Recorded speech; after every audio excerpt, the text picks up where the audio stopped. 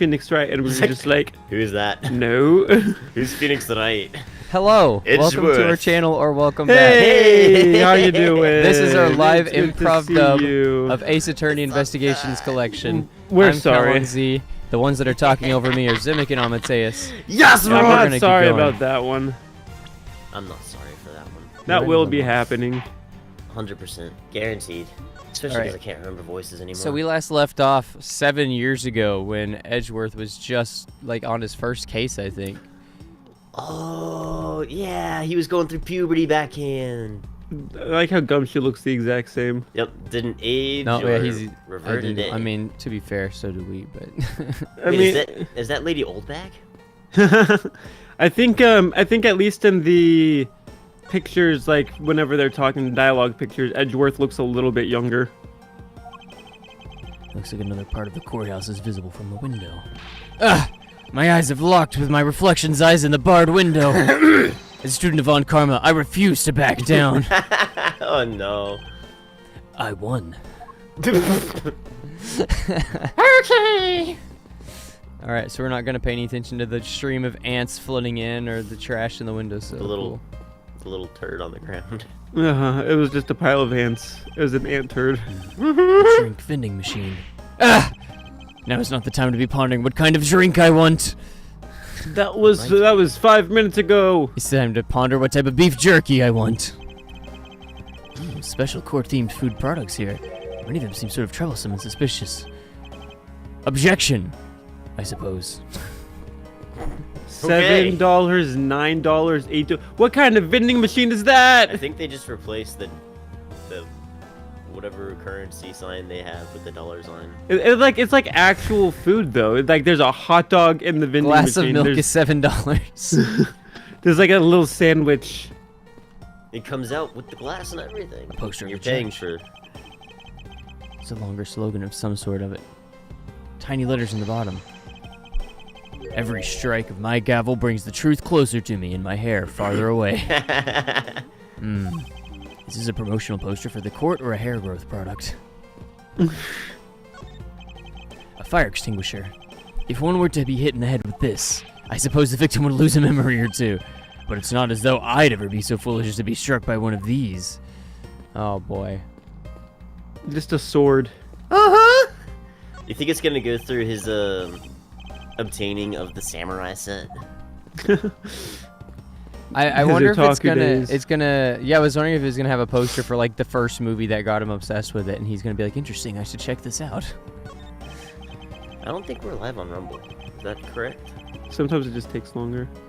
Let me see, hold on. Yeah, we're live. Sweet. I better get a move on. There's some trash over here. Nope, I can't look at that. Alright, Because it's trash. I guess we'll talk to Gumshoe. And you are? Who, me? Hey, Pally, how you doing? It's common courtesy to tell someone your first name before asking theirs, you know. Ugh. Points taken. My name is Miles Edgeworth. I'm a district prosecutor. A prosecutor? I've never seen a prosecutor as young as you, pal. I've told you my name. Now, would you mind telling me yours? Detective Dick Gumshoe, and just recently I achieved my dream of becoming a detective. That's where I got the title detective from. More than a dream, it's what I was born to do. Wait, maybe I should check and make sure I'm not really in some crazy dream first. Hey, quick, pinch me! Pinch me! Ah! Ow! I said pinch me, not hit me! This detective was entirely too excited to be injured. So, Detective Gumshoe, would you mind telling me what you know about the incident? Oh, the incident. You want to know about that, huh? I know. But it would behoove you to fill me in on what you know. Ah, what I know about the incident. Youngsters like you would be curious about that. Well, anyway, there was a Detective Bad in the incident. I assume that's the one you want to know about. Right? You want to know about the incident. Had to lobby No. 2. No 2. So you were on guard detail. Did you notice anything strange while you were on duty? You want to know about the duty, huh? Well, I feel like a youngster like you would want to know about the duty. Huh, that's what you want, right? You're a detective and you're obsessing over duty. Then again, I can hardly claim to not know what it's like to have some duty. Alright, well, if you want to know about the duty, you're gonna have to go to the bathroom. I thought there was a duty on the floor over there by the ants. Some people have mistaken lobby no 2 for the bathroom, so you can also go there and find out about the duty. I mean, it is called number 2, isn't it? Is that all you know? You want to know what I want to know? Is that it? Oh, if you want to know what I want to know, you're gonna have to go and struggle a little bit. Interesting. Other than the duty, he didn't know anything else. His face. He's a duty, sir. Alright. We did say duty, I guess. Do you have a minute? You know, I'm not really into talking to people I don't know. Especially at a time like this. Ah, well then, allow me to make you know me. My name is Miles Edgeworth. I was to take Mr. Faraday's place in court. Edgeworth, huh? Yep, never heard of you. So Faraday's substitute's a newbie. I'll have you know, madam, that I studied under Manfred von Carme. No, no, no. Do not take me for some naive novice. What a noob.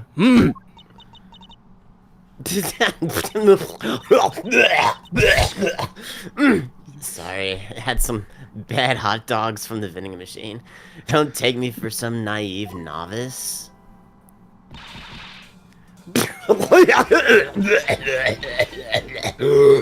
Oh, indigestion. So you're a student of Von Karma. I should have. My gosh, carrots! Where did the carrots come from? Oh, I should have known those clothes are a dead giveaway. Stop doing that, please. Also, these are nice clothes. I put them in a frame.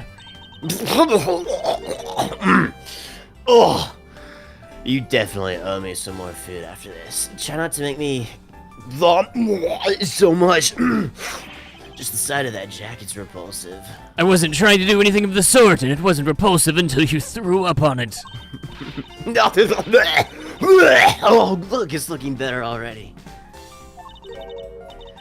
By the way, do you know who I am? My name is Callisto You.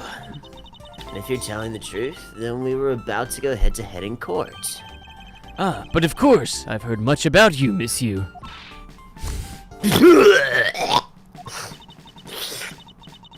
But of course, I've heard much about you. Wow, you're a regular Shakespeare. Did I say something funny? Crime scene! I don't really know anything. Why don't you try talking to those detectives over there? If that's the case, then why are you here?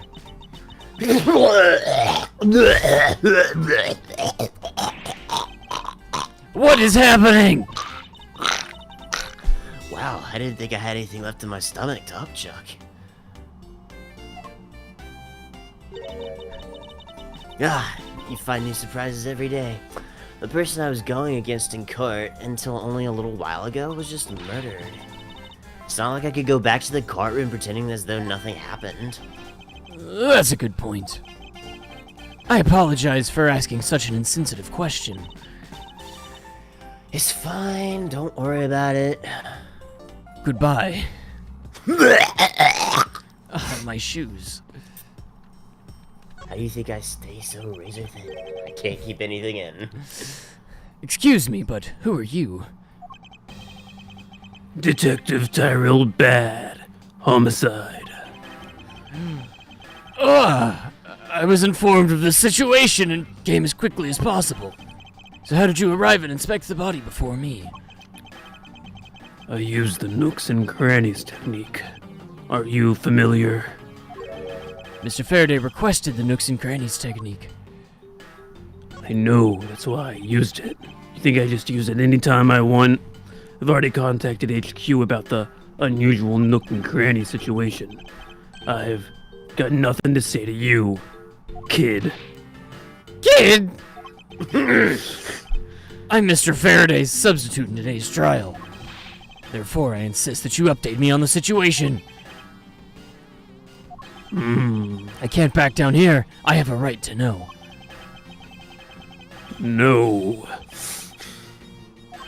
I am not going to teach a snot-nosed kid. Was that a threat? Let me just reach into this suspicious coat for a second here. Is he going for his gun? I might be going for a gun, but I'm just checking myself in the mirror. It's just a mirror. How dare he trick me like that? Man, I look good. Just the right amount of stubble. Oh yes, the ladies are going to like that. But Faraday was stabbed to death with some kind of blade, and he had a gun in his hand. Somebody brought a blade to a gunfight, and he still lost. Ha! The other guy was shot dead and killed. He was found holding a bloody knife in his hand. You do the math. Was there anyone else who went in defendant lobby no 2? Oh, defendant lobby no 2. There's a big lug over there. His name's Gumshoe. He's probably not important. He was in charge of guarding the place. Not a very good job, if I have to say so. He's claiming that no one else entered the room. If that's the case, they must have killed each other, correct? Maybe. Maybe Such- Gumshoe's just an idiot. Impudence, this guy is really testing my patience. Why was I not informed that you were going to testify in court? Because we don't actually give, 5-year-olds that kind of information. It's not something we usually do. Ooh, got him. So you were called upon to comment on the Yatagarasu's characteristics in order to assess if Mr. Faraday really was the Yatagarasu or not. Well, looks like you have a brain after all. You're a smart 5-year-old. Son? I'm not a son of 5. What did he say?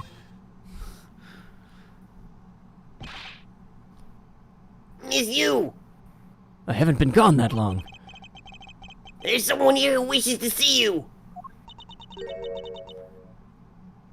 Who is it? Oh, he was talking to her. Could all be an embassy member, staff member by the name of Manny Goshen. Huh? Oh, what is this? What's Oh going man, on? my bicep is huge. Detective Bad and Misused Moods just changed all of a sudden. Wait a second. Wasn't Manny Koshin? I'll be right there. His face really does look like he's just so impressed by his own bicep. It's nice to see you again, Miss Yu. Why are you here? Why are you Oh here? wait, that wasn't me speaking. That was you I have speaking. no desire to ever see you again. Now. Actually, would you mind stepping outside for a brief chat? Fine, let's go.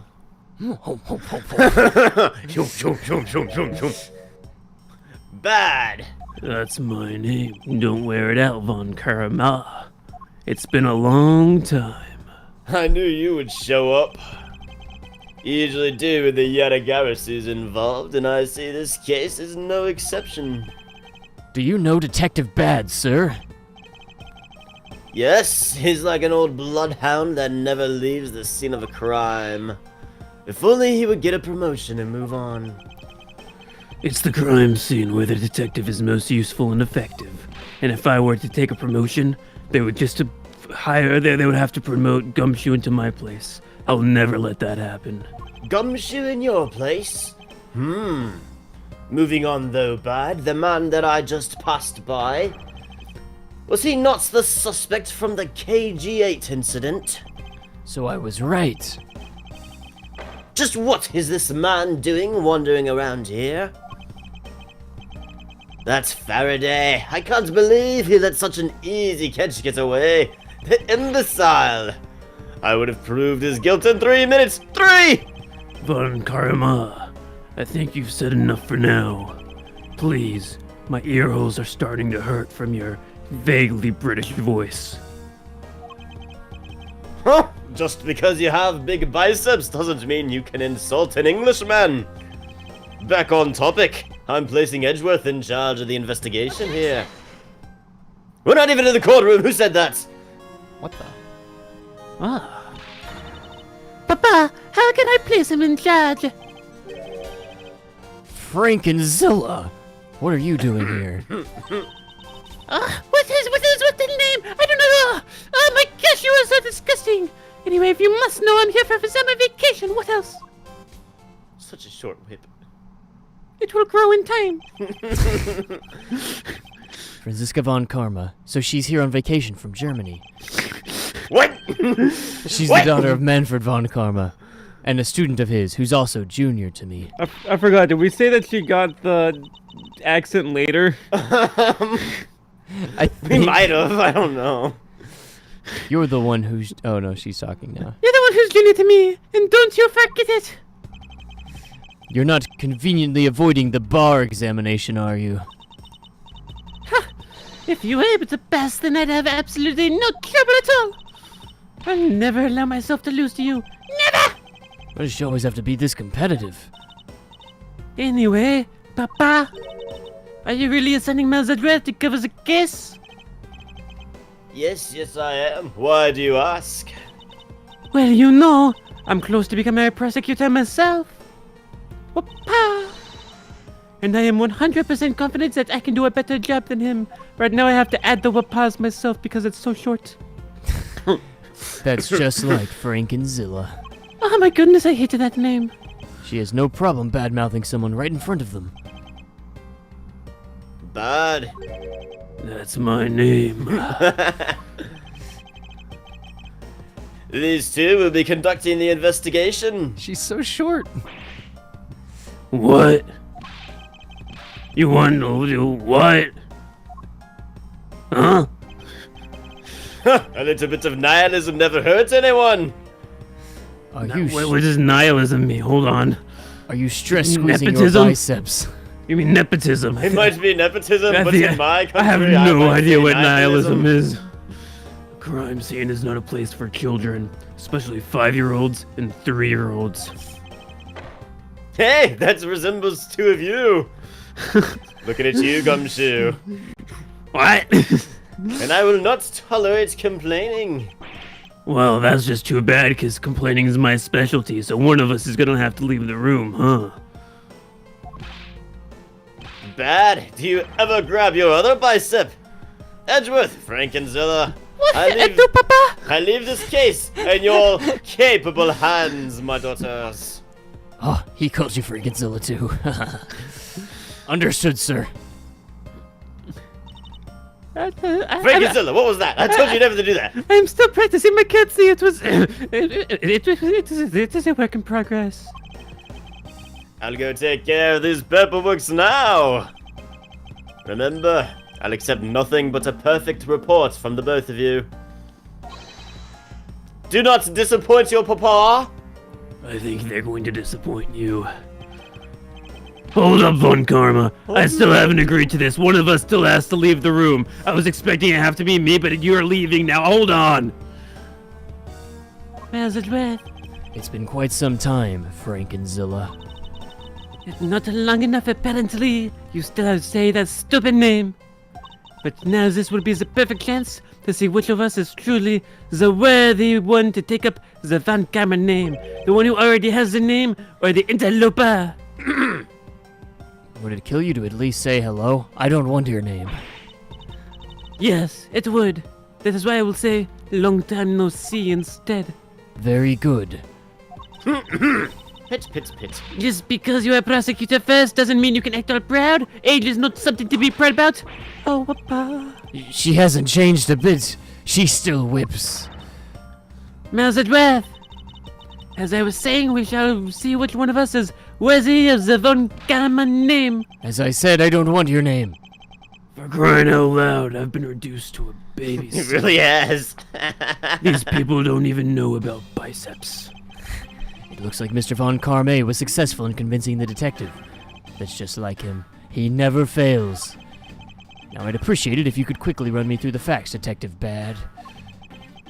Well, I was going to, but Von Karma failed to convince me to tell you. Very well. Seems like getting help from Detective Bad will be a most arduous task. Oh my gosh. Wow. They're having a snuggle party. What do you expect they were doing before the crime happened? Edgeworth, I do not quite understand what is happening here. Are we supposed to join in on the dog pile? September 10th, 4:15 p.m. District Court. Defendant lobby, no 2. No, too. No, too. Is the only real explanation that they killed each other simultaneously? That means at the same time. Edgeworth, you should listen to someone until they are finished talking. What are you talking about? I don't know. I interrupted you, so I lost my train of thought. Papa. This is a competition to see who is truly worthy of the Van Karma name. Would you stop saying that? The Van Karma name. The person that figures out the truth first wins. So the person who doesn't discover the truth is a dishonor to the name. Exactly. I might have to change my name after this. That would be very awkward. Even if you lose, though, you just get to keep your name. Hold on a second. How is this fair? Why did I initiate to this? I accept under one condition. You must change your name to Frankenzilla.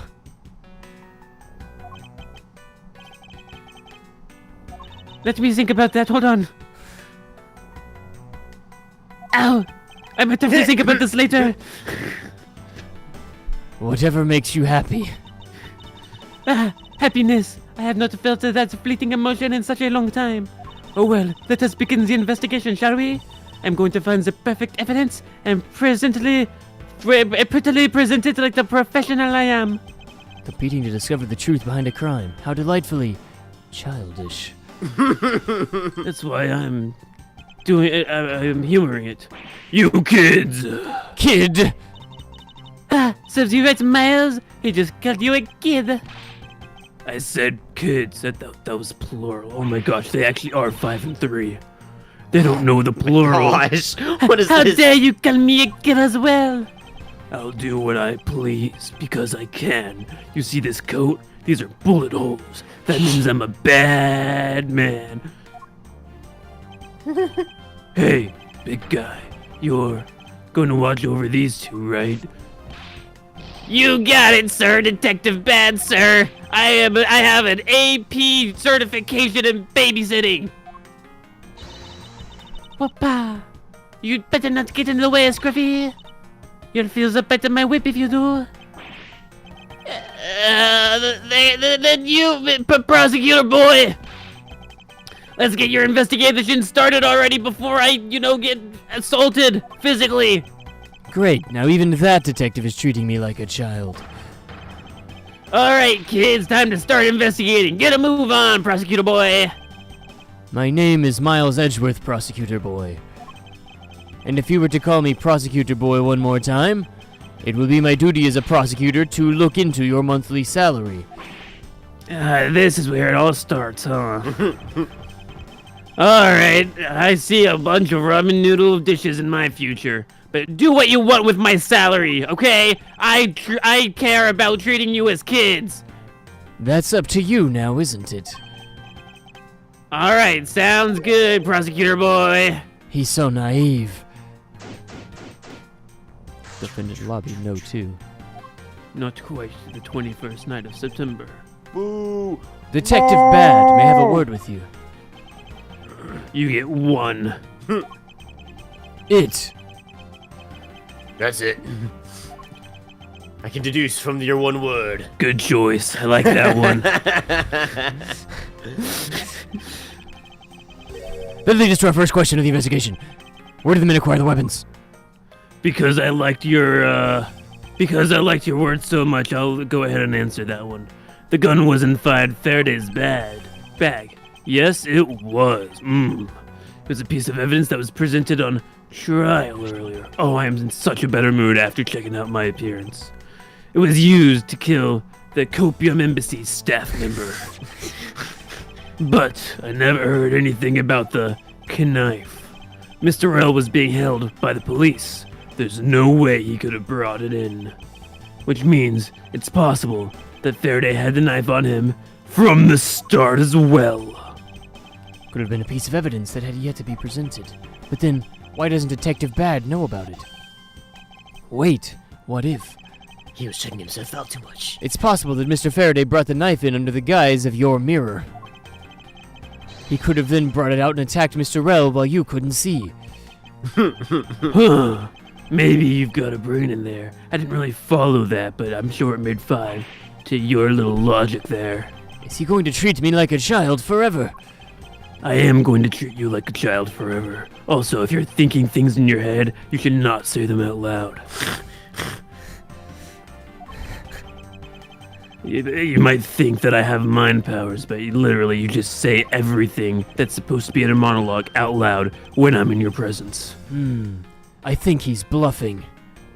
I'm not bluffing. I must find conclusive evidence that this is the truth.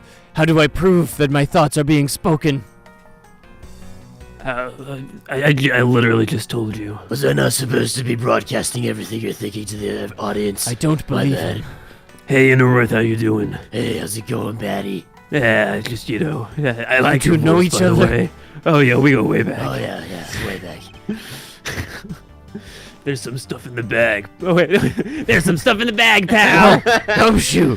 Oh, that was weird. I had a little tickle in my throat there. Did I sound cool? I was trying to do a good impression. For a second there, I didn't That recognize was you. pretty good. That's so cool. Oh, yeah. Oh, okay, guys, check out my bicep.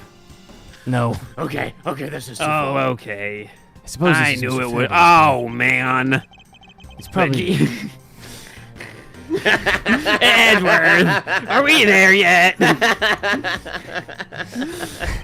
The voice of Gumshoe will now turn into Nappa. This is evidence. Is this evidence? Hey, Batty, I think I found some evidence. I'd better not touch it. I'd leave prints on it. Oh my gosh. Do you just not pay attention to anything you do?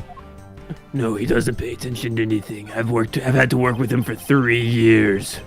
Wow. Even before he was a detective, huh? Yes. There's some plastic bags stacked up on the table. There's a tea set too, but there doesn't seem to be any sign of a with detective disturbance skills. or tea. Look, Edgeworth, the table's all neat and tidy. Maybe there was a super quiet scuffle. I do like souffle. Oosh, no, that's too loud. After all, I didn't hear anything out of the hallway, you know. Maybe the plastic bags scattered on the floor are throwing us off. Do you ever feel like a plastic? All right, I have a lot of these side characters. I think I'm good for like the rest of this case with just these 2 or 3. Why, there are plastic bags scattered all around. These bags are for keeping evidence safe, pal. I You know that. Yes, I know that. You sure are good at this stuff, aren't you, Edgeworth? Normally, I'd be happy when someone compliments me, but when it's this guy... Anyway, could these plastic bags be evidence of a fight between the 2 men? Why did one of them dump their blood into a bag? I think he was gonna donate it.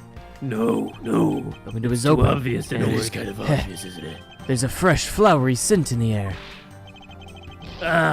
Edgeworth, the flowers and gardens down there are gross and ghastly. Oh, I have allergies. They're getting me, Edgeworth. Oh, man, they're getting me. Damn. Well, at least there's no way to escape through the window. The allergies would get you. Yeah, they wouldn't wake up.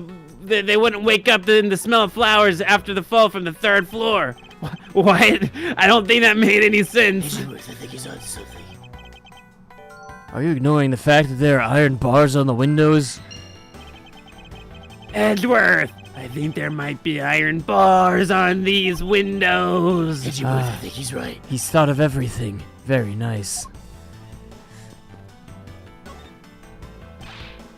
Whoa! Whoa! What is it, Detective Gumshoe? Oh, my TV at home is so tiny compared to this one. Whoa! Gumshoe, weren't you spending like hours in here before I entered? Did you just notice the TV here? I was too busy with the smell of flowers. Smell them, Edgeworth. Smell them. Weren't you just Achoo! complaining? I'm gonna touch the TV. Wow! It's one of them touchscreen. Whoa! One of them touchscreen models. Wow! You ain't nosy one, Scriffy? Don't touch that. Oh my gosh. You'll get fingerprints all over it. But I already touched it. Wow, it's too late. But you should have told me that before. I said something super profound. As you grabbed your bicep. I didn't Isn't want that- to hear it. Ennorth, repeat the profound thing that I said. You're the only one I can trust to When do one it. grabs their biceps, it makes them look super cool. Oh, yes, it does. All right, Ennerworth, get to work. Alright, let me see here. The neat and tidy table, in conjunction with the plastic bag strewn about, that just doesn't add up. Why would it be so neat if there were plastic plates on the ground? Yeah, always all come together. Oh my gosh, it took longer Look at that. than it has previously in the game. Excellent work, Ennerworth. There was a very tiny pile of plastic bags on the table. Tiny pile. It hit a portion of them wound up scattered on the floor as well. It's not likely that the ones on the floor were knocked over during a struggle, in which case, might there not be another explanation as to how those tiny bags got there? Oh, Mr. Edgeworth, another reason. Let me think about it. Ow! No, it doesn't hurt because There's nothing to hurt! Oh no! I believe it's Ah. possible that the blood on the outside of the bag is related somehow. Now the blood on the inside, I'm not sure about. Yeah. I don't think he's gonna stop. I'm gonna anytime think soon. about this for a second. Edgeworth, it's down to us. Detective Gumshoe, whose blood is on this bag? Oh, another thing to think about. Hold on, let me think about this. Oh no! Wow. Well, He just kind of walked off. okay, anyway. Ah. Later that evening, Gumshoe was found walking around the corridors going, Wait till you get a load of this. Mr. Faraday liked hot dogs. I've cracked the case with that. By Jove, I think he's onto something here as well. No, what I said was that the blood was Mr. Faraday's. Oh my gosh. It appears that Did this not get promoted and leave this guy in charge of the detective agency. It appears that this bag is a very important piece of evidence. What were you saying, Gumshoe? Okay, I wasn't listening. I'm sure it didn't matter. Okay, if you say it's important, it has to be important, because that's the Edgeworth guarantee. Right, prosecutor boy? Wow. Why did you hand me this? Yeah. Oh, his fingerprints are on it. Look at that. We have conclusive fingerprints on the bag. I think we're gonna cut this case closed. This decorative plant's foliage is quite nice. It's actually soothing to be around it. Perhaps I should purchase one for my room. No. If you get the just the right angle, you can look at the couch. Looks like the sofa is ready to be disposed of. It's so soft. Edgeworth, I can sleep all 25 hours of the day on this thing. Right? I'm sure you could, Gumshoe. Where does he find Oh. the extra hour of leisure? Only I could dispose of him. Gosh. It turned dark. Wait, why can't we look at it from this side? It looks like Mr. Faraday fell on top of Mr. Rell. At first glance, it seems like they must have killed each other while snuggling. However, Oh, use some.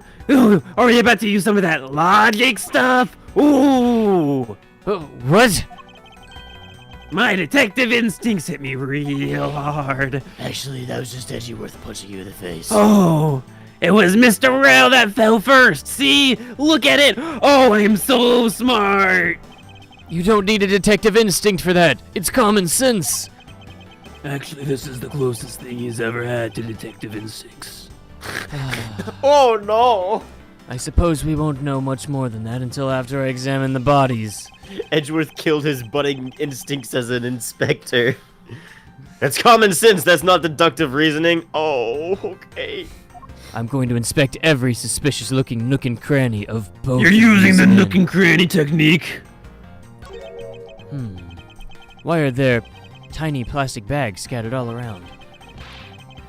Oh, wow, these bags are for keeping evidence. I've seen them before. I have a whole bunch in my room. The new ones, right? Not ones that have already been used, right? Right. Edgeworth, ask him, make sure he knows. Unfortunately, Interworth, he uses these exact ones. These are from his room. Wow. Wow, you sure are good at this stuff, huh, Mr. Edgeworth, prosecutor boy? Normally I'd be happy when someone compliments me, but when it's this guy, I'm still mad. Anyway, could these tiny plastic bags be evidence of a fight between the two men?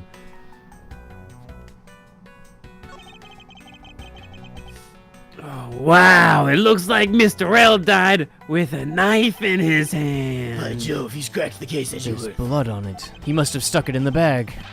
Then he must have used this as a weapon. Ooh, yeah. Bag. Weapon. Don't be ridiculous. Why, actually, interesting hypothesis. Yes. I wonder if he just brought the knife as a piece of evidence for the trial. It's probably irrelevant for this case. Or did he bring it with a very different intention in mind? What if the blood wasn't already on the knife when he arrived? I've got it. It was just a Notes BLT he was gonna put into the sandwich bags, and he was gonna use that knife to cut his BLT in half. And it's not actually blood, it's just tomato juice. Oh yeah, it's all coming together. I like tomato juice. Oh, I do too. I find it very delectable. His hand is black down here. Oh wait, no, that's gum. I was gonna say the same thing. Well then say it. Wow, we're on the same wavelength.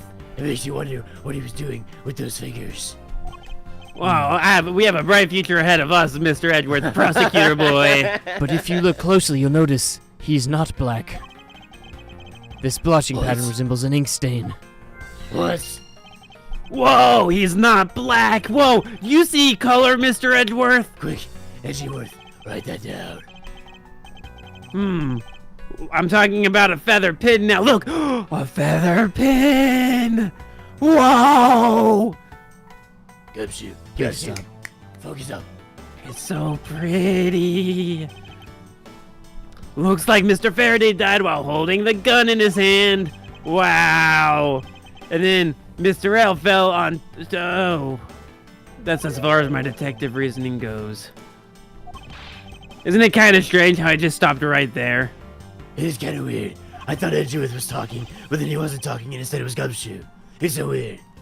It's not exactly rocket science. Even I know how to pull a trigger. What are we talking Really? about? Apparently not on dialogue boxes though. Although- Those triggers are hard to pull. What? What are you talking about, Anor? I don't know. The dialogue boxes were going so fast I couldn't see what was happening. Well, I'll never need to use a dialogue box anyway. Excellent. I hope I don't have to fire a gun. Ever. Goof says he likes Was the that- nook and cranny method. Was that foreshadowing? But it sure looks cool to hold a gun. Pew, pew. Oh, man, guns are the coolest. Wait, Edgeworth, is that man? Is he wearing an ascot? I need to write down some notes. I like this man's style. Mr. L's cause of death was from being shot, correct? Let me think about that.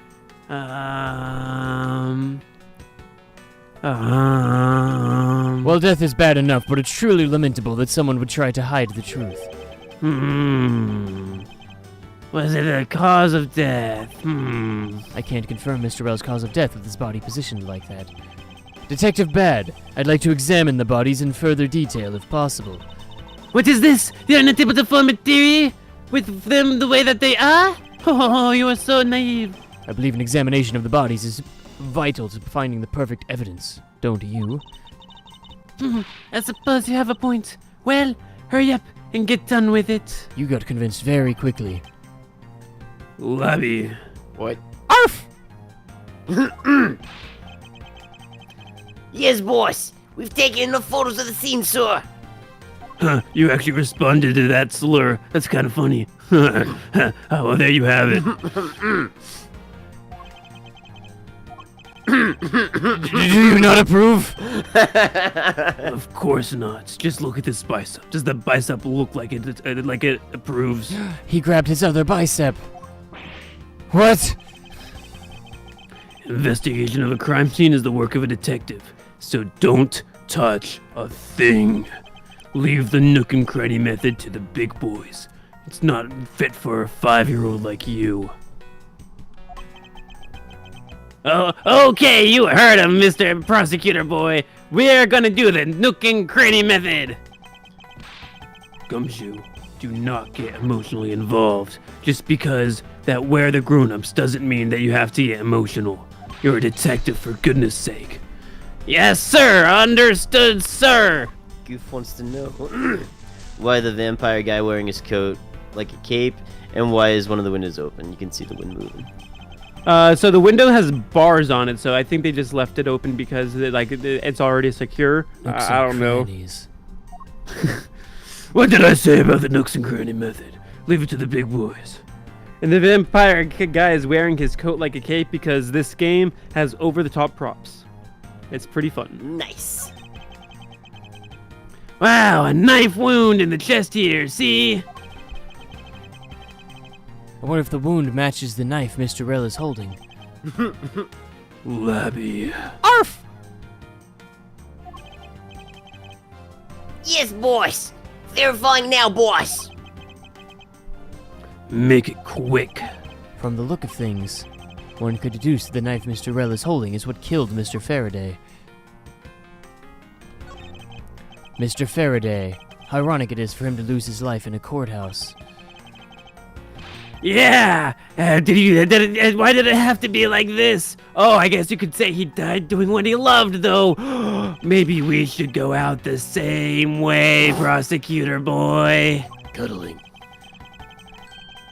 Rather than beating yourself up to death, you should spend What? your time continuing the investigation. So wise. Didn't you become a detective in order to solve crimes? Yeah, I did. Huh? Then do that. Oh, right. I'm on it. I got it. Don't even worry about it. There's something in his breast pocket. It's a pin that appears to be Australian in make. Oh, crocky. A fountain pin. Hey, you know what? I always keep a pencil behind my ear. Maybe it's the same thing. You should always write your name on everything you own. That way when someone tries to steal it, you're ready. Yes, you sound like someone who would need to use that technique. What? Mr. Faraday is holding a gun in his right hand. It appears to be Australian in make. It's the one that Mr. L got blown away by. Right? Labby. Arf! Your answer. Boss, it's Australian, boss. It's got the ballistic markings of Australia, boss. Australia ballistic markings. Whoa! The ballistic markings are, what was that word again? Or the figurative fingerprints a gun leaves on a country when fired. Yes. Every gun leaves its own unique ballistic markings. Therefore, by looking at the markings on a bullet, you can tell which gun it came from. Wow, that would have been really helpful to prove in future cases, huh? I'm sure we'll forget about it soon. Maybe you'd be better off going back to the academy. Whoa, sir, oh my god, not the academy. Oh, the academy, the worst years of my life. Oh, I'm trying to waste all the training. So the bullet did kill this man, and not Gumshoe, unfortunately. I was really hoping for a ricochet there. That's a very nice... I can't tell if that's an ascot or a scarf, but I like it. Maybe Goof it's says just, it might be hiding the vampire bites. ooh, there's a bunch of bullet holes in it, so there's definitely a fight. If the vampire got him, it would have been where the coat's covering up. It looks like Mr. Faraday was stabbed with this knife that Mr. Rel is holding. Whoa! What's wrong, Detective? My stomach! Oh, it hurts! Just keep your mind on the case, alright? But I don't do good with blood! First he killed a Copium Embassy staff member. Then he was murdered himself. Oh, this guy! What exactly? It wasn't exactly an angel! You know, not like you, Mr. Prosecutor Boy. Oh? What makes you say that? Oh, your perfect hair, definitely. Your hair is angelic for sure. So yeah, he doesn't have your hair, therefore he can't be a very good person. Well, he did admit to killing Mr. Deadman. Hey, that's a good point! Wow! Oh, you're so smart. Detective's intuition. You have that? Wow! Are you gonna be a detective too? We don't have time for this conversation right now. Let's return to the investigation. Like how there's so many things where like Gumshoe can say anything with the character I've made for him, and then like the actual thing just goes and covers it. Shot in the chest, but who's to blame? Wow, that was Mr. Bad! I'm not to blame. I mean, I've been a detective for a whole week and I still haven't fired a single round yet. Oh my gosh, I'm a failure. There aren't any burn marks on his clothes. That must mean... Wait, burn marks? Guns Around- can make burn marks. Yes. The round grows very hot as it is discharged from a firearm. Therefore, burn marks are usually left when a shot is fired from point-blank range. Ergo, Wow! Mr. Rel must have been shot from at least a yard or two away. They were not, in fact, cuddling at time of death. We should remember this 7 years from now. I'm sure it'll come in handy. Agreed. Let us now try to understand how the two men died. First, Mr. Faraday took the gun and the knife out from today's trial evidence. Then he aimed the gun at Mr. Rel and fired. However, Mr. Rel managed to grab the knife and counter Mr. Faraday while being shot. Crikey! Then, the two men fell together where they stood. That is my theory in any case. What? What a crazy way to go. Still, they were doing what they loved. Cuddling. In the picture. I believe I now have a firmer grasp on what happened here. Edgeworth, you should definitely let go of the body. That's not what having a firm grasp of the situation means. What are you waiting for, Edgeworth? Go Who for it. installed the treadmill in this tile? How do I Wow, leave? that's some squeaky clean linoleum. Why do you think I am tapping my foot? It is to activate the treadmill. Will you stop, please? Ugh. Didn't the French lady teleport? Wasn't she over by the bodies? It is something the French can do. She moved when he flipped the bodies over. Okay. I see you haven't learned the ability to fly yet. I am working on it. Is teleporting not enough for you? Flying is so much cooler. Ah, I see. Did you figure something out? This is a competition, Miles. We are not concerned with something about the justice and the truth. It is just a pure competition between you and me. Well, We will not help each other. I've been saying all of my observations out loud. It'd be nice if you would say a few as well. Can't you elaborate? No. Detective Bad, do you have any thoughts on the case? I'll tell you my thoughts. That little masculine line on your forehead is way too small. Although, there is room in time for it to grow larger. Keep your chin up. You'll grow up one day. And when will that be? Well, I know for sure you'll have it in 7 years, but before that, I don't know. I'll keep an eye out. 7 years. I've been downgraded. No! I'm just a kid. The ring. It's been left on. Hey! Look at this! The TV! It's left on! Gumshoe, Do you happen to know if you touch something again? I won't touch it again. I cross my heart and hope to die. Touch. Touch.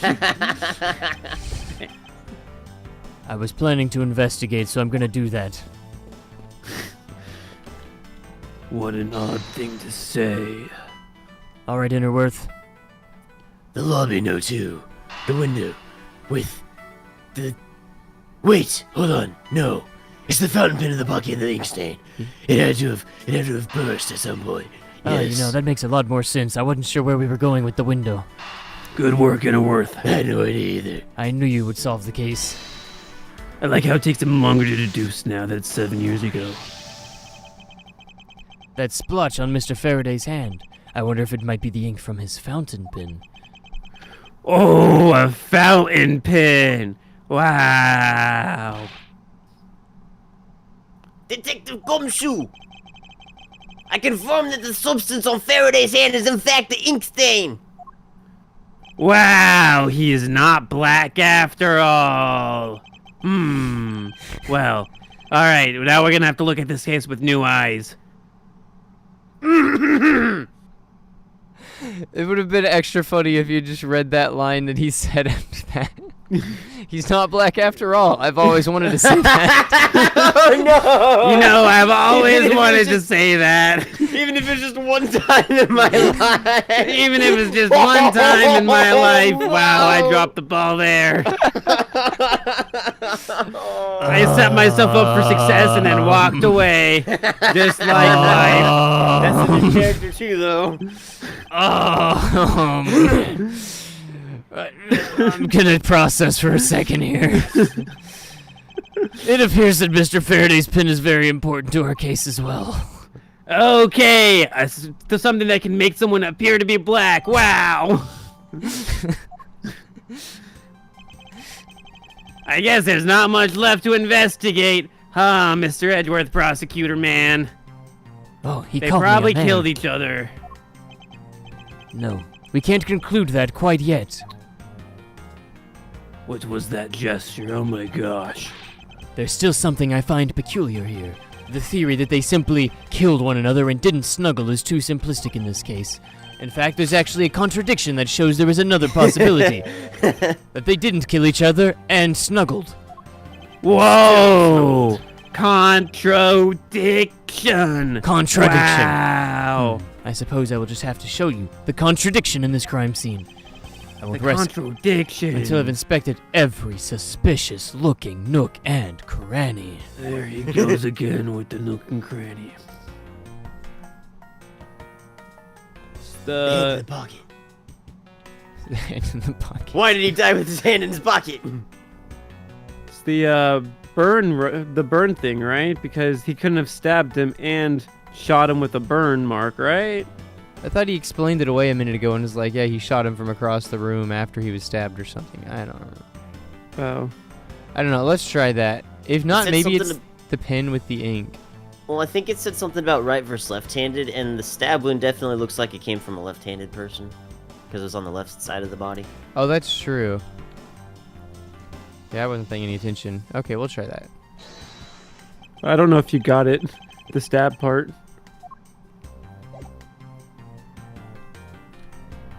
I don't know how forgiving the game is. Yeah. If you think back, Cal and Z did click the nooks and crannies of that one guy, and then it jumped over to the hand part of it. You literally selected the belt when we had no idea. Copium Embassy! Staff members. Embassy. The Copium Embassy. Okay, none of these... Oh, wait. Fountain pen used by the left-handed Faraday. Looks like it was a quality nib. Okay, so this is Faraday. He's left-handed. Oh, okay. But the gun's in his right hand. right hand. Okay. Wow.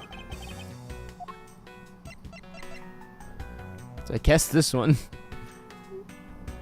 Wait, what does the file report say? Now we come face to face with the contradiction I spoke of, and it is this.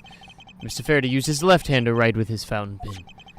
Ergo, He is left-handed, and yet the handgun is in his right hand. Don't you find it odd that the left-handed Mr. Faraday would hold the gun in his right hand? That, lady, and also gentlemen, is the great contradiction haunting this crime scene.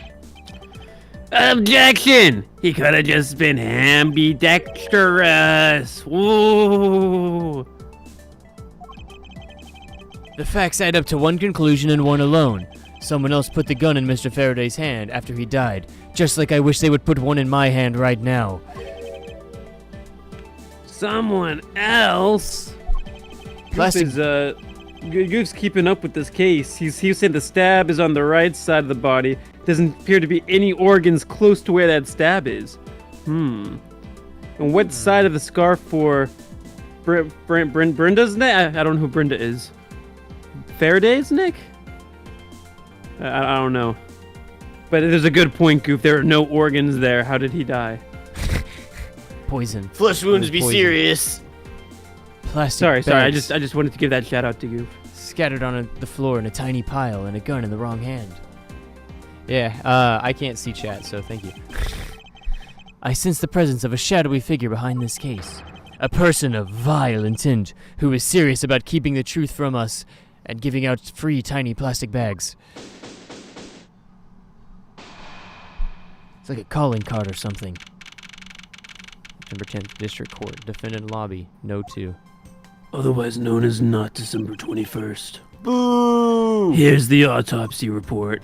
Do you know how to read? It is probable that Mr. Rail survived for a short time after he was shot. After all, that is something people do. However, Mr. Faraday died instantaneously from the stabbing. Interesting. That is also something people do. But there were no vital organs there. It looks like we now know everything we need to know about the case. Are you sure we know everything? Of course, I am French. I know everything. The prosecutor went in a rage from being accused and tried to kill the defendant. But the defendant fought back and they ended up by killing each other. I will now Ketsy. Ah, that was my Ketsy. It's all one very clear and simple image. There is absolutely no margin of doubt. Do you really believe that to be the truth? Ah, are you saying that I am wrong? I am French. I am never wrong. That you do not want to believe this is true? This says more about you than it does me. Why are you pointing at bad? She's not even French. She's German.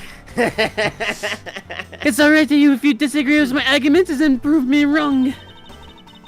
Were there any contradictions to be found, that is? Don't worry.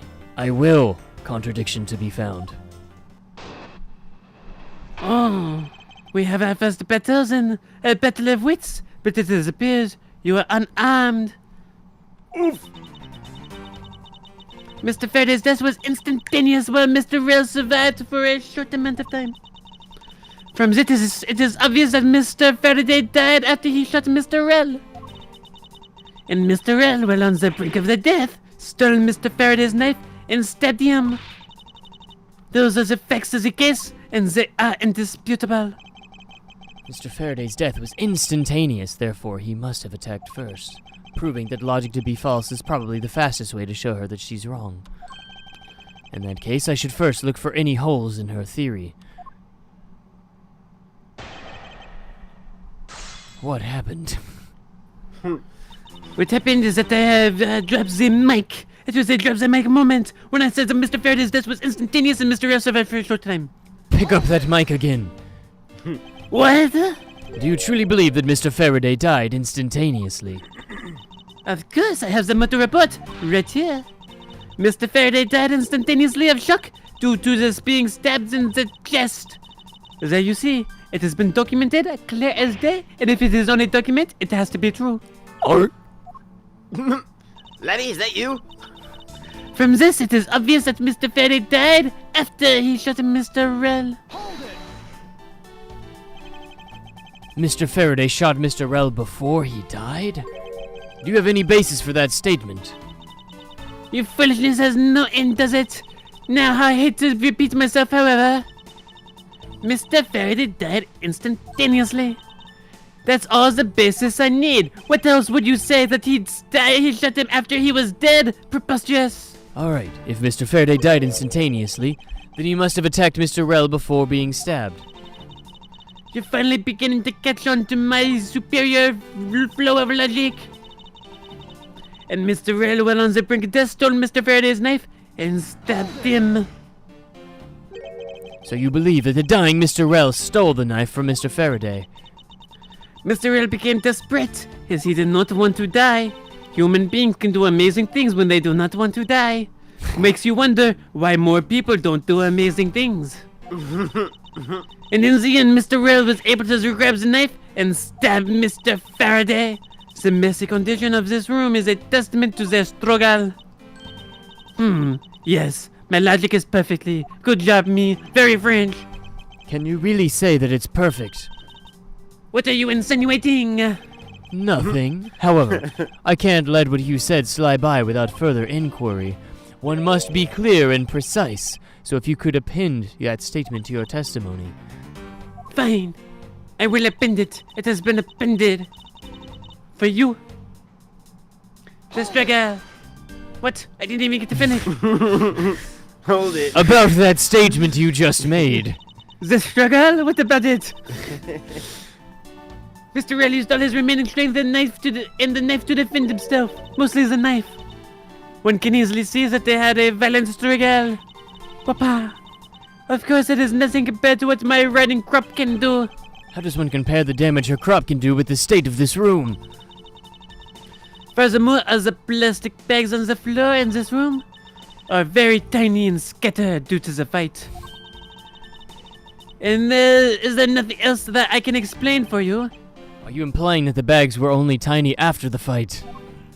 Perhaps. They shrink. Papa, these are the facts of the case, and they are indisputable. No. Claiming speculation is fact already? Don't you feel that the evidence is a bit lacking? You'll find that the evidence you need just by looking around the room is indisputable. Mr. Faraday collapsed on top of Mr. Rel. In addition, Mr. Faraday died instantaneously, making a counterattack impossible. Furthermore, the room is a total mess from their fight. Here, I dare say there is more evidence here than you could whip at. Ha ha ha, that would be funnier in the future. It looks like she's becoming more and more confident. And, looking at this place, she might have a right to be. After all, everything here seems to support her theory. Looks like you're finally starting to see my point of view. Clearly glorious, the French point of view. Go ahead, bask in it. There's something strange about Frankenzilla's French theory. I should compare her claim with the data I've gathered thus far. I just know there's a contradiction somewhere. With the French, there always is. Oh no. Nyak, nyak, nyak, nyak. Mr. Faraday's death was instantaneous while Mr. Rel survived for a short time. Only matched by the short. From this, it is obvious that Mr. Faraday died before he shot Mr. Rel. They struggled and Mr. Rel used the last of his strength to counterattack like a battleship. These are the facts of the case, Wapa. Mr. Dudonimus says that after this game he'll never be able to look at nooks and crannies the same ever again. Ha. The nook and cranny method is to die for. See what I did there? I'm so funny. I don't know what we're disputing here. We have to find the contradiction in her statement. Right, but I don't know what it is. I don't know what we're supposed to be presenting. Remarks about the body. Faraday died of a knife stab to the chest. The shock from the stabbing caused instantaneous death. Rel died of a bullet wound to the chest. There's no gunpowder burn on his clothes, suggesting he was shot from a few yards away. It's possible he was alive for a little while after being shot. I'm gonna go back to the first blurb of that. Discovered immediately after the gunshot was heard, so he couldn't have survived a little bit. Otherwise, it would have been discovered immediately. Like, he still would have been alive when they discovered it. Yeah. Oh.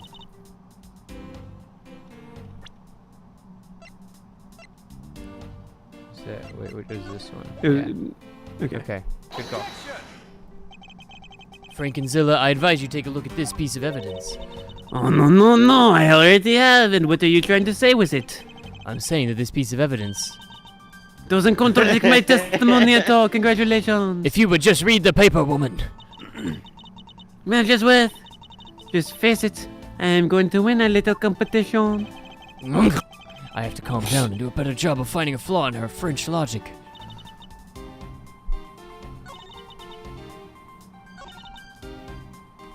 She keeps using the word indisputable. Goof does not think that means what she thinks it means. These are the facts of the case and they are indisputable. Maybe if we present that same thing. I am talking to you, Goof. They are indisputable. And where, pray tell, is that contradiction? Maybe- Nowhere. Maybe Exactly. nowhere. I'm glad we had this conversation.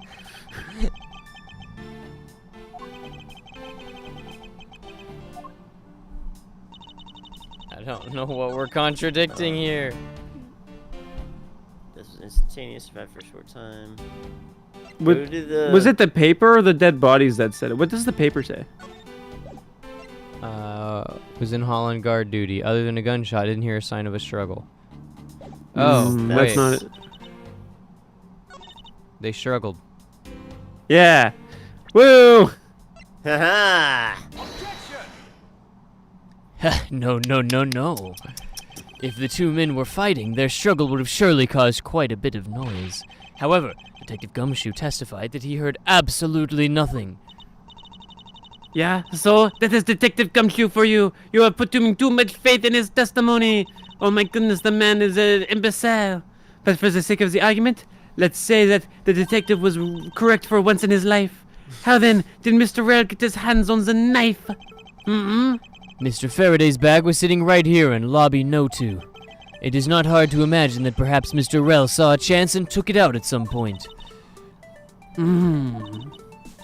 So, what you're saying is this. Mr. Rell took a chance when he saw the opportunity and took the knife from the bag. Interesting. And then Mr. Faraday shot Mr. Rell after being stabbed. Is that what I'm saying?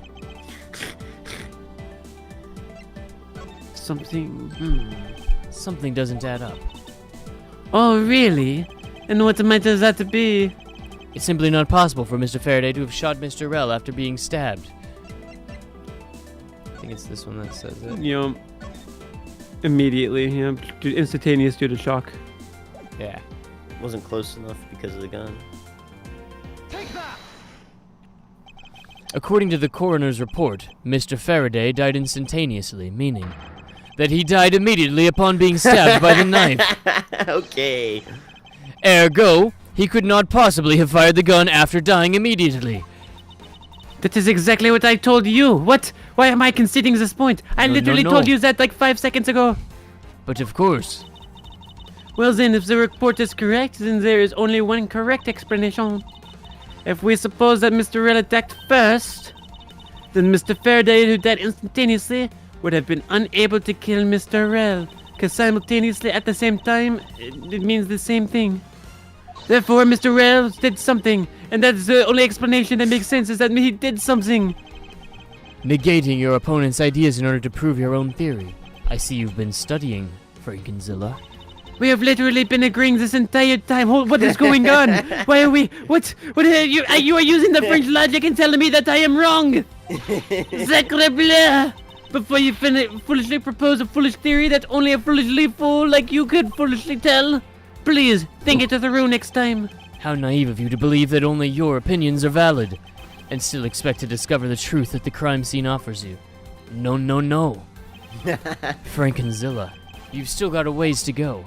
I hate that name. Wapa! What are you talking about? My name is Franziska. Are you saying that there's a flaw in Franziska's logic? No, just in your name. Mr. Faraday died instantly. And the fact that he did is what gives rise to the contradiction in this scene. The contradiction here in this crime scene is... The order the bodies I fell. think that, right? I don't remember the order, but I'm pretty sure I don't that's what either. it would be. Let me get this straight. What you're arguing is this. Mr. Faraday took the gun from his evidence bag and shot Mr. Rell. Then the wounded Mr. Rell found an opportunity to take the knife and strike back. Upon being stabbed, Mr. Faraday died on the spot, and Mr. Rell died thereafter. If that's the case, then how do you explain this? Take a good look at the order in which their bodies are piled. No, sacre bleu! Mr. Faraday's body is lying on top of Mr. Rell's, typical spoon. Australian fashion. Therefore, Mr. Rell must have died before Mr. Faraday. Impossible! Yes, I agree that it is impossible, no matter what angle you approach it from, which means that the real mystery behind this crime scene that we must solve is... Objection! No, not so fast. There is no real mystery, Messerschmitt. Oh, what now? I simply think that you ought to be think a bit more outside the box, like the French do. And that's even clearer now that the incident started with Mr. Faraday's murderous intent. She sure bounced back quickly. An explanation won't be enough this time. It's going to take some very decisive evidence to prove her wrong, which she is. What happened? How did we get here? It was just chance that Mr. Faraday's body fell on top of Mr. Rell's. The two bodies fell into a pile, which indicates that they attacked each other at the same time. It really doesn't matter in the slightest that they fell in the opposite order. Just one person had a little bit of a better balance in gravity. I just know that Frankenzilla's explanation isn't absolutely correct. All I have to do is find a hole in her logic. Once I do, I can then present her with the hole in her logic. Maybe she could sew it up. What happened again? It was just chance that Mr. Faraday's body fell on top of Mr. Rell's. Objection! What? Objection! Pressing someone's testimony in order to gain some time to think. You're a real one-trick pony, aren't you? It's too bad your tricks will only work on fools. I was only going to say that if you've been paying attention, Mr. Faraday is Australian, and yet his body was not found down under. I simply wish for more details as to how Mr. Faraday ended up on the top. That is a good point. It does not make any sense for an Australian to end up on top and not down under. I was about to explain everything to you, but then you interrupted me. So do you think you could stop that for 1 minute? Papa. Ouch. Frankenzilla, I'll make you pay for that. I'll hold on if you hold on to that whip of yours. I will never drop the riding crop, okay? So I will hold it as I whip you. Papa. Ow. Well, now that you've quieted down a bit, I'd like you to stop calling me Frankenzilla.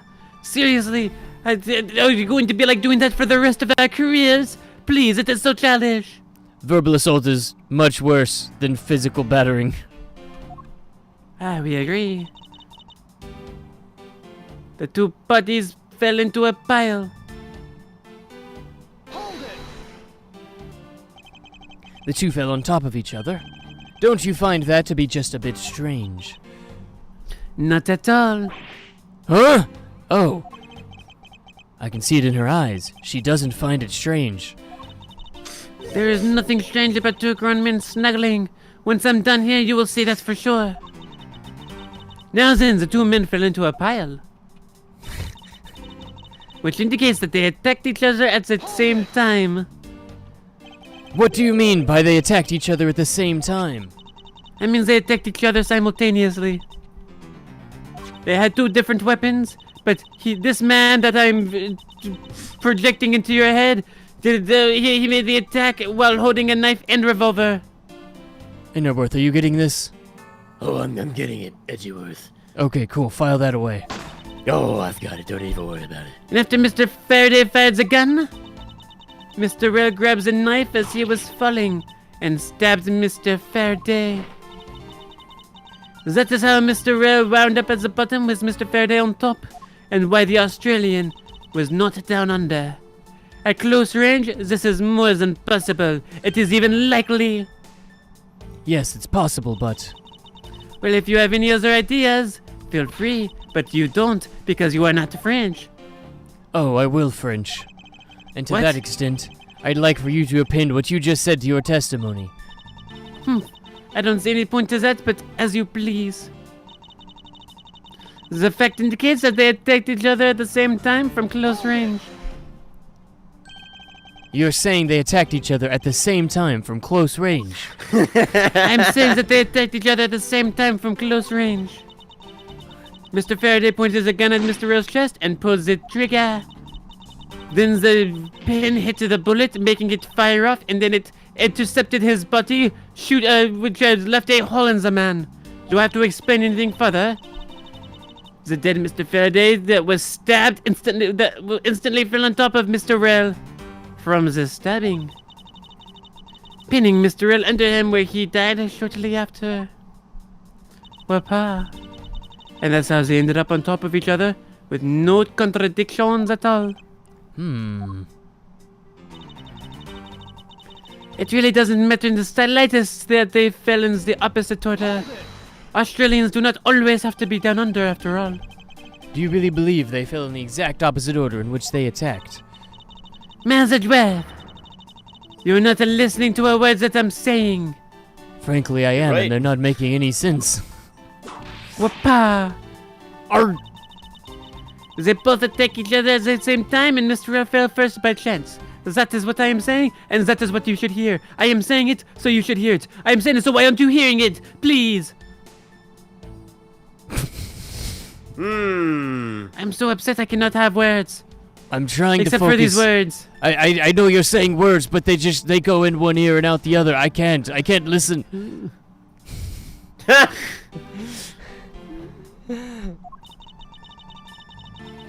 Leaving Mr. Faraday to happen to just fall on top of him. Oh, whoa. Oh, okay, I'm back. Power nap. We're good. Then Mr. Rail died shortly after, therefore pinning Mr. Faraday underneath. I wonder how long I was blacked out. And that's how it happened. So the two men attacked each other with Mr. Rel randomly falling down first. The fact that the order they attacked each other in varies from the order they fell in doesn't cause a problem for me. However, there's definitely one certain aspect I'm having trouble swallowing. Swallowing. I've already read these so many times. It's that one. There was no gunpowder. Yeah.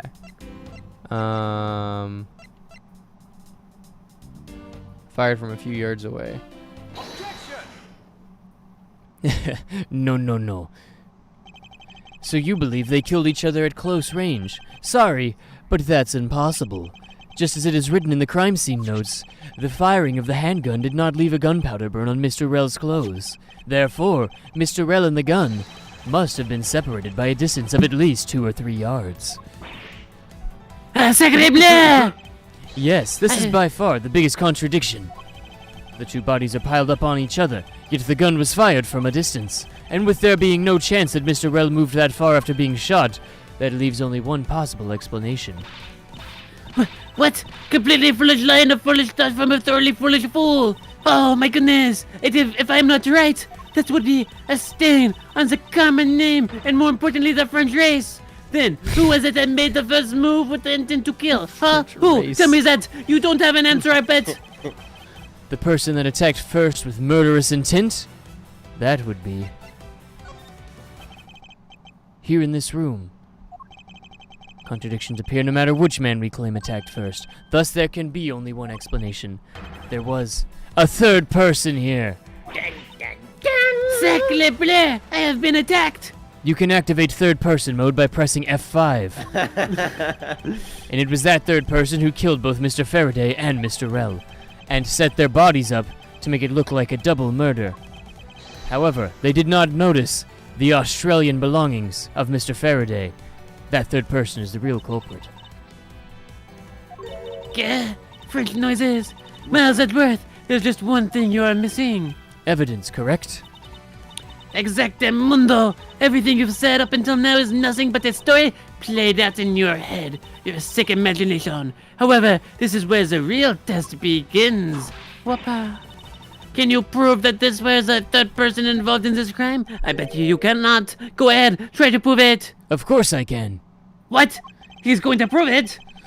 If a third person was truly here, that fact would resolve the glaring contradiction. The proof that this has all been a setup, made to look like they killed each other.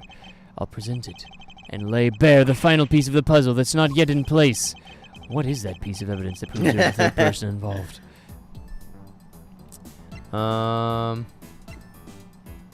The ink stain. The fact that the gun was found in his right hand. What does the blood thing say?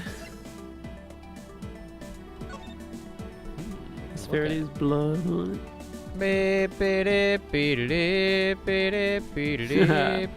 Okay. Spillage is from Mr. Faraday, but there are no other clues to be found. Which begs the question, do I need to put this bag inside another bag in order to preserve it as evidence? The answer would be Oh, no. yes. Okay. Mm-hmm.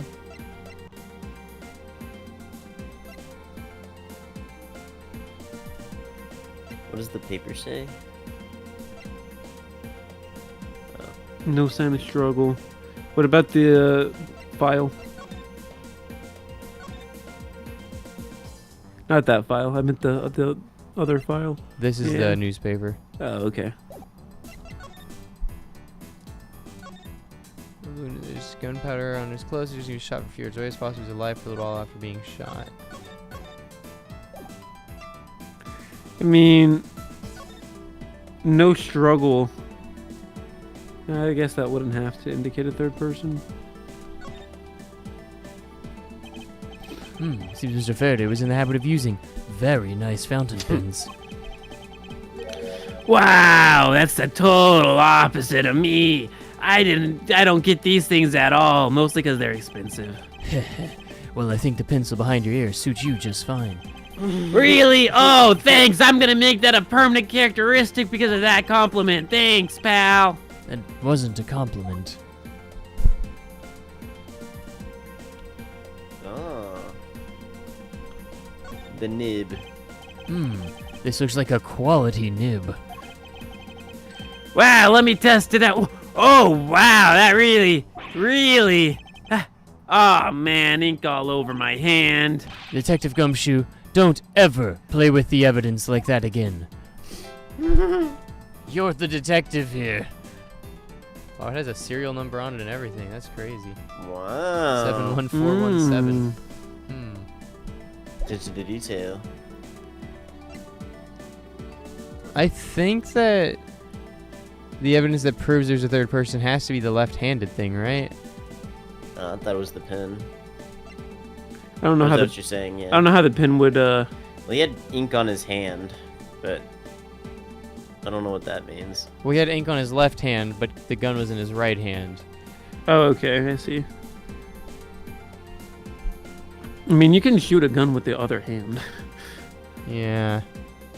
What what shows that a third person was here, though? That the gun was fired from a few yards away?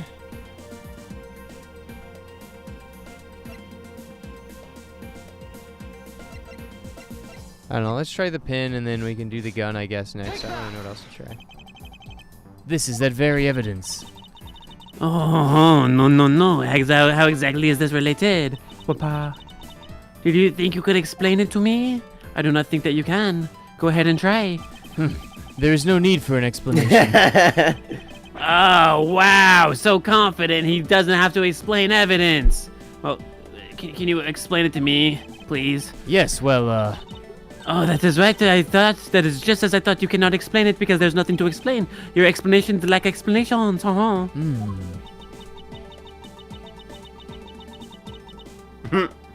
am getting upset, Stages so I of will grief. assault you, Papa. it would appear that I was wrong, but there's definitely a contradiction here. And it should resolve itself if there truly was a third person here. I just need to go over the evidence and my thoughts once again.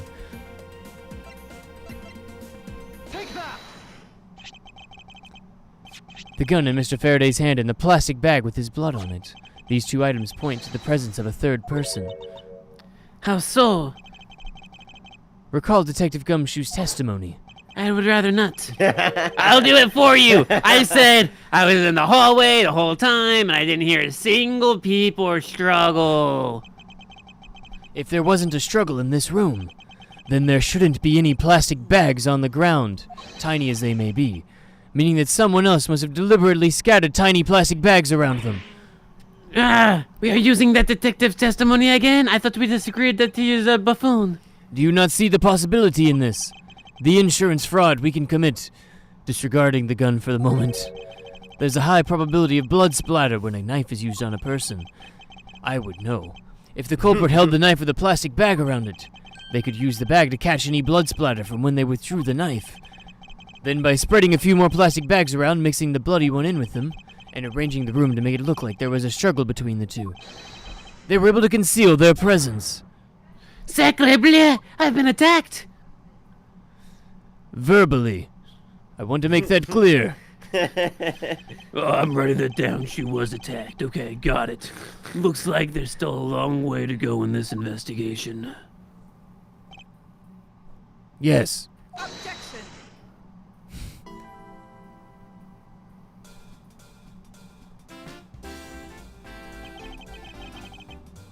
Wow, what the heck's up with you, pal? Mr. Batty, I advise you to place Detective Gumshoe under arrest. What? Stomp. What's the meaning of this? My bicep didn't okay it. Ha! Looks like you're not the man enough to discipline your own subordinates. Don't you dare. That detective claims he was here, standing in front of the door the entire time. But I have it on good authority that it was all a giant lie. What? Miss Yu, I ask that you please explain that last statement. I'll let his honor explain it himself. I saw it with my own eyes, I tell ya. During the recess, there was a period of time when there was no one in the hallway. What? See, Mr. Batty? So I ask you, why would a detective who was supposedly doing his job the whole time want to fabricate such a lie? Gumshoe, did you kill Mr. Faraday? No, you have it all wrong. Of course not. Tell him, prosecutor boy. It would appear that the one who set this whole crime scene up in advance is the detective, which basically renders his testimony a complete lie and wholly invalid. Wapa, it looks like your perfect logic has just come tumbling down, Miles. I was in the hallway the whole time, but I didn't hear a single peep of a struggle. Was that statement really a lie?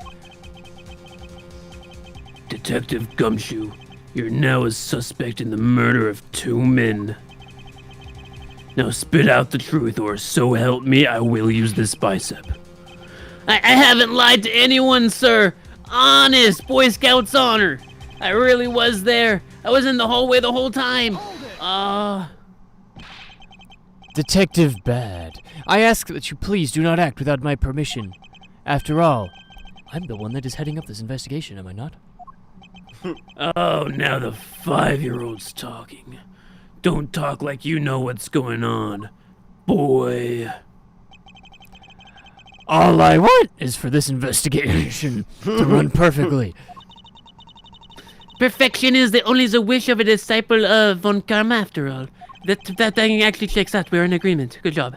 Therefore, before you take Detective Gumshoe into custody, I'd like to set the record straight on something. And what's that? I didn't think this through. What should I ask him about? Motive for the murder. Why did you murder them?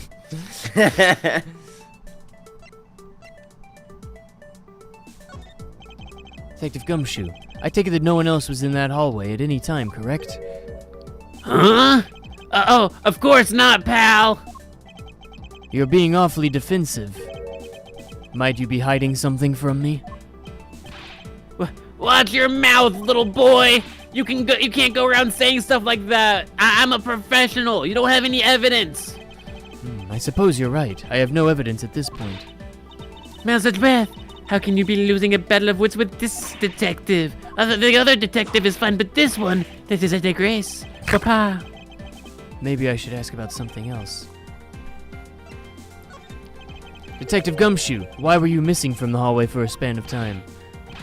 Look, pal, like I said, I was there the whole time. That judge is the liar. Objection! That'll hold up in court.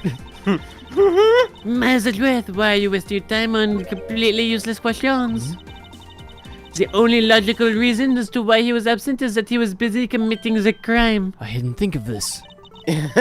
Anyone who says otherwise is a fool. A foolish fool. A foolish fool with foolish thoughts. Her favorite catchphrase, she got me. Well, now that I know the only reason he could have been away from the hallway is because he was committing the murder, I should ask. I'd like to clarify, is Detective Gumshoe's motive for committing this crime? What is... Motive, huh? Haven't heard of that word before. Gumshoe, you got a grudge against Faraday or something? My bicep says you might. No, sir, not me. Not a single bad thing or bad thought up in here, or any thought. Is that a fact? You really have a problem with lying, don't you, Detective Gumshoe? I'm telling you, I'm not lying! The more naturally you act, the more suspicious you become, you know. If you want a motive, Edgeworth, I have one for you right here. Could you please share it with us? However, be forewarned that I won't hesitate to object to flights of fancy, because all I'm interested in is the perfect explanation. Oh, no, my tuna sandwich. You're serious, aren't you? Fine. You amuse me, so I'll humor you with a little courtroom practice.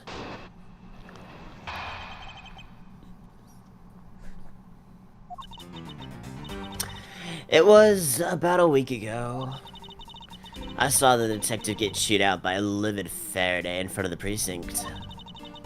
He stood there super pale as Mr. Faraday yelled, "This is salary cut for you, you know what?" A brand new detective suddenly getting his salary cut. That's reason enough for a grudge. Well, how's that for the perfect explanation? You totally must misunderstand me, pal. No matter how mad I get, I could never hold a grudge. That requires 2 brain cells. Quiet. We can't trust anything you say. Sir. There's nothing wrong with the motive she proposed, per se. But there are some gaps in her logic that need to be filled in, just like my cavity last month. Miss Yu's perfect explanation may not be so perfect after all.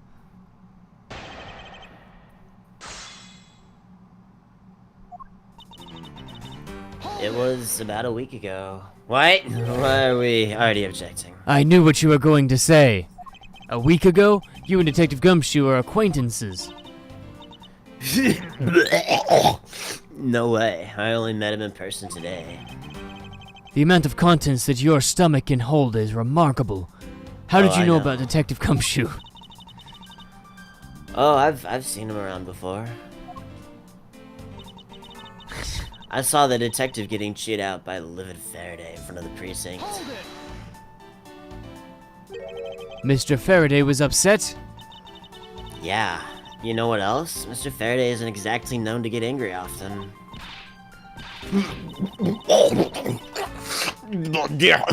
He totally was.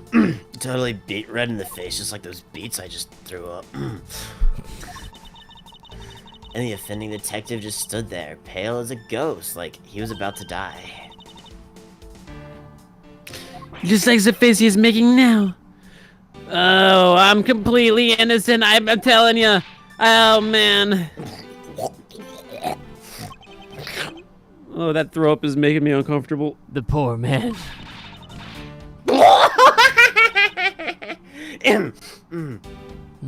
It appears she's finally emptied her stomach. It's quite the scene with the detective.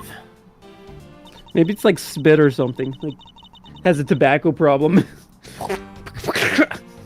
He stood there super pale as Mr. Faraday yelled, "That's a salary cut for you, you know what?"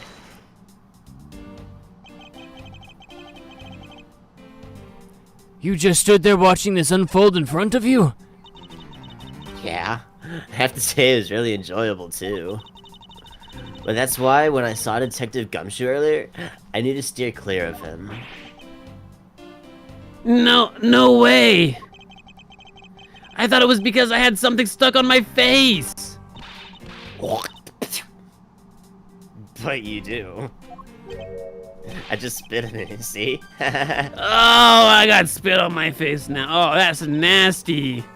Let's start with your eyes, nose, mouth. Oh, and those toes. Ridiculous. What about my toes? I've been told I have nice feet. Your toes have eyebrows on them. Oh, man. Oh man, messing with your toes is so much fun. Miss you, please don't say things like that in a professional setting. Why not? Spitting into her hand. Put her there, handshake. To cut a new detective's salary right off the bat like that. I'm not really familiar with the way you guys relate, but is that a common practice? Speaking of cutting my salary, didn't you threaten to do that to me earlier today, too? I suppose I did. It is only natural that you are going to be the next death, then. We must, await it with great anticipation. My father can even fire anyone new or old within a snap of his fingers. That way, that we will not have to have a dead body on the force. What? Do you think maybe that's reason enough for detectives to hate you people? Well, I am one good-looking man. Yes, I just thought I needed to say that. Detective Bad, don't tell me. Mr. Von Carme cut your salary earlier. Well, how's that for the perfect explanation? You call your explanation perfect? What? Is it not to your liking? Don't spit in your makeup. Unfortunately for you, it's just not up to my standards.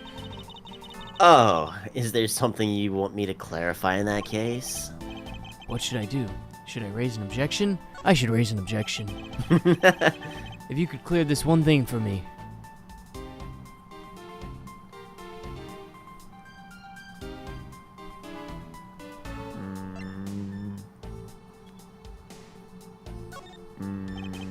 I understand Detective Gumshoe's potential motive for killing Mr. Faraday.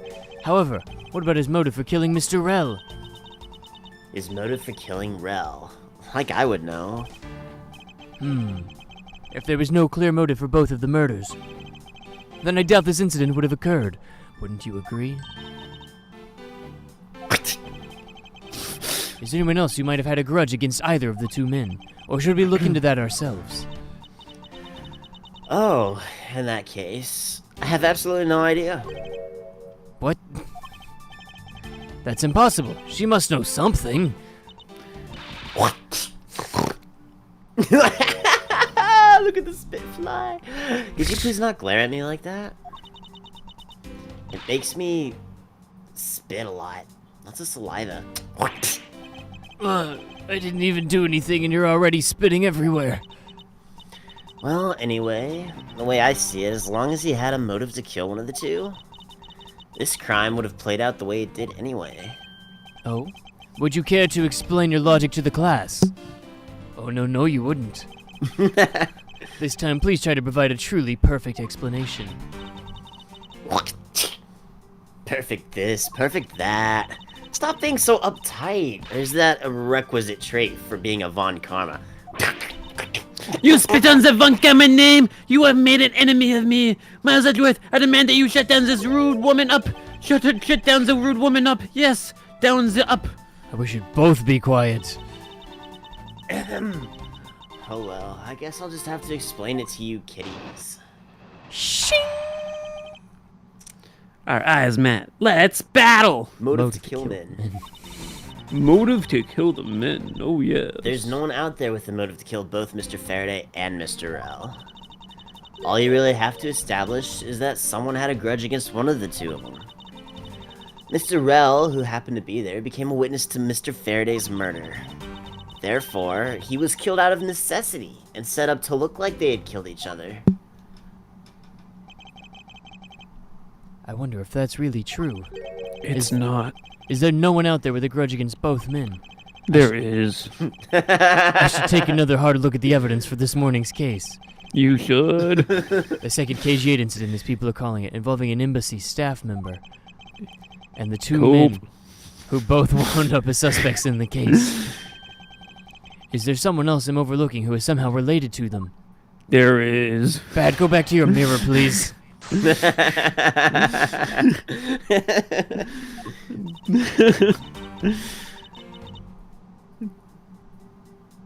there's no one out there with the motive to kill both.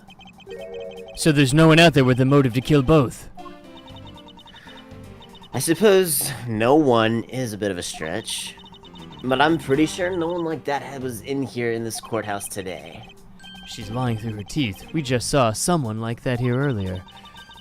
Besides, you don't need to prove that the killer had a grudge against both men. All you really have to establish is that someone had a grudge against one of the two men. Someone with a grudge against one of the men. In that case, aren't there plenty of other men? Sure, there's a lot of men in the sea. All who garner scorn from another simply by being alive, that's like everyone. But the only one who held a grudge and acted upon it by killing was Detective Gumshoe. Furthermore, it's just so my lipstick color. Mr. Rell, who happened to be there, became a witness to Mr. Faraday's murder. It is. You have a 1/4 inch of lipstick on at this point. Wait, hold on. Perfect. So you're saying that he was basically silenced? Aren't you glad you managed to avoid the same fate, Your Honor? Hey, Alex, how are you doing? Good to see you. Hey, I'm glad you're Alex. enjoying it. Why, if you'd been the one to witness the blood-covered detective... Whoa, what? Detective Gumshoe, you would even kill me? Why? I could never do something as terrible as that, Your Honor. You're bald. I would never kill a bald man. Well, there's no need to be calling me bald here. Your Honor, take a look around. We are not in court right now. You are bald.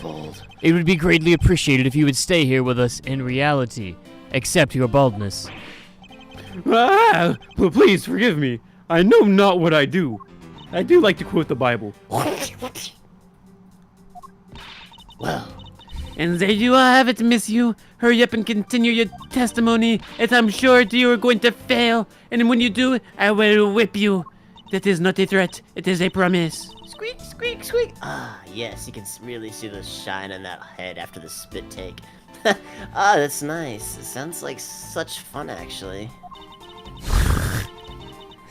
Anyway, Detective Gumshoe had to erase the witness, Mr. Rell. Did you just say that you think it'd be fun to be whipped? Edgeworth, please take her away. She's making me uncomfortable. Therefore, he was killed out of necessity and is set up to look like they had for killing each other. Hold it! Oh my gosh! I didn't do it, pal! Look, no hard feelings, but I don't think we can take the word of a criminal seriously. Alleged criminal. It's alleged. Oh my gosh, you've left out the alleged. But I can't even begin to think up of ways to set up a crime scene that would require brain power. I'm very short on that. I suppose. Yes, he is very short on the brain power. The brain power is not with him. Oh, well, you don't have to, you're not supposed to. Thank you for agreeing with me, but oh my god. You shouldn't put yourself down, detective. You're a big boy. I bet you thought it all up by yourself, right? Yeah, that's right. I worked real hard, and I had a thought at one time. It was beautiful. I think this And proves that moment passed. one thing about the detective. He has the mental acuity of a worm. Yes, he Mr. Edgeworth, does. would you still love me if I was a worm? Who's talking? Mr. Edgeworth, would you still love me if I was a worm? I would love you the same amount that I do now. Oh no! There's something that's overlooked in her testimony. I should present that piece of evidence and see if I can't make her see the truth. What was it? There's no one out there with a motive to kill both Mr. Faraday and Mr. Rell. Wasn't that in the newspaper? The Amano group. Wasn't it the Cadopian embassy staff member that had a reason to kill both of them? I think it was the Amano group. Oh. Or I don't know, maybe it wasn't. Okay, It so was we the could Amano present that. group. Someone had a All you grudge. really have to establish is that someone had a grudge against one of them. Doesn't make sense, but I don't think we have anything to contradict that. Mr. Rell, who happened to be there, became a witness to Mr. Faraday's murder. I mean, it doesn't make sense. It No, just I guess doesn't that seem makes likely. sense, yeah. Therefore, he was killed out of necessity and set up to look like they had killed each other.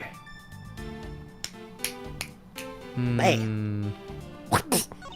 I think we have to do the Spit take. first one. I agree.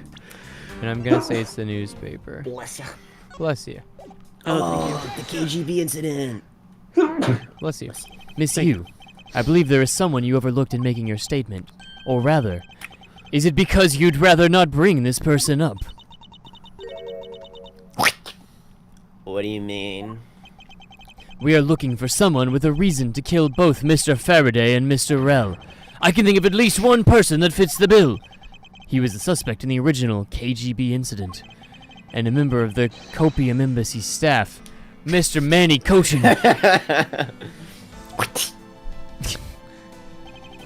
That's right, the very man who came to visit you earlier out in the hallway. Right before you had that tuna sandwich. The man who killed a member of the Copium Embassy staff, Mr. Rell, and the man who was the lead prosecutor of the KGB incident, Mr. Faraday. Are you telling me that Mr. Kochin had no reason at all to kill both of these men? Well, I suppose he might have a reason or two. You covered for me. Oh, you're such a pal. Hey, you're covering my face with a shot. Stop that. Maybe you're not such a bad guy after all. Don't get ahead of yourself. You're still a suspect. Make no mistake about that. The perfect evidence, the perfect testimony, these are the only things I wish to hold. In here, I thought you were gonna say that the case is still out about you being a bad guy or not. You will stay under my authority and go investigate Mr. Manny Kochin for me. And remember, I will not be very forgiving should any of this leak. Hold it. You want to investigate, Coachman? You'd be just wasting your time. And why is that, bad man? Because my biceps told me. Also, Coachman was up in the viewing gallery watching the trial. Or so I was told. Oh man, that's a stud. Every cop in this place was keeping their eye on this guy right here. So jolly. Since the only real suspect we have is still Detective Gumshoe. I suppose so. I was keeping my eye on that guy. He's so good looking. Oh man, I really was in the hallway though, the whole time, sir, I promise. I never take a single step into that room, or this room, or any other room. Okay, so what you're saying is, there was someone who passed through the hallway. No, there was no one else, sir. The biceps says that I shouldn't believe you. That is one incredibly and foolish detective. Standing right in front of a crime scene all by himself is as good as a confession of guilt. I have to admit it's a bit strange. Most criminals will fabricate some sort of lie to escape their crimes. And if that detective really wanted to prove that he is innocent, you'd think he would at the very least offer up, "I spaced out while I'm on duty," or the like. Come on, Gumshoe. Time for your interrogation. Detective Bad? That's a bad thing to do. If Yes, only- this is my name. Come on, I'm taking you away. If only Detective Good were here today. Alex says, all of y'all should spit in the tuna sandwich. Oh no! And you want the name, Gumshoe? I want names. Give me names. Smells at breath. I will go ahead and report this to his papa. And just as they say, that's right, everyone. Ho ho ho! I don't make any sense. Was that Santa Claus? Well, I suppose we should both be getting back to our real jobs now, huh? No, no, no. Before we do miss you, there is something I'd like to speak with you about. What is it? I want names. How do you turn on the public television? I want to watch cartoons. Well, Gumshoe was able to just touch it. I think it's touchscreen activated. It's been left on to preserve the crime scene, of course, and it will stay on until the police are finished with their investigation. Do they think nothing of saving electricity? How bothersome. I thought we cared about the perfect crime scene or whatever. Apparently not. No, not today. Are you going to stop spitting in your hand?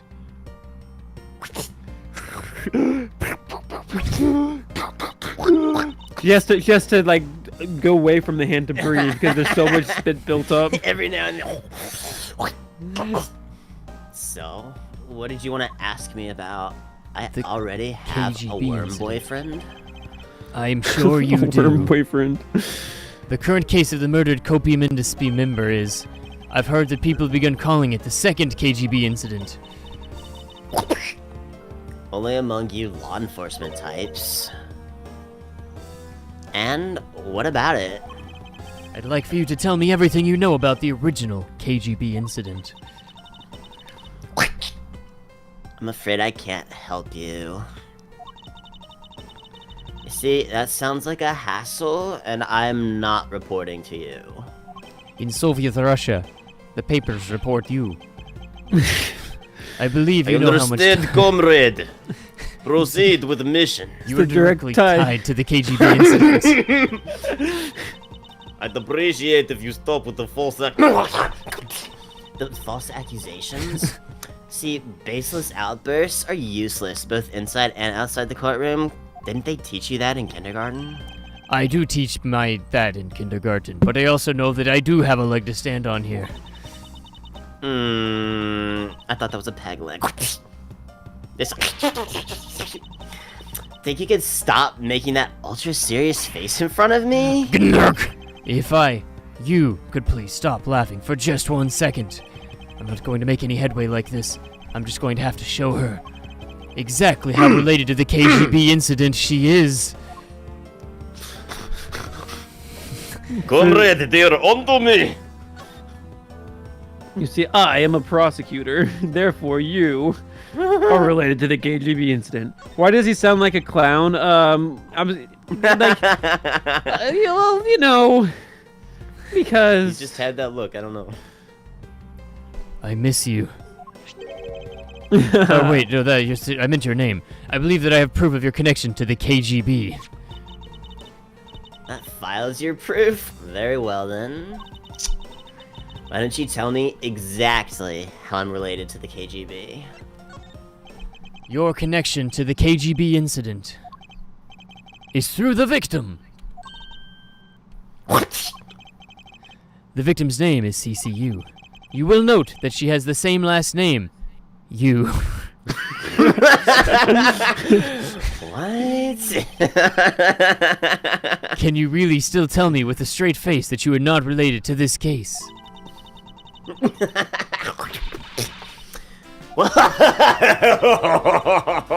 Sorry, but we're not related. What? Just kidding. You asked that question with such a serious look on your face. I couldn't help but...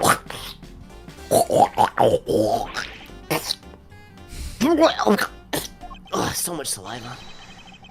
Miss you. I ask that you please tell me the truth.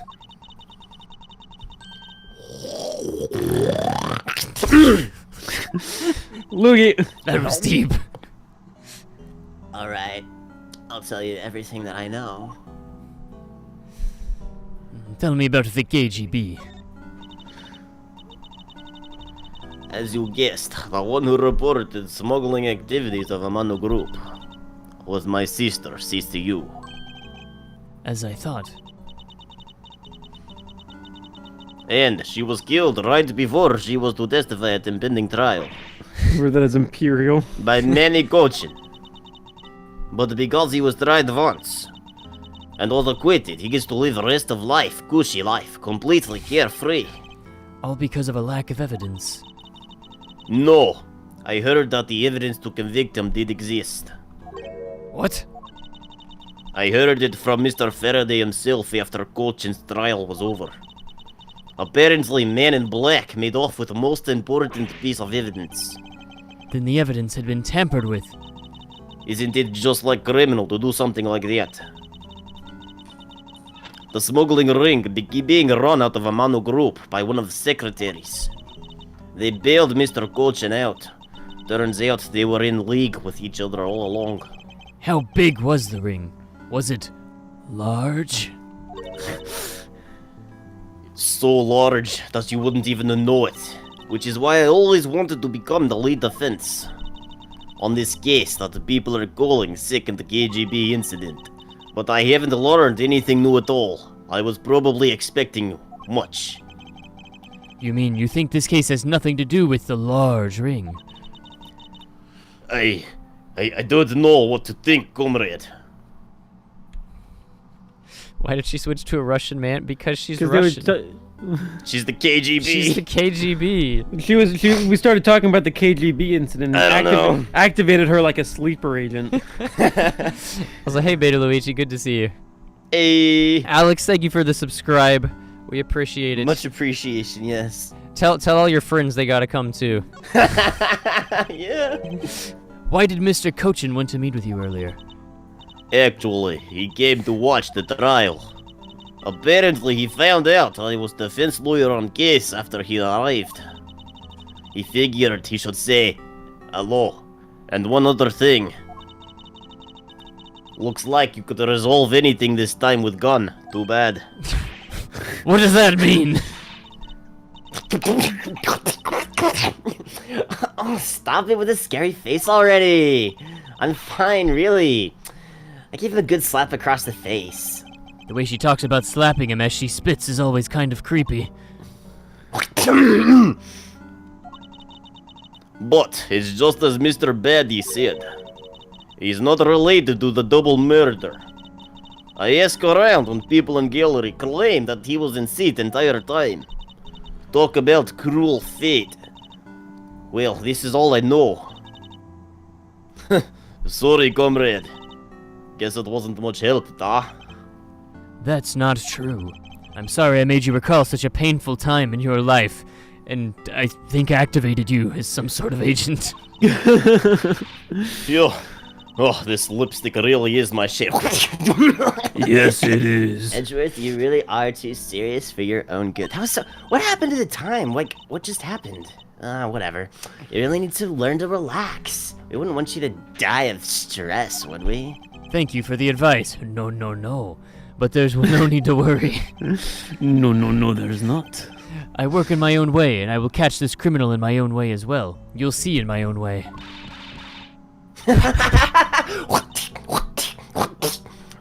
Look at you with your game face on, ready to go. I'm making no such face! Did you know? Laughter's the best medicine, Edgeworth. Don't you get tired of making a serious face all the time? If laughter is the best medicine, then I must have cured your cancer. How did you know I had cancer? No way! Because I have no need for laughter. There you go, making faces again. Oh, you're so cute. You know, I really have to get going. I still have a few screws loose, and I need to tie them up. You don't tie screws. Have I been doing the wrong thing with screws this entire time? Was I supposed to be tying them? Dun dun dun! The KGB incident in this murder investigation. It is my belief that these two cases are related to each other somehow. Plus, that Detective Gumshoe. It's obvious he's lying, even though the lie is hurting his chances. Clearly, this case is far from over. But whether or not that detective is the murderer can only be determined once I've completed my perfect investigation. Mr. Von Carme, I swear to uphold your honorable name, or my name isn't Miles Edgeworth. Karma. Carm. Hey. He might have cancer, Hey. perhaps. It is a possibility. He doesn't laugh, so he doesn't have medicine for his own cancer. Putting this in the GC for real. The GC. Boom. The GC. What? Oh no, wait. Beta Luigi needs help. Why do you need help, Beta Luigi? It's a me, a Mario. What can I help you with? She's eating a lipstick. It would not surprise me if she eats it at some point during the episode. You just mix a little spittle in with that and scrumdiddlyumptious. September 10th. Not the water fountain. District Court, 3rd floor. No, he drank too deep and too greedily. He drank too much water and broke the water depleted fountain. The reservoirs. Oh man, look at that guy just relaxing on the bench with his salute going. What is happening in this scene? Luigi's saying he wants to know how to stream, but he can't see the dashboard. Can't see the dashboard, gives you a black screen. So you're going to have to plug in whatever streaming software you're using. You're going to have to plug in your stream key to that software. If you look up a guide for how to link YouTube to your streaming software, you should be able to get that set up. And then once you stream to YouTube, you'll have to hit go live on the YouTube panel as well. So hopefully that's enough. Sir, what is to become of the trial into the Copium Embassy staff member's murder? Yeah. Indeed, since both the suspect and the prosecutor are now dead, the case will be dismissed. In other words, the trial ends here prematurely. It looks like we'll just have to wait a little bit longer for your big debut.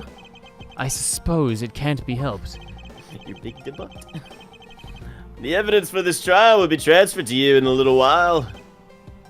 Sir, what do you think about the murder of the Copium Embassy staff member, and the murders of Mr. Faraday and Mr. Rell? What an outrageous circus it has all become. That Faraday brought us all upon himself with his naivete. An outrageous circus. Right, sir. I grow weary of this topic, Edgeworth. I will have you assigned to a different case. Papa, you'll come and watch my courtroom debut next, won't you? I'll consider it. But I am your daughter. Wait, what? No, you're just supposed to be proud of me. My Please just say daughter those words. I am Edgeworth proud is of you. Right here. Hush now, darling. I'm beginning to understand why she hates my guts so much. Sir, if I may, allow me to continue with my investigation. Whatever for? I know that there is already a suspect in the murder of Mr. Faraday and Mr. Rell. However, there's not enough evidence to prove that it was you who committed the crime. I'd like to continue investigating in order to find the perfect proof of his guilt. The perfect proof. Don't make me laugh. A worthless person like you has no right to claim such a thing as perfection. Papa? Who do you think is the real culprit behind these murders? Miles and I were competing to see who can find the real killer first. Plus, being able to investigate a real crime scene is a really rare opportunity. I would give us real-life experience. Wouldn't you agree? If you want to investigate this case that much, then do as you wish. Then you're allowing us to continue? In court, your top priority is to win, and a solid investigation is one of the keys to winning. We have to make sure you become recognized as a first-rate prosecutor, don't we? It wouldn't be very interesting otherwise. In return, I'm returning home now. Edgeworth, Frankenzilla, see to it I am not disturbed, save for the results of your competition. To Papa? Yes, sir! Of course, Papa, but please, it's Frank and Ziska. Mother was very clear about this. I don't understand why you... Yeah, well, Ta-ta for now, Frankenzilla. So, Frankenzilla, thank you. I hate you so much. You cannot fathom the hate I have for you in this moment. Your logic earlier was built on that scruffy detective's lie. That means that the competition is still on and you are losing. And that makes me the winner so far. I'm winning so far, and it is the facts of the case. Yes, just as you wished. I couldn't let you get off so easily. Now then, let's see how well you fare on the investigation from here on out, Miles Edgeworth. I don't know if I have enough information yet. So my first order of business will be to question anyone involved with this case. First of all, then this the water important filter. man. Oh, I can't stop the water, boss. It seems that the man who was here earlier broke it by drinking from it so much. Bunch of fools drinking too deep and greedily. My goodness, so many foolishly full actions where the foolishly fools fool the foolish actions of foolishness. Well then, why don't you lend the officer a hand? No. I will not. I still will not. She doesn't seem to want to do it. No, she doesn't. Why are you following me? I like following you. Wow! From this angle, with this squat position right here, you can see how incredibly detailed it is. My inner modeling fanboy's impressed. I'm not exactly a fan of plastic models per se, but even I can sense the superb quality of this model. I simply cannot comprehend how that man can feel so much love for such a trifle. Oh, I see. You're a disciple of my father. You want to have his name, so you would do well to guard yourself against an interest of such unprotective things. I don't want to have his name. I Perhaps think we both know you want his name. I should take up whipping people. That stick is already covered. Don't worry about that one. Boss, nothing to report, boss. Is there no one who will make this man take responsibility for his actions on the job? Looks like we have no better choice but to report this to Papa. Then this guy can have fun in a waking nightmare after being awakened from his dreams. Mwahaha! Actually, let's not. I feel kind of sorry for him.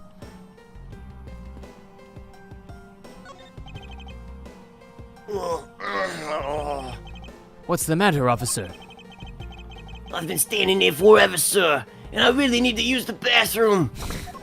But courtroom no 2 is full. Why don't you just make a quick trip? The nearest courtroom no 2 isn't that far, is it?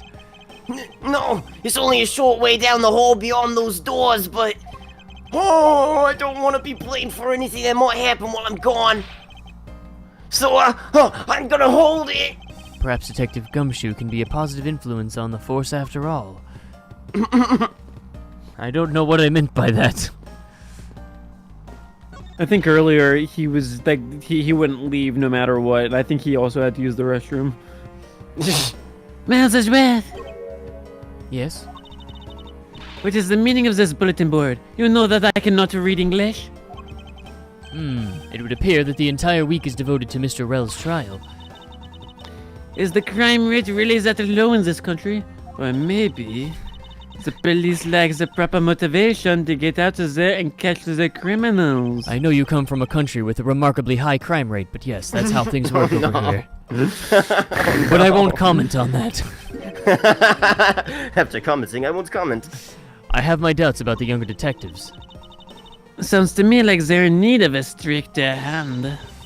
And I'll start my discipline regimen with that pathetic, fiercely-coated detective of a fool. I feel bad for the big guy, and yet I can't find no suitable reason to stop her. Oh, bother. What an interesting thing to say. Miss you. Oh, it's you, Edgeworth. And who are you? Wait, you were at the crime scene just now, weren't you? You should be disbarred for not knowing who I am. I am prosecution royalty. I am Franziska von Karma, and I am about to become the successor of the family name. About to? I guess that means for now you're just a nobody. In which case, it's only natural that I didn't know who you are. What? You have no concept of the future? I will whip the Edgeworth for that. Why are you whipping me? Anyway, it looks like they're planning to hold the evidence a little bit longer. If there's one thing I can't stand, it's waiting. I'm terribly sorry, but I have a few more questions to ask of you. Look at you, eyebrows scrunched with little lines on your forehead, and that to ask of you. What exactly is so funny? sorry. I'm just bad at dealing with a super serious atmosphere. Apparently, they failed to teach you proper behavior at a crime scene in law school. Ah, whoo! I feel much better now. So, what is it you wanted to talk about? I'd like to inquire as to where you're getting all of that lipstick. Yes, we definitely got it down at the defendant lobby no 1. The whole time up until they had a gunshot happen. And by we, I mean Mr. Batty. If you don't believe me, feel free to ask him yourself. You were with Detective Batty. Why? We had a little something to discuss, that's all. Tell me more about Detective Batty. Yeah, he was the detective in charge of the KGB incident. Detective Batty is also related to that incident? That's right. He was the one who was supposed to protect my sister Cece. But you know how that turned out, don't you, Edgeworth? Master, I have no idea what you two are talking about or who this new person is that is suddenly Russian, but I've heard of the KGB incident from my papa. But how does that case relate to yours, Miss Yu? Victim of that case, CCU, is my little sister. Sacre bleu! Ha ha ha ha! You're making such super serious face again. I'm fine, really. I just make it a point to rub more salt in wounded pride every time I see him. The way she talks about doing that as she laughs always is kind of creepy. Oh, speaking of Mr. Bad, he and Mr. Faraday. I'd say they met up just about every single time the Yatagarasu made a move. It was practically given that the two would meet up at every one of the crime scenes. I see. He did mention that he's in charge of the Yatagarasu investigation earlier. Maybe I should ask her what she knows about the Yatagarasu in more detail. What do you know about the Yatagarasu in more detail? In more detail, Yatagarasu is... You know, I don't really know much about him myself.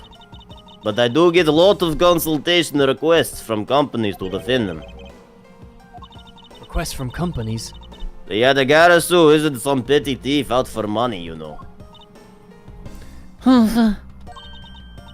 Alright then, perhaps the Yaragarasu is in the business of stealing people's lives.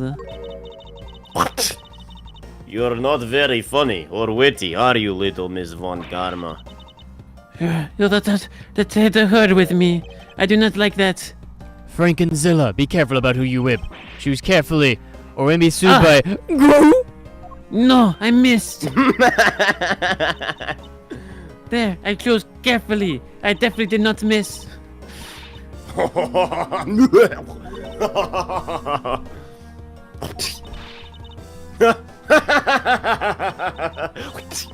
That's just now hilarious, little Missy.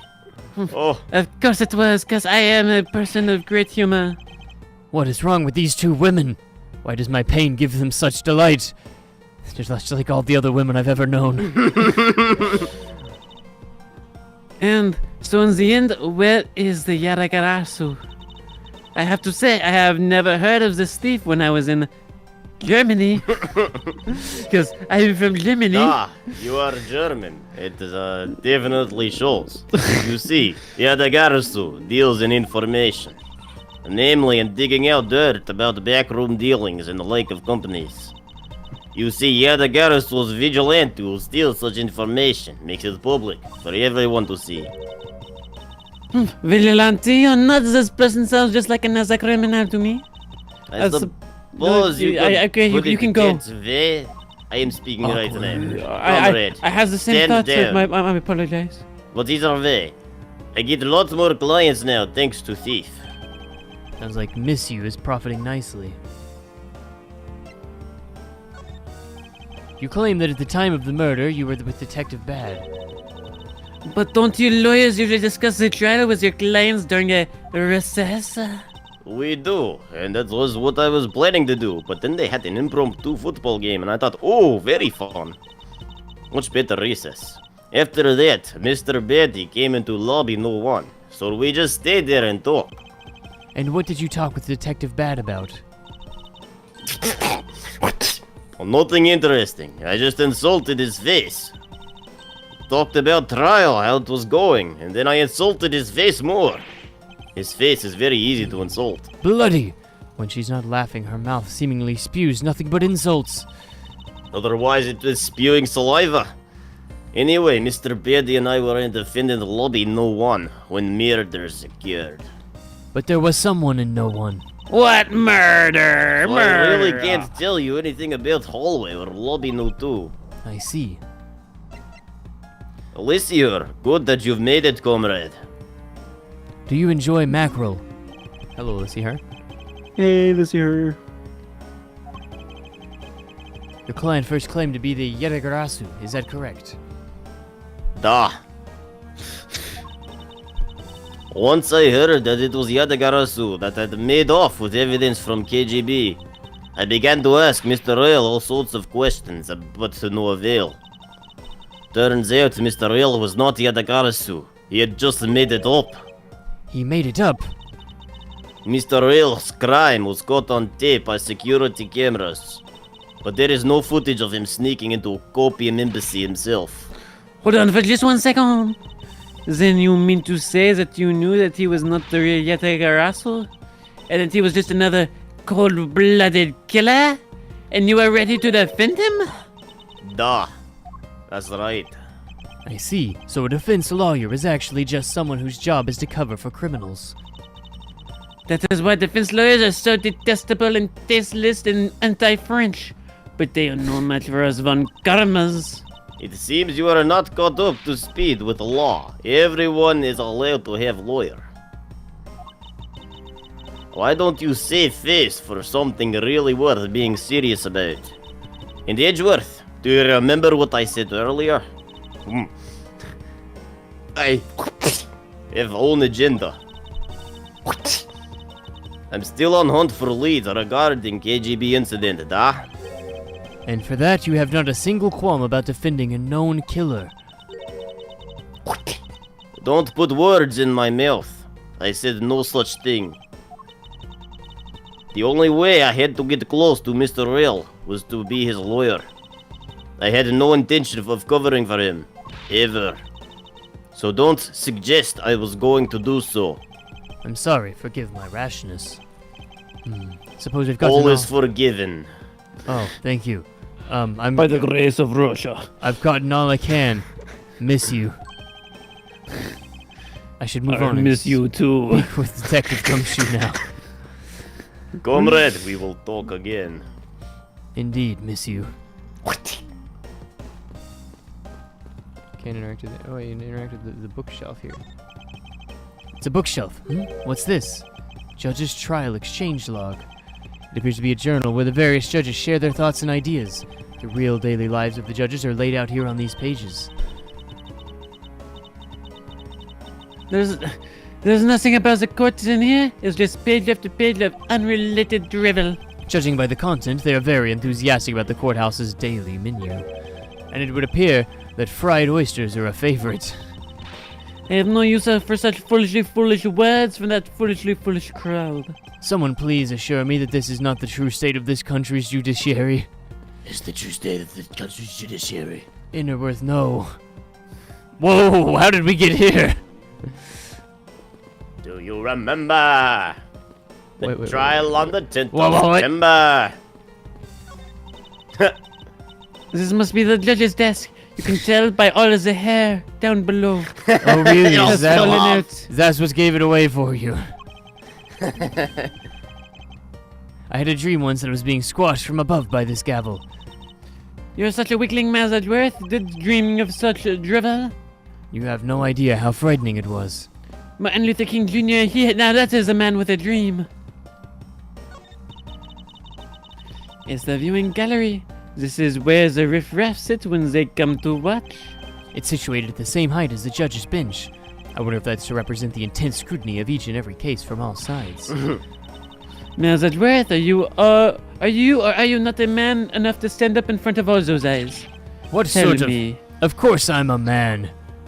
I guess that answers my follow-up question. Are you a boy or a girl? I was going to ask you the same thing. Any day now, I'll be taking my rightful place behind this bench. By that time, I should already be standing here. It'd be downright disgraceful if I beat you to it. You are quite a bit older than me, old man. And you're very short. I'll eat my carrot. I'm going to eat my cravat. Oh, One of those things sounded more French than the other. It's the defense attorney's bench. I'd probably be standing on this side of the courtroom if that incident hadn't happened. what are you thinking about? Lately, the more wrinkly your face becomes, the less I'm able to read what you're thinking. That line is getting slightly longer always. I'll have you know I don't have a single wrinkle upon my youthful brow. What a hunk! Oh, I got an achievement for examining all 3 benches. It's the witness stand. I'll make sure that each and every person that ever stands there will be found guilty. There are others besides the defendant that stand at this podium, you know. I don't care. I will pin the crime on them too. Or you'll be sorry. I'll keep that in mind. That threat did not make a lot of sense. I'm glad that you just rolled with it. That was wildly unproductive. Let's get back to the investigation. Detective Gumshoe. Hey, sir. It's you, pal. You're here. Ow. As am I. You did not greet me properly. I don't think you needed to whip him to let him know that. I didn't do it. You have to understand. I swear on my honor as a detective, I really didn't do it. Your words are useless. I place my trust only in the evidence and God, Detective. Once the investigation is fully over, and should we find out that you are the killer, there will be no mercy to be had for you. Have a heart. Humph. I've never had a heart. But you're not worried, right? After all, you have nothing to worry about if you really are innocent, that is. That sounds like something from a bad cop movie. Hey, pal, go and do your perfect investigation and get the real killer for me, please. Humph. I would have done so even had you not requested me to, Detective. I want you to know Well, I'm I not doing this did. for you. I did request it though, so now you're doing it for me. Is how it works. No, I'm not. So you and Mr. Faraday had a small meeting last week, did you? And what exactly did you do to make him so angry?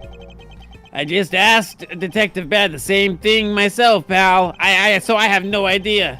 Turns out Detective Bad said he was mad at me because on my very first day as a detective, I reported in to my usual post instead of the criminal affairs department. By the time I got down to criminal affairs, I was really late, like really, the big kinda late. And that's when he gave me this huge speech about how late I am compared to him and how feeble my attempts to be on time were. I remember doing the same thing back in elementary school.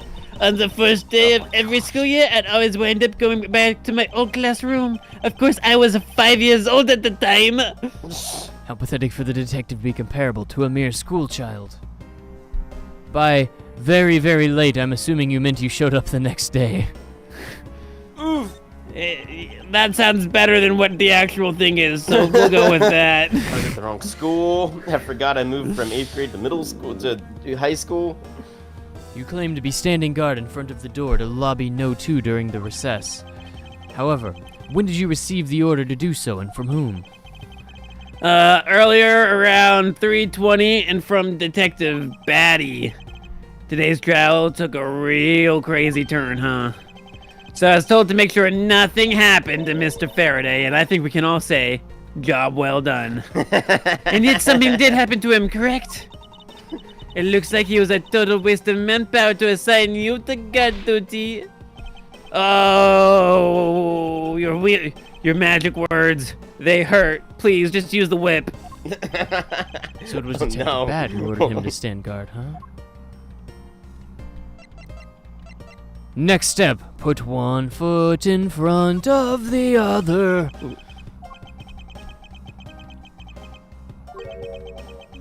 Anything else you wanted to say? Nope, not a thing. We just have to keep doing the next right thing, right, pal?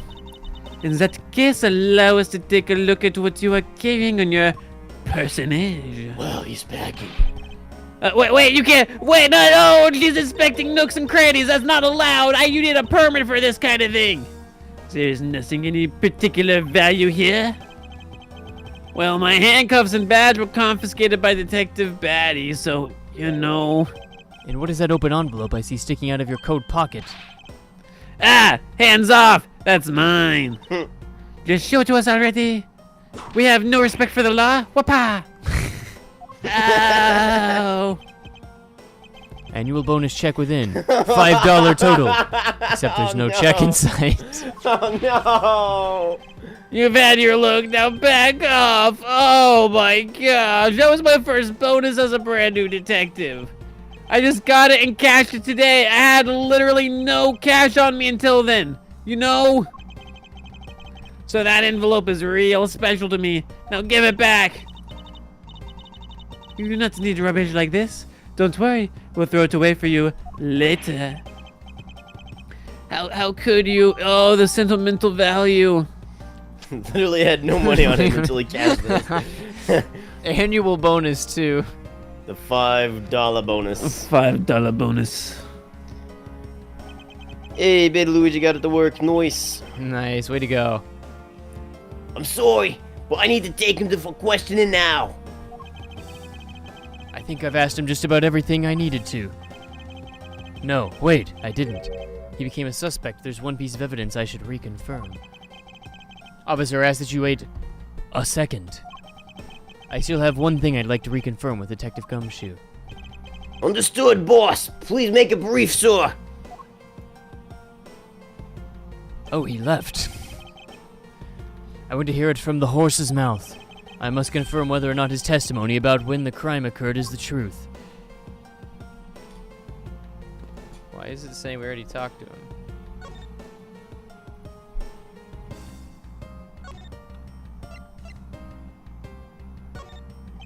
You told me earlier that you heard no sound other than the gunshot out in the hallway. Is that correct? No mistake about it, pal. Then, you are also claiming that no one passed through the hallway either. Is that also correct? Yep. Not a single lamp passed by through that hallway. I would know because that window head was full of them. You do realize that the lie you're telling is only making life more difficult for yourself. Huh?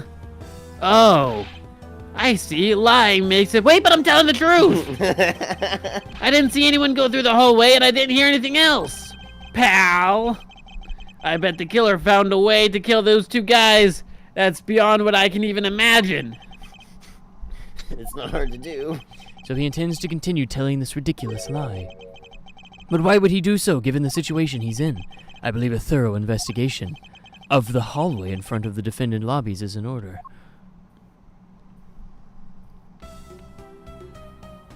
Oh, gosh. Ah, you! Got him! Val!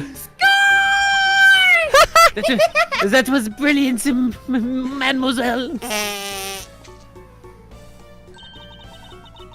How could you have not noticed that coming? Oh my goodness, so funny. Wasn't that the child I changed money with earlier?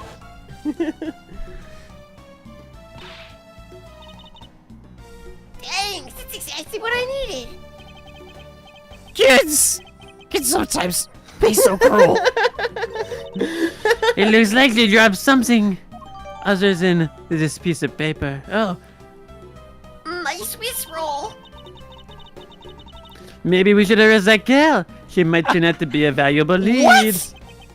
A little unhinged. I believe some sort of punishment may need to be dealt the next time we meet.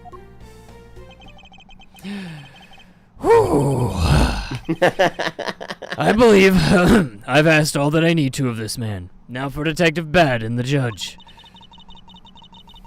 We have to confirm who is correct as a judge or that scruff face, right?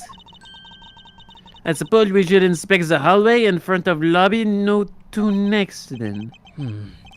I suppose so. Shall we head on over, Frankenzilla? It is Franziska. please. We go over this every time. No, it isn't.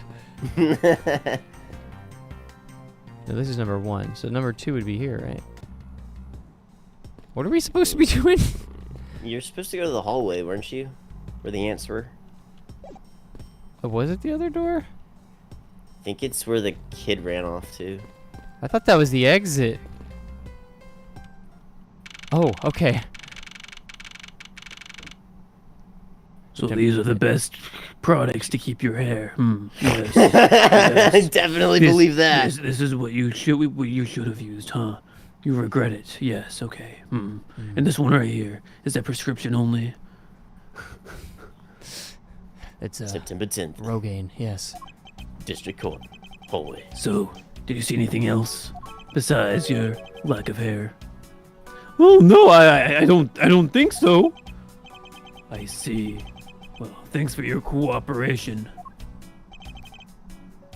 Oh, it's nothing. I'm just doing my duty for a man that's so handsome. That'll be all for now. I'll ask you again if I have any other questions. Oh, please do. Now, if you'll excuse me, I just have a few screws loose that I need to end. Oh, you're that new prosecutor Mr. Von Karma recommended, right? My name is Miles Edgeworth, Your Honor. And I am the actual Von Karma, the daughter of Manfred Von Karma, Franziska Von Karma. I am set to become the successor of my genius father any day now, Your Honor. Oh, I see. Mr. New Pro. Wait, what? I bit my tongue. Oh gosh. Are you alright, Your Honor? Feel free to refer to me as just Ms. Von Karma, Your Honor. As for him, just Edgeworth is fine. No Von Karma known to man. Apparently somebody doesn't feel that I'm worthy of a proper title. Oh, very well then. I shall call you Ms. Von Karma and Mr. Prosecutor Edgeworth. Your Honor, Mr. Edgeworth is fine, sir. Now about your earlier testimony. Oh yes, what about it, Mr. Edgeworth? I'd like to ask you a few questions about what exactly you saw. Oh yes, all right. After all, it's my duty to clarify. My testimony as a defender of the law. I greatly appreciate you. You got this. You definitely greatly appreciate it. Just whatever. Now the first thing I will need to do is figure out that detective's exact movements. Hallway. You again. Pits. It's the maracas. And some really good job security. Have you found any suspicious fingerprints, officer? Nope. Just the fingerprints of those involved in the case, sir. I guess we know all the players in this case then, huh? It would appear that way, but I have the nagging feeling that we're missing something. And I suspect that what we're missing is hiding right here in this crime scene somewhere. He's making a most ridiculous face. That may be, but at least he doesn't look like someone who would tell a lie on purpose. I suppose, but to Von Karma, evidence is the only thing that carries any weight. Of course. At any rate, this poster seems to be of no use to us right now. Maybe later. There's no sign that his fire extinguisher was used in the crime. If you could already tell from a distance, then why are you wasting your time examining it? Frankenzilla, let's not try to rush to absolute genius. I am already there. Why would I have to rush there? I don't know. It didn't quite come out how I meant it to be. It doesn't look like there's anything contradictory left in this area. I suppose not. Perhaps I should check somewhere else. This man's nook and crannies. Let me check this man's nooks and crannies. Did you find something, officer? No, but I think you did in my nooks and crannies. $5 bill. I think I found a $5 bill back there. Come on, get it out. Is there no one working this crime scene who isn't a total waste of living tissue? Unfortunately, there doesn't seem to be a single person we can deem useful here. Even ourselves. Especially not ourselves. Oh gosh. I do not know why this gets a cutscene. It would appear that the vending machine sells snacks and various other foods.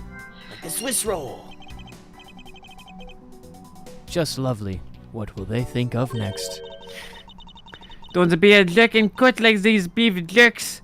Oh, one package for 9. Hey, that is a pretty good deal. Wait, no, it's not.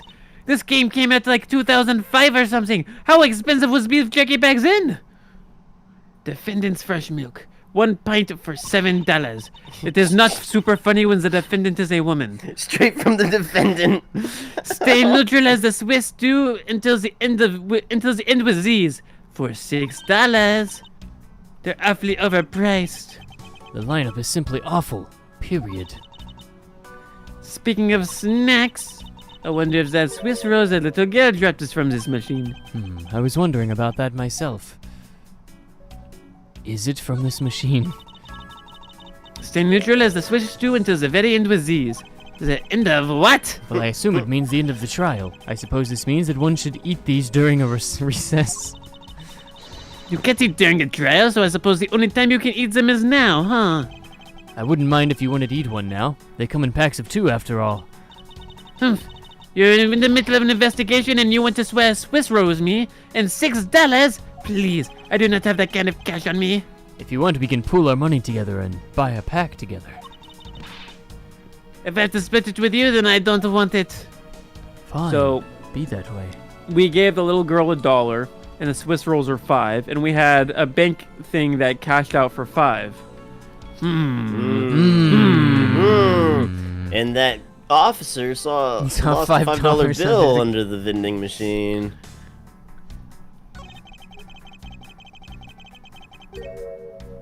Don't let the prosecution and the defense make a ham sandwich out of you.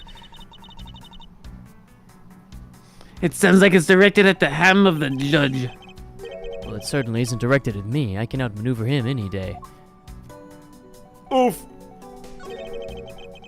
Don't be a jerk in court with these beef jerks. Who calls them that?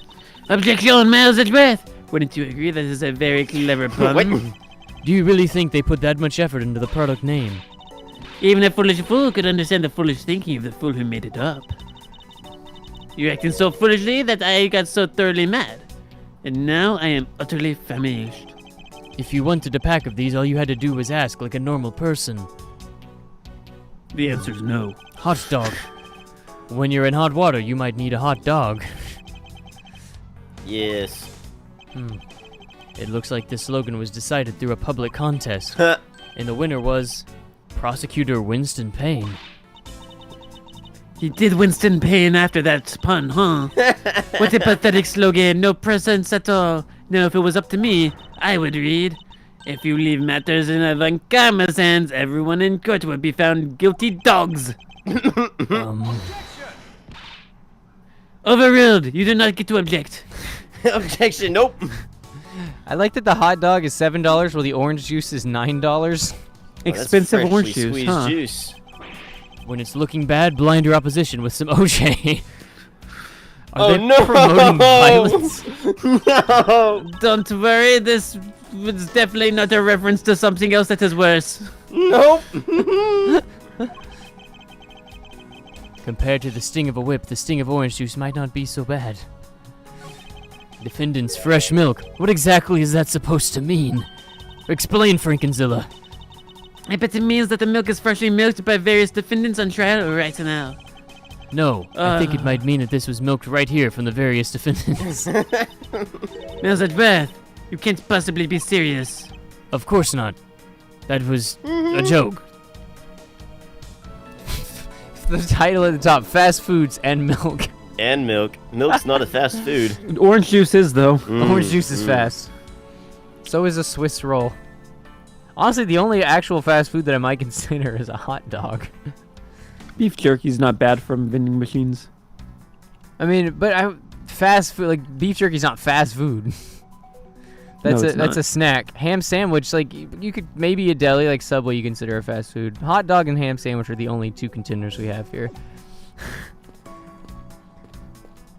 And orange juice. Did we talk to him? No, we didn't. We talked to him? No, we didn't. How about this window? won't rest until I've inspected every suspicious-looking nook and cranny. The nook and cranny. What is this? Yes. It's a pink-colored piece of trash made of rubber. I feel like I've seen something like this before. What I see is a piece of garbage. Oh, look at that. That piece of garbage is here too. But you know the facts, and they're simply unforgivable. Wapa. It's not like it was I who littered. Rubbish belongs in the rubbish bin. Get in there. Wapa.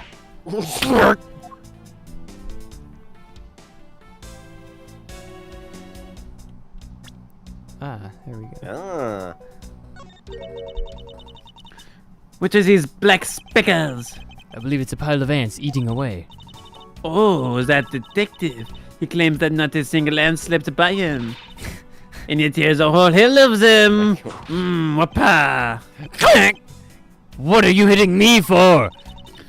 As a replacement for that pathetic detective that you defended. Perhaps I should add this deduction to the detective's growing tab of pay cuts. Anyway, I wonder what the ants are eating. From the look and sweet smell of it, because I got very close. Pieces of cake and chocolate from a Swiss roll.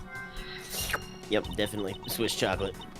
Now, the courthouse is to be kept pristine at all times. You know this. Wapa. It wasn't me that dropped food on the ground. The courthouse, wapa. Must be, wapa.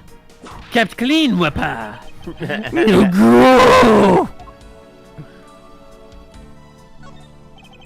The dirt on this bench, it smells like some sort of sweet substance.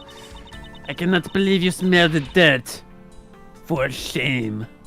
I smell all the benches in case there's evidence in them. Calm down, Francisca. Zilla. Now take a good look. Doesn't this smudge look kind of like a handprint to you? That was almost correct. Alright, I suppose it could be a handprint. Which means that perhaps we can lift the prints of the person who sullied this bench. I see. Then we'll know the identity of our mystery slob. You there, the lab technician. Labby! Arf! Could you please find out who this handprint belongs to? Boss, got it, boss. I've got the results from the fingerprint analysis, boss. And do we know who they belong to? Boss, the fingerprints belong to Detective Gumshoe, boss. Oh, interesting. Good work, officer.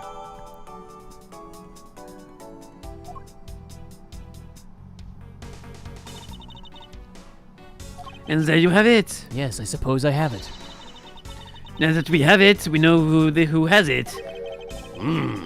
I sense that you know who had it, and I'll be using this information to let him have it.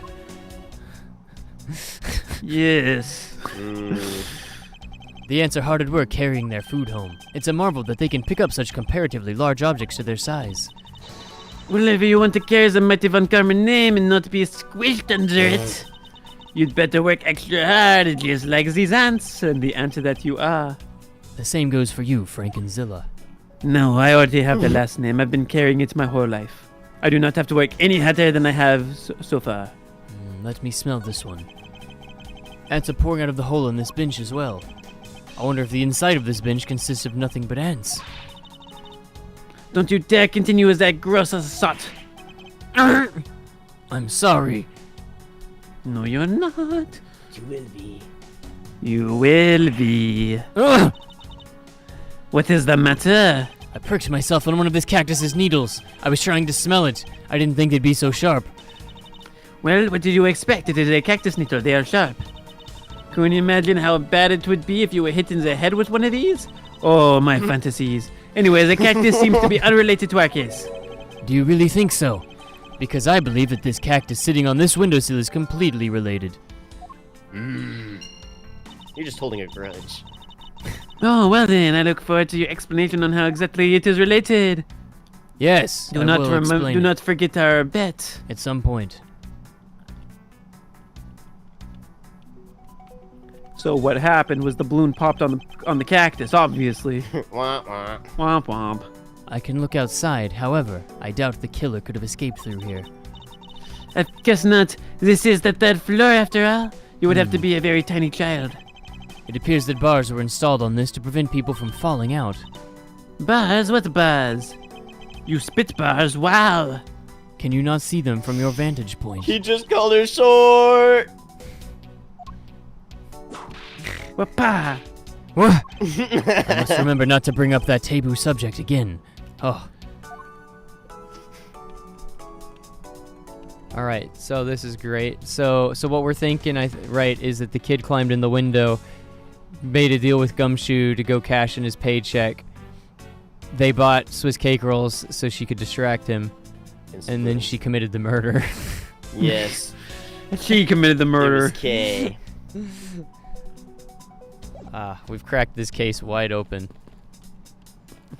That's why at the end of last episode they were remembering this so fondly. Yes. Remember that time I did the murder?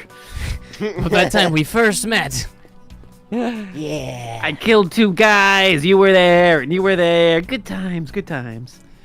All right, well, it is break time, so we'll Good time, good time. We'll have to talk to these 2 men when we get back. Reminder today is the meme competition.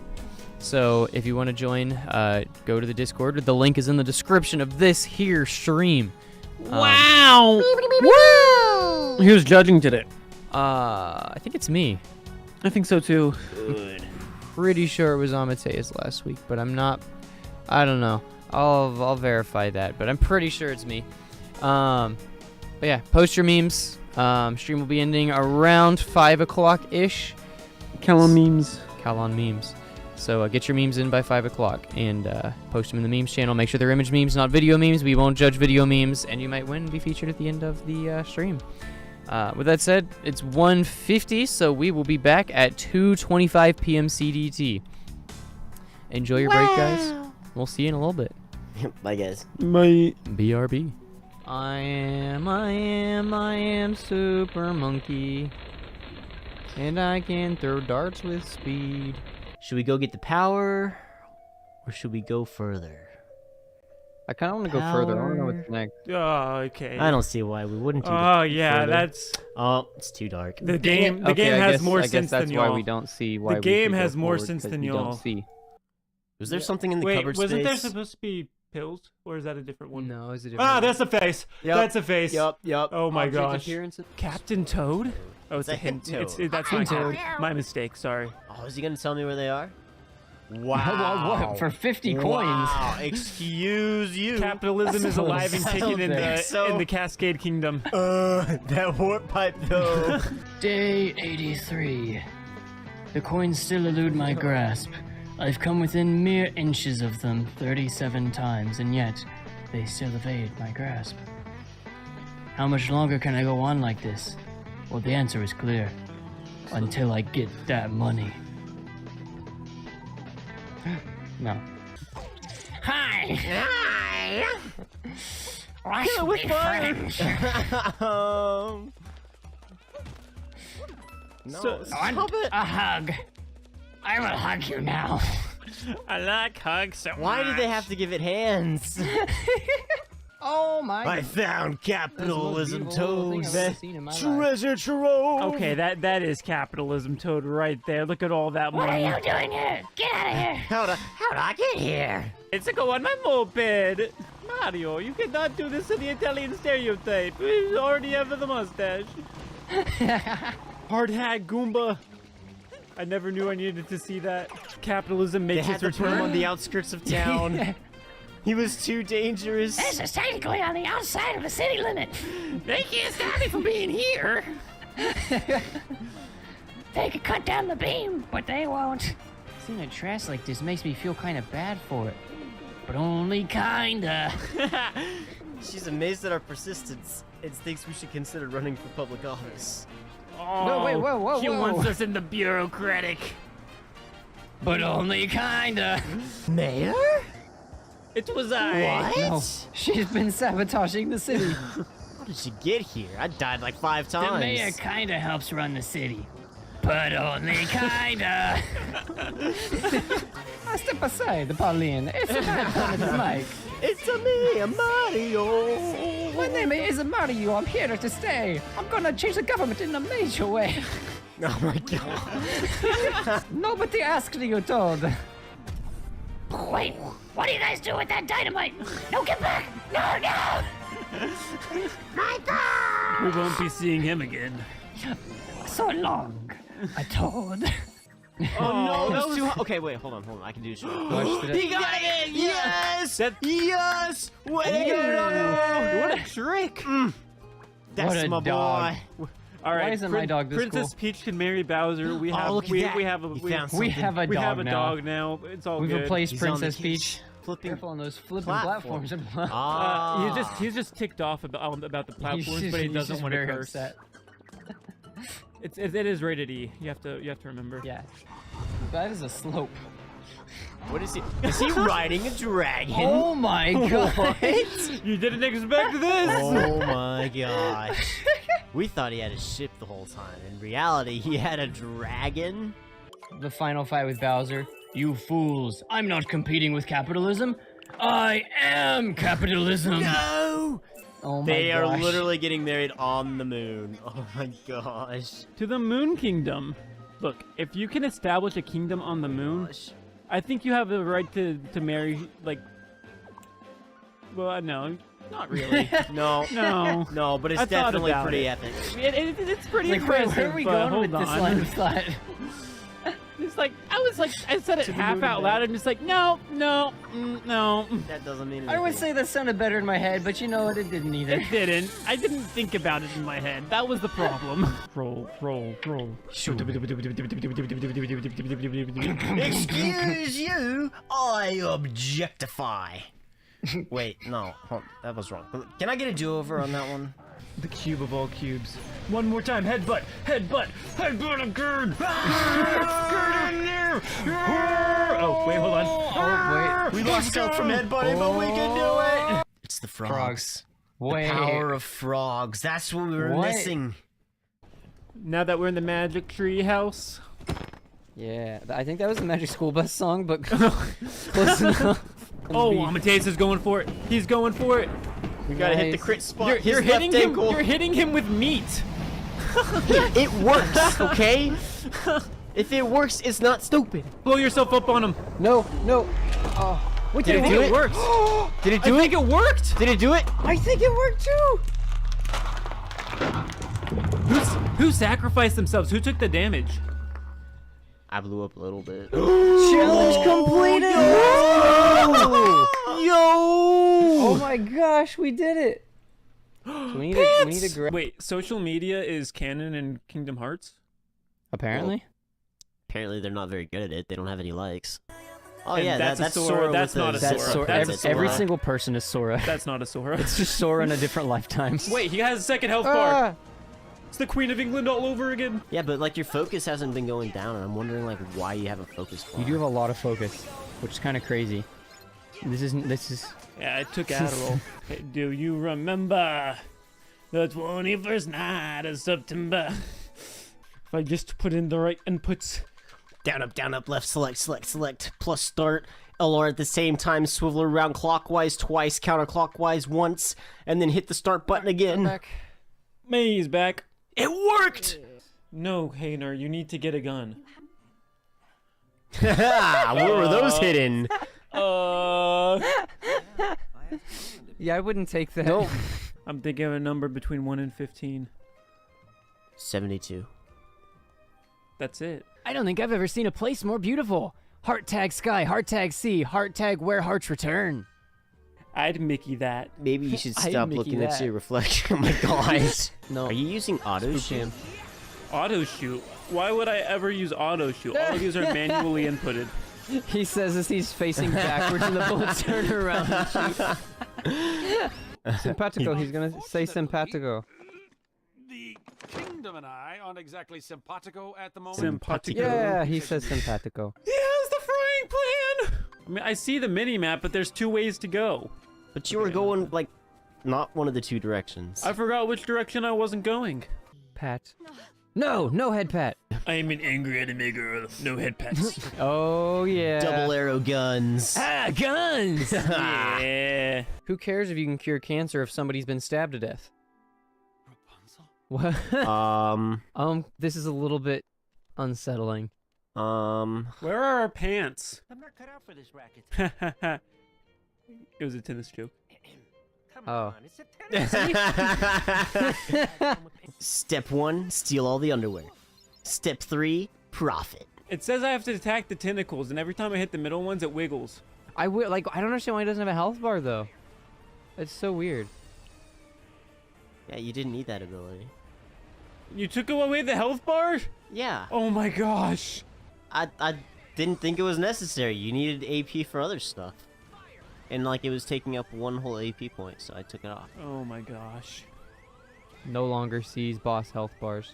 It's like the best ability in the game. It doesn't do anything for you. What does it do? It lets me know how much each damage does. So I can what? It use would be doing the same amount of damage so I can use the correct anyways. attack Watch, at the proper we're using time. the wrong type. So you can shoot at the right time. You're already shooting is when it's off Okay, cooldown. there's 2 different targets. I don't know if hitting those tentacles does anything. Nope, don't shoot those guys. Shoot the wigglies. We don't know if I should or not because somebody took off the health bars. Well, it doesn't wiggle when you hit the big boys. You have to hit the wigglies in the middle.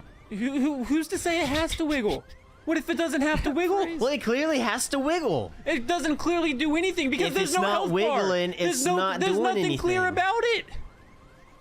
Jello, please sponsor us. It'll strike fear into Organization 13. They will know that the Keyblade wielders have cat girls. No. Smell of crayons is like great. If you get like a new box of crayons and you just open it up and just take a big whiff of that. But what about the taste? I don't think I've actually tasted a crayon, so I I'm not never sure put one of about those that. things in my mouth. Cerulean's my favorite. But listen. But listen, you're not listening. It sounds a little like Junkrat and Roadhog. No way! I'm not doing that. I mean, Dude, Was he? that's messed up. why would you? All the children? I mean, Thinking every single one of them. all of them? to atone too. But the orphanage. Is one of the You can't just. But the tax costs But- that would incur. hence my actions on It would grab the news's attention, I guess. It would provide the distraction we need. Why do they go so crazy with the heart tags? We've got Tense. a solid lead on Roxas. Heart tag Ansem the Wise. Heart tag some other dude. Heart tag Roxas. Heart tag Searching. Heart tag Sleuthing. Heart tag Twilight Town. Heart tag Old Mansion. Heart tag Hayner. Heart tag Pins. Heart tag Old. Why did he put his own name in there? You got to tag yourself to create that traffic. He had to get the ball rolling. This post isn't gonna like itself. I search left. I search right. No. Maybe we just skip Not a couple that of those. one. Like maybe not that one. Yeah. Ooh, that one looks nice. Oh, whoa, whoa, whoa, Whoa. whoa, Wow. whoa, Uncool, Wow. man. whoa. Why does favorite deputy have an E? Is it explicit? There's just profanity engraved on the plate. Wait, did you put the nano gear on? I don't think that key says Andy. Why is your focus bar low? It's not. ADHD. It's not all the way up though.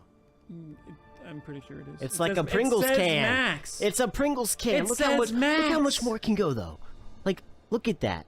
You could clearly go into like a bright yellow, I'm back. like happy sunshine Let's color. get one thing straight. It is not like a Pringles can then. Pringles can tops out as much as they possibly can. But there's still air at the top. If this was Lay's, What? then it would be down where the red and the orange are. Just saying. Pringles can was an did I accurate just log back into? reference. It was not. It was Alright. 100% accurate. Look at that. I was. There's a little bit of space at the top. There's not a whole lot, but there's definitely space there. Just like Pringles can. There's space in the can for more chips. No, there's not.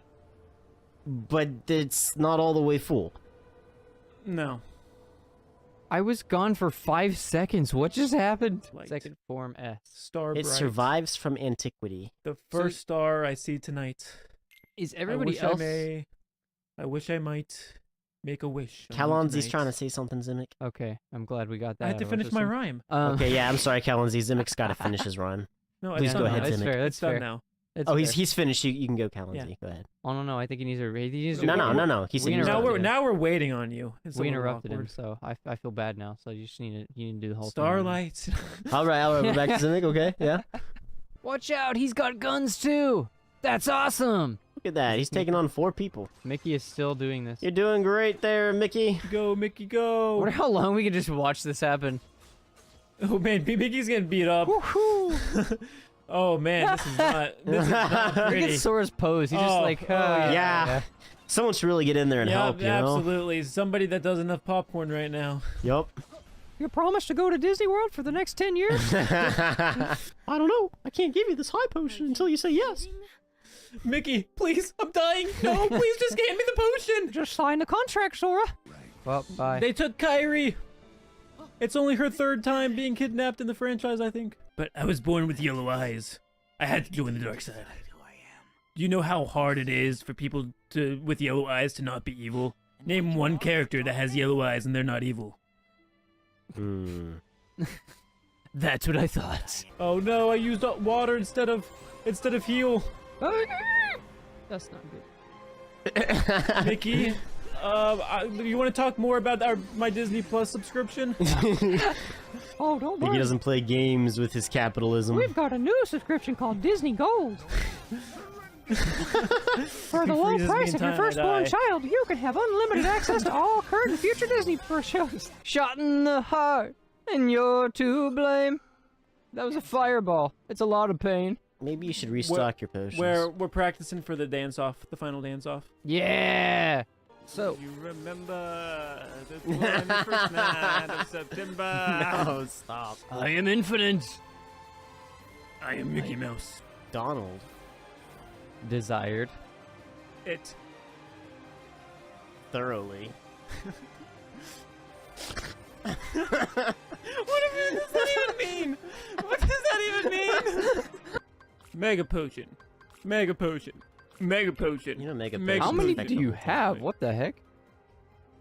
Apparently 3. He has the key to space, it seems, but I don't think he has the key to time. And time. I, Oh, don't know, no, I haven't no. I haven't seen any time. So, I mean, he's got, like, all of his past selves, Oh. doesn't he? He's not a very good cook if he doesn't even have time. This honestly reminds me of the last level of Sonic Adventure 2 battle. Like, Everything reminds you of the last battle in Sonic Adventure 2 battle. return to the light! Return to the light! Oh. What? Alright, Simba, everything the light touches. Wait. Xehanort touched the light, he belongs to me. So, is he dark now? Did we take his Oh. light? He is dark now. Why We were can't I do hamstrung. anything? That was a good dodge. That was an important one to dodge. Out of all the attacks to dodge, I feel like that was the best one. That was the power of anime and friendship. The power of the pinky. Wait, which one of them is I'd anime? say, Donald. yeah, his hat. Oh yeah, that's fair. With this plan, everybody in the entire world will experience hair loss on the top of their head, making an entire world just as bold as I am. Let him go, Mickey. It's his time. He found his way out of the contract. You have no power. Look, you have to accept it. He was able to pay off Disney Home. He's canceled the subscription. We have no more hold over him. You Will. Have the Luxury. of enjoying. The. subscribe. Castle. That does not sound healthy. for Yeah, you anybody. shouldn't have built on an Indian Dysen- burial ground. Dysentery, not even once. Dysentery? I don't know how to pronounce that Dysentery. word. Dysentery, not even once. Remember me, dysentery. OSHA has no power here. You can do whatever you want. He didn't make it yet. whoa, No! whoa, get back here. No, come Get back! Grab Come it. back! Grab it. Grab it with Grab the it with grab it with your- the hand. You're gonna Yeah, you're gonna drown. Dang it! I pressed it too many times. Yeah, he's gonna die. I like to believe that's how the Titanic set sail and And it's gone. entered It's catastrophe. gone. It's way out there. The 2 sails was probably to, like, in case you mishapped the first one. And I'm like, ooh, double down on it. We're the conductor of the link train. All right. We have liftoff. Yeah. Come on. You can do it. We gotta beat gravity. 4. We gotta beat gravity. Yes! We're the conductor of the I just link noticed the train. minecarts are not connected together right. Eh, They're very much crooked. a minor detail. I would have already jumped and missed it. Like so. Like so. You were saying? Dive. Hit as the well go dive ahead. button. Zoom. Aim for the water. That's Not a the lily pad. I am the hero of time. Well, to be fair, he doesn't speak very many words. Oh. Oh, is that okay? Is it supposed to do that? Link, no. He's just looking at it. Link, that's Zelda's spirit. Hold on. Don't do it, man. He's tired of these reincarnations. Did it work? Guys, I don't think he took damage. Am I supposed to use bombs? I think I was supposed to use bombs. Hold on. Bomb airs is the way to go. Ah, that's a lot better. Still not super efficient, but it's a lot better. Oh no, it's on fire! Jump off! Jump off! Abort mission! Stop, drop, and roll! Stop, drop, and roll! It's all gone. No. It's all gone. Save the fan. Why would you save the fan? Firefighter Link. What? Yes! Yes!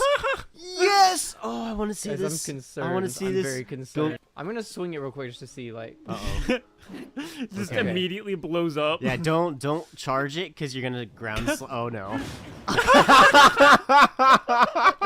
Don't charge it. Immediately charges it. Don't charge it. What's that? I'm busy charging it. I can't hear you. The door. The door. Yes, I see it. We're not aiming for the door. I just kind of assumed the door was locked. It probably wasn't, but. Spooder Link. What do we? Spooder Link. And boom. Wait. Did you put a Put a mushroom on it. What? It is What now. does that do? It is now the Baka shield. It is now. She got mushroom. Hey, you'll love my shield. Come on. Yeah. From one mushroom enjoyer to another. I see you're a mushroom enthusiast. One connoisseur of the fun guy. Look at this. Look at this. Look at this. Look at it. Look. She like did a passing She glance. rejected it. It's a ball. Oh, it's a chained ball. Oh, it's an electrocuted electric ball. Yep, that's electric. Stand on Oh the edge. gosh. And now drop the rock on the other edge. Oh no.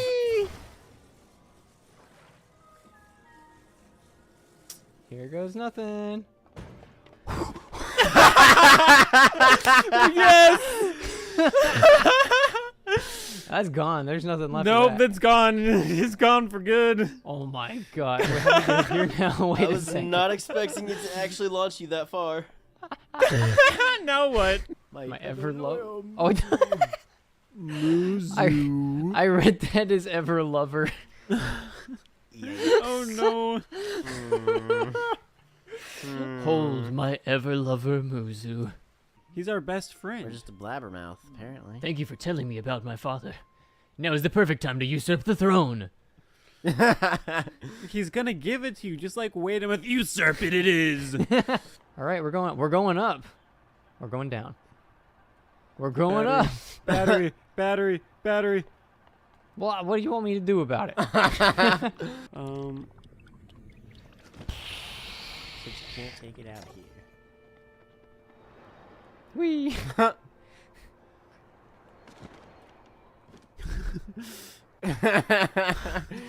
Wait, yeah!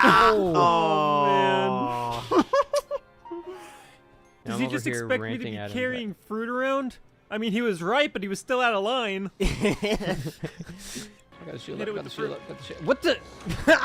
He's Wait. gone! He just got yoinked! Thinking quickly, Link creates a flamethrower using only simple tools, such as a stick, a shield, and a flamethrower. Code word cancel plan murder the king. I repeat, code word cancel plan murder the king. Guys, you can melt down the fake crown that I had made. We don't actually need it anymore. I get the real crown now. Yoma, don't serve him the poisoned drink. We don't need it anymore. My liege, you might want to spit that out. Just a feeling I got. Trust me, you don't want to eat that. Assassin dumping acid into the bathtub. Stop, stop. How many contingency plans did we have? I was pretty confident I didn't need any help, but like everybody wanted to get in on it, and I didn't have the heart to tell them no. It was a group effort, boys. Hey, look, I found Death Mountain. Death How can Mountain. you tell?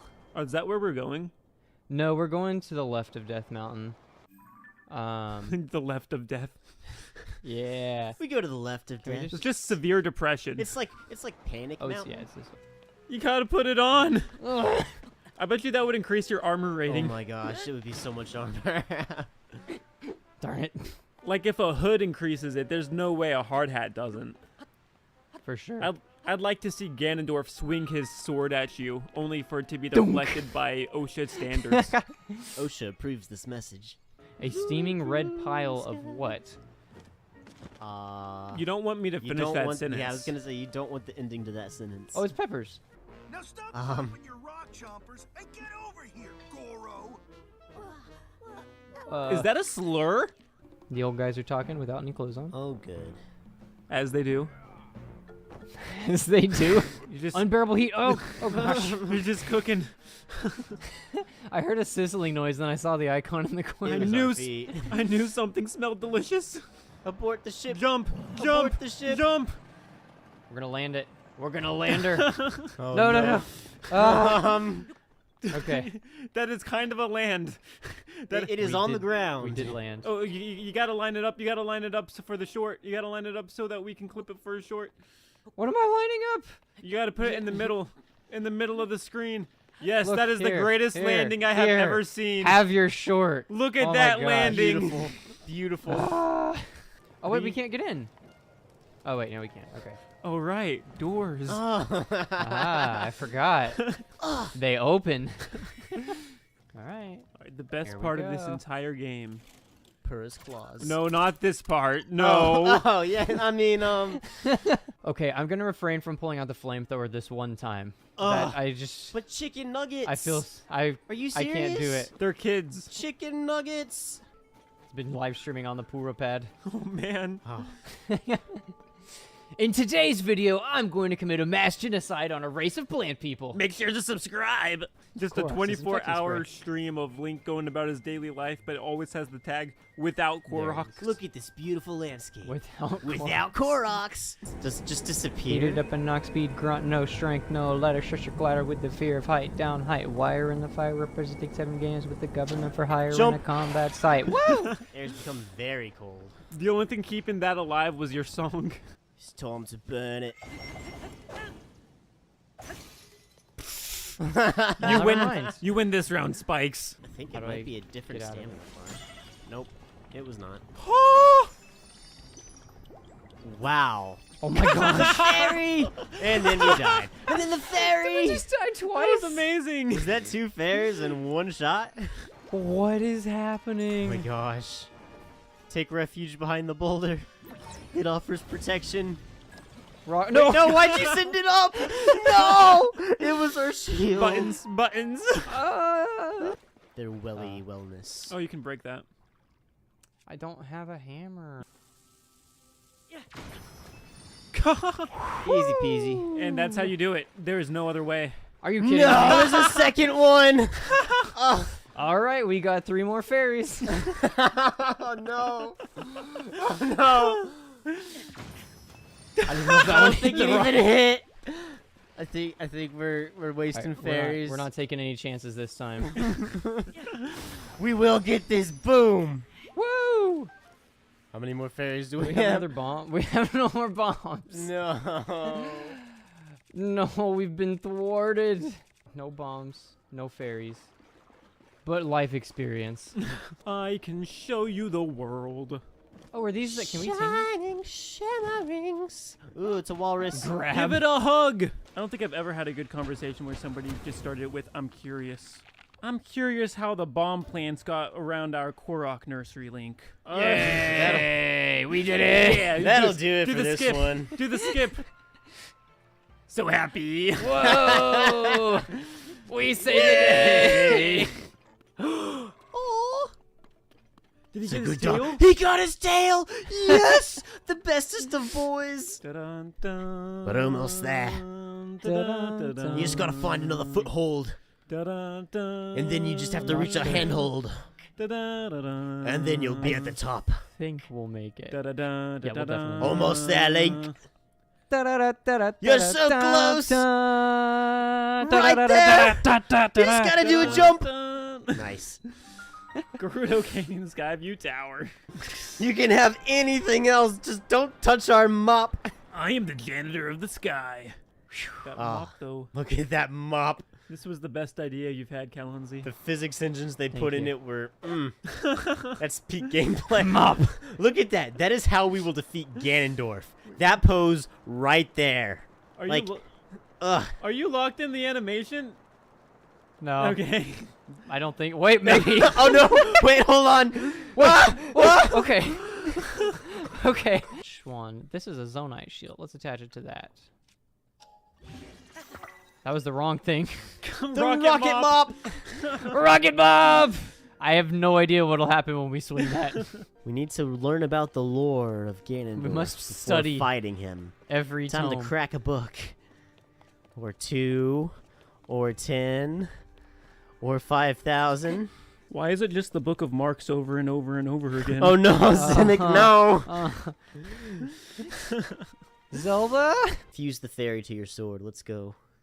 Well, if these guys are gloom, then I guess they're allergic to happiness. Oh, Ganon! Yoo-hoo! My death was I am the extremely hero of exaggerated. the wilds. Tra-la-la. Yeah, he didn't like that. It did extra damage. You cannot defeat the gloom with happiness. I repeat, you cannot defeat the gloom with happiness. Usually it does like 4 hearts. That did like 7. Pick him up. I know. You touched me. You shouldn't have done that. Through the tower at the top of that hill, it calls me. Wouldn't be the first time we've heard voices calling to us. Uh-oh. Link, come.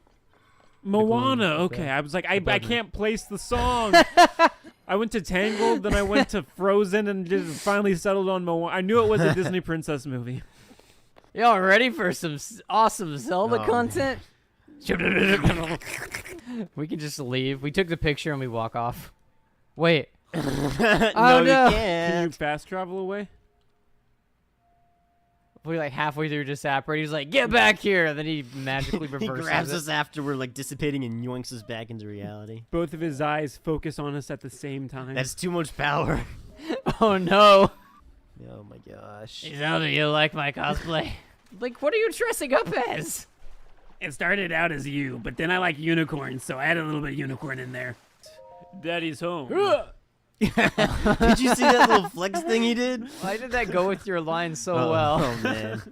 Oh man. I have to hold Push it. and hold it. Coast in. Excellent. Stealth style. Right there. Boom. Well, I think we killed whoever it was. Oh, Crash well. landings are landings too.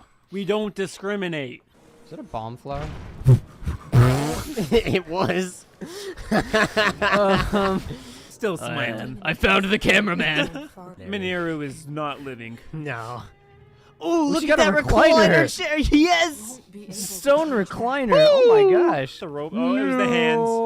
Hands. We have so Hands. much stamina. Run. There Wait. it is. Wait, he changes weapons. He's got a bow. If I stay at this spot, he just keeps animating, doing the weapon change. The spot of power. No, I think he moved a little close. Nope. See, he switched into the bow. Aw. Now he's gonna switch back to the sword. Now he's gonna switch to the bow. Aw. Now he's the switching. threshold. Now he's switching back to the sword. You think he'll wear himself out eventually?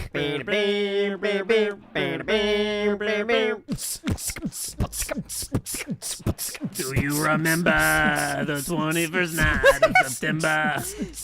My gosh. What a remix! Wait, there is a self-portrait button. Ooh. Wait. Ooh. Thumbnail this entire time. Dum. What is this? We are not limited by the amount of recalls. Oh my gosh. Oh. Just physics. Thanks, game. Thank you very much. Bonk. See, now I kind of want to listen to what he has to say. I think throw him in the presidential debates that are coming up. That's right. That's Matthew Mercer. Yes! Nice. Oh, let's go. Eat it.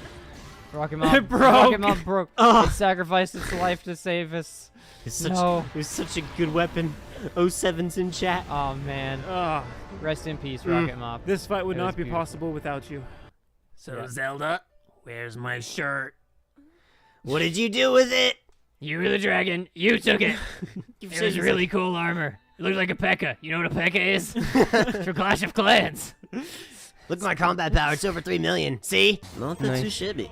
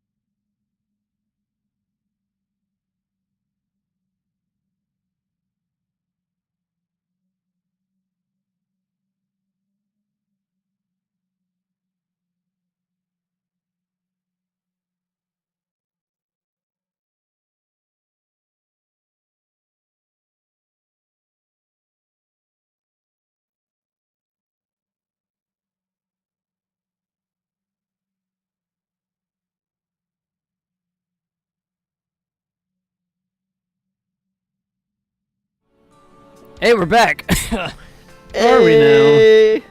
What proof do you have? Oi! I tried to clear my throat, and I think I cleared my lungs out of my chest. Oi, oi. Woo! Something similar happened to one of the victims in the game. Yeah. Oh gosh. Whoa, we're sprinting. I didn't know we could do that. Whoa, you found the sprint button. Oh, it's shift. You can hold shift to sprint. Wait, can I control to crawl? No. Oh. Does she sprint? Yeah, she sprints too. Let's see, she walks. Sprint! It takes her a second. Once she gets a certain distance, moving. she can't bear to be further than that away. Okay. Anyway, Cool. hope you guys enjoyed your break. Mine was pretty good. Oh, mine was great. I'm ready to talk to Santa Clown, Oh, Judge of Law. Your Honor, I'd like to ask you a few questions if you don't mind. Where were you at the time of the murder? do you suspect me of something? No, I suspect you of nothing of the sort, Your Honor. What an odd thing to say. Oh, very, very well. You may continue your testimony. Your Honor, it's your testimony I'm after. Right. Yeah, of course. I had no idea you were chasing after me or my testimony. I'm beginning to sense that I might want to avoid being in a trial run by this judge. Let's see here now, then. How should I put this? When you get to be my age, you need to pay more frequent visits to the restroom. If you go take a look through the window at the end of the I hall, you'll see don't a small window. Think I need to see evidence. Oh, I'm gonna give it to you anyway. This is the window to the men's restroom. Yep. Gosh. In the other words, you can clearly see into this hallway from the men's restroom. When I was going to the restroom, that detective, Gumshoe, is it? Well, he was standing in front of the vending machine buying something from it.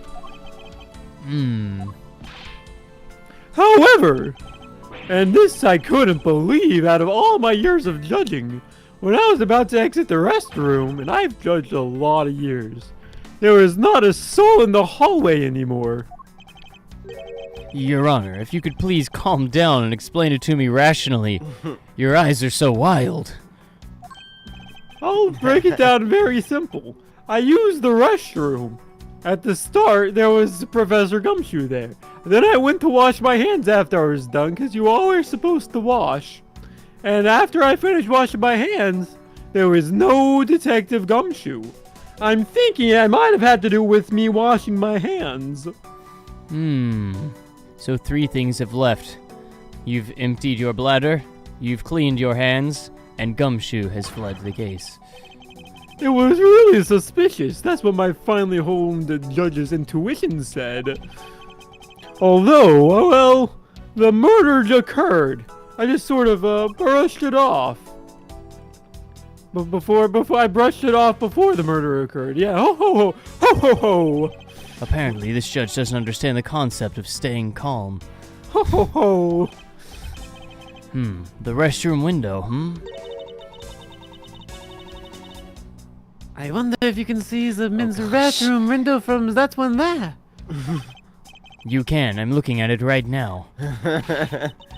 I demand that you show me this view at once. What? What? That's very weird for multiple reasons. Suspected her height is what's limiting her ability to see. That's probably all I'm going to find out from His Honor. Mr. Edgeworth, I return to my other duties now, right? Yes, I'm sorry to have held you up. Thank you for your cooperation, Your Honor. Good luck with the All right. restroom number 2. Glad I have your permission. Ho ho ho! Any time for such a good boy. What? Ho ho ho! Come up here to the judge's bench and sit on my lap. The judges in this country seem rather friendly. Yes, if not a little wishy-washy.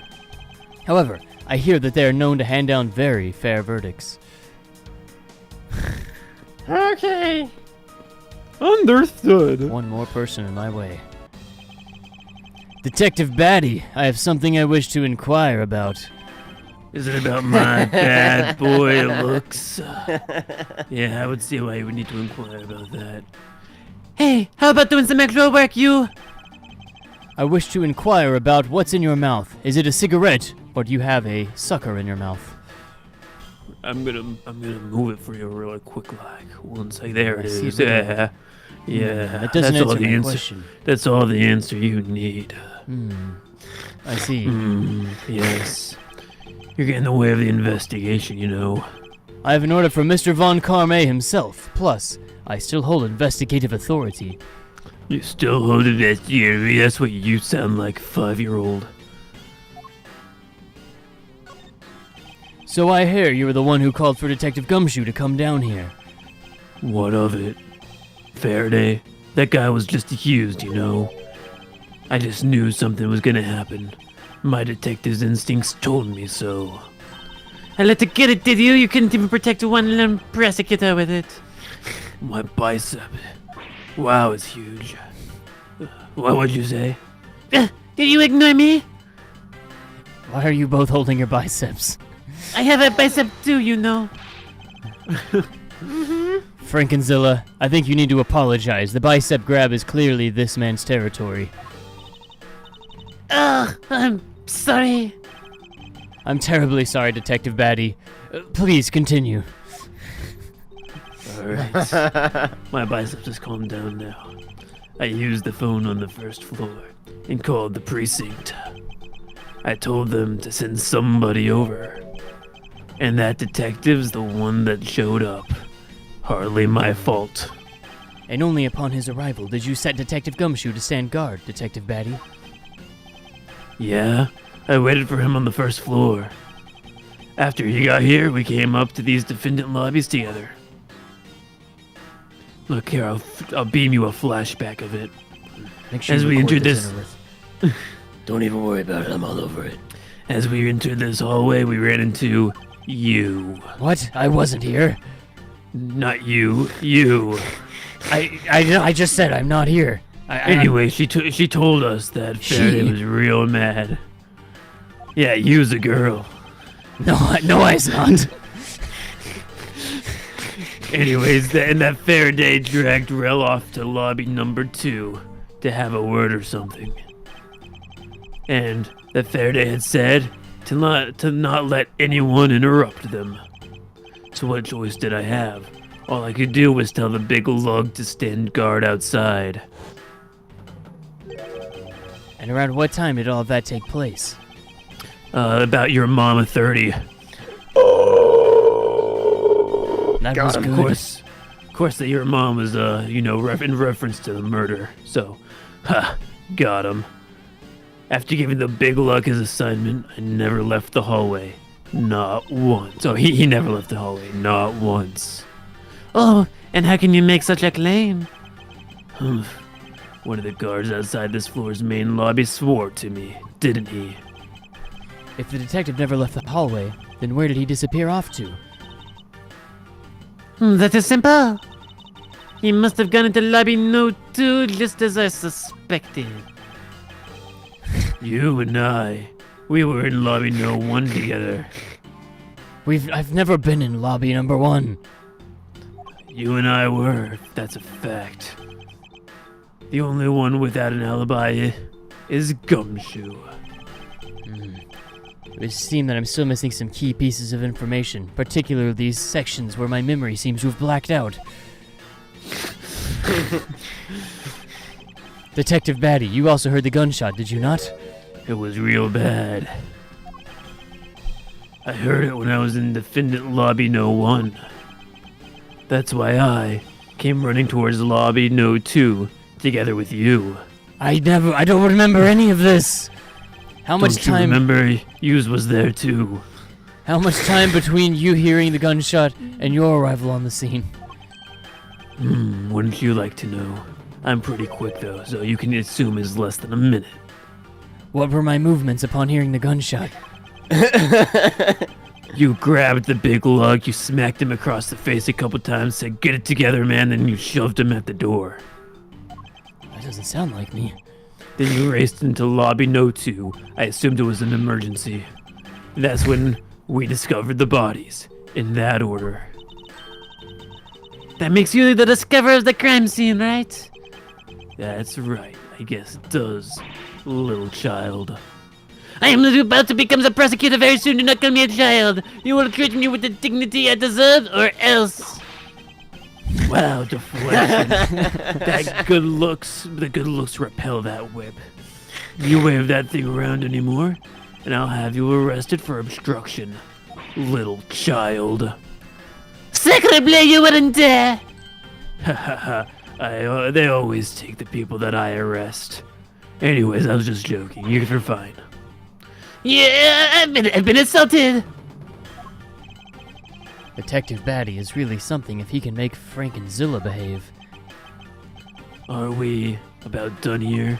It's about time to change out this thing in my mouth. It could be a cigarette that I finished smoking, could be a lollipop that I have already finished eating. Either way, it needs to be refreshed.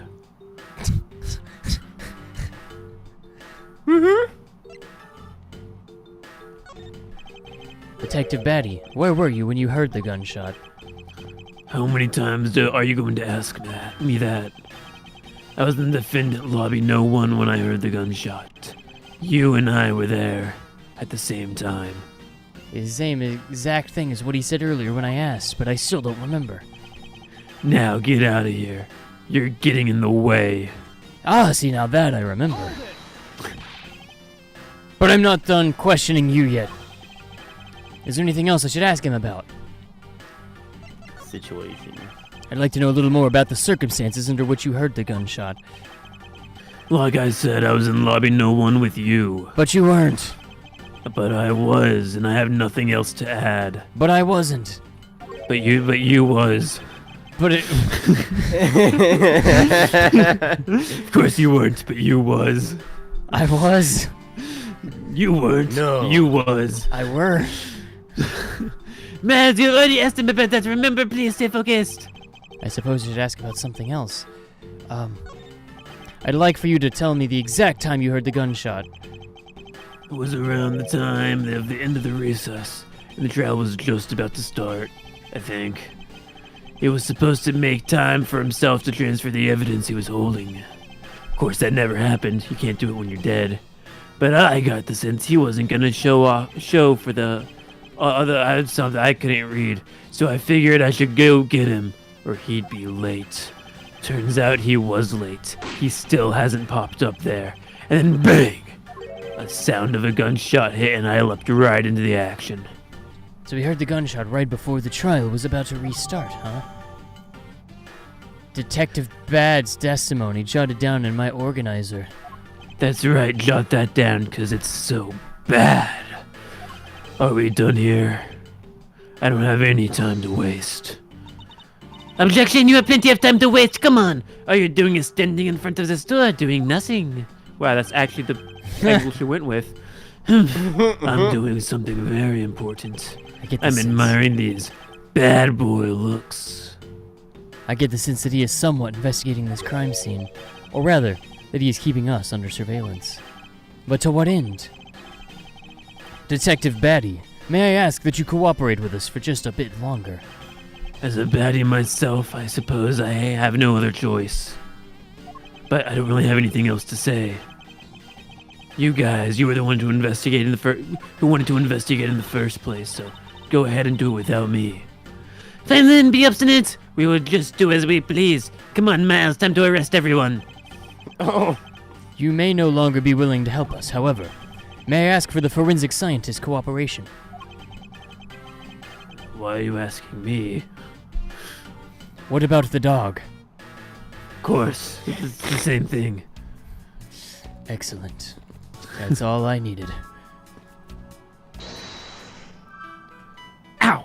All right, Innerworth, what are we doing? Yes. The vending machine and the Swiss roll crumbs. Oh yeah. Oh, that just feels right. Very good. This has to be it. Excellent.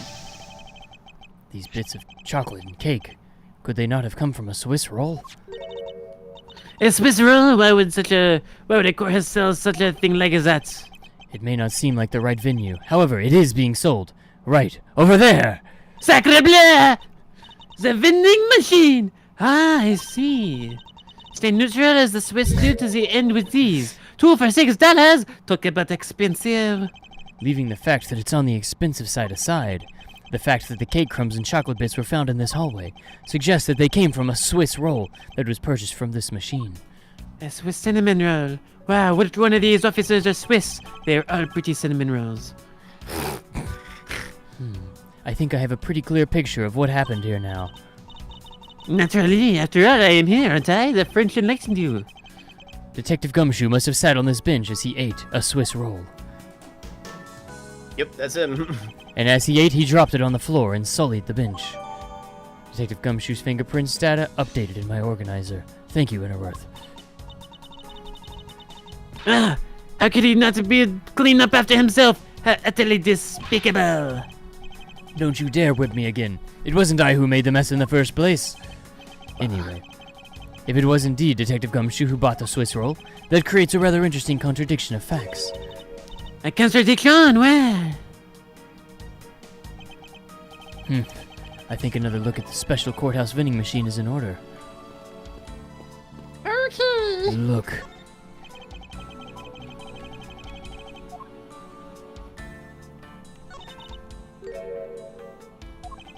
Yeah, I'm going to say that sponge on again. There, I said it. I assume it's the end of the trial.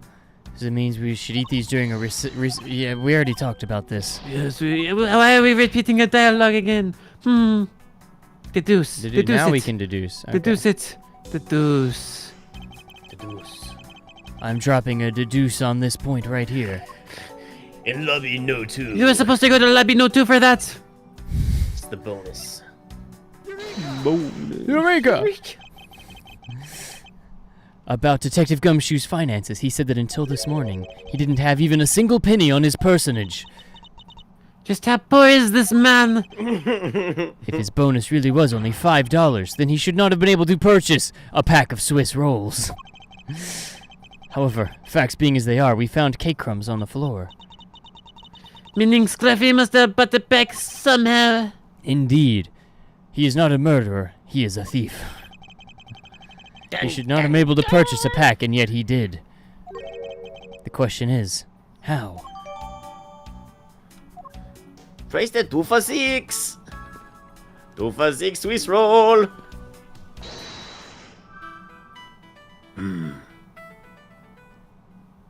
What next? I don't know. These don't feel right. If I may interject here, Edward, how you doing? Hey, how you doing? Should probably check out that cactus with the trash. Is that Otherworth? Yeah. Hey, how you doing? You should definitely It's been a while. do what Otherworth said. Yeah. The cactus and the trash. Okay, thanks, Otherworth. No, that was Edward that was talking. I said I came up with the idea. Yeah, yeah. Oh, you were thinking for the idea. Okay, I thought you were Excellent. thanking him for restate. Okay, yeah. Sorry. Back to the show. This pink rubbery substance, I saw this in a different form earlier today. I believe this is a piece of a popped balloon. I suppose that is possible. The balloon probably got a little too close to our friend, the windowsill cactus.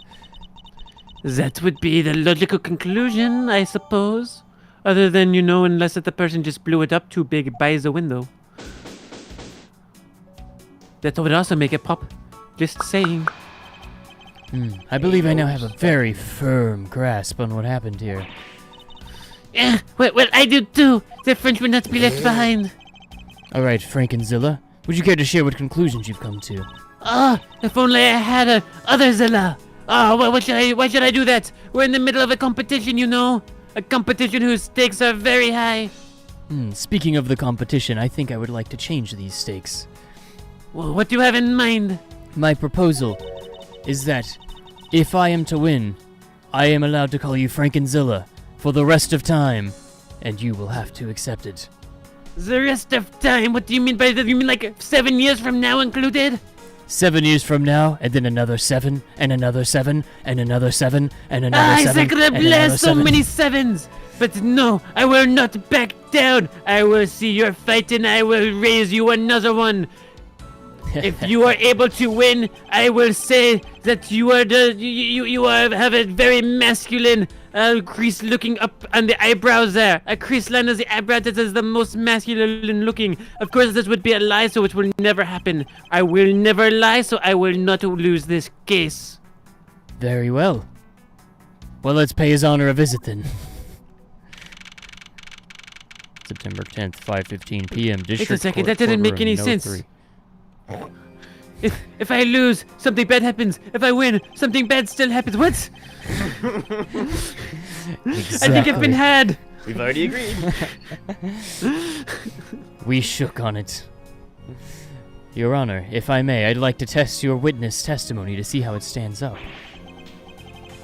Do you doubt me? Am I a new suspect? In a sense, I suppose you could say that. Even if you a judge are nothing but a common witness before a Karma. And that is me, not him, just to be very clear. Silence in my courtroom! Stay silence, I say! Mr. New Prosecutor recommended by the Karmas, and Miss Genius Prosecutor who is a Karma. You bit your tongue again, didn't you? As a defender of the law, I can never give false testimony. You can even place me under oath if you want. Here's a Bible. Very well then, your testimony, if you please. I'm always ready to give an oath. Pocket oaths. Pocket Bible for a pocket oath. What I saw at recess. A diary. During the recess, I went to the restroom. Objection. It's right here on the map. And there's a window on the hallway side. In other words, I could see into the hallway. As I entered, I saw that the detective buying something from the vending machine. But when I was about to exit the restroom, he had vanished. A detective that goes missing while on duty. That sounds mighty suspicious to me. Your Honor, can you please try to remain calm? Oh.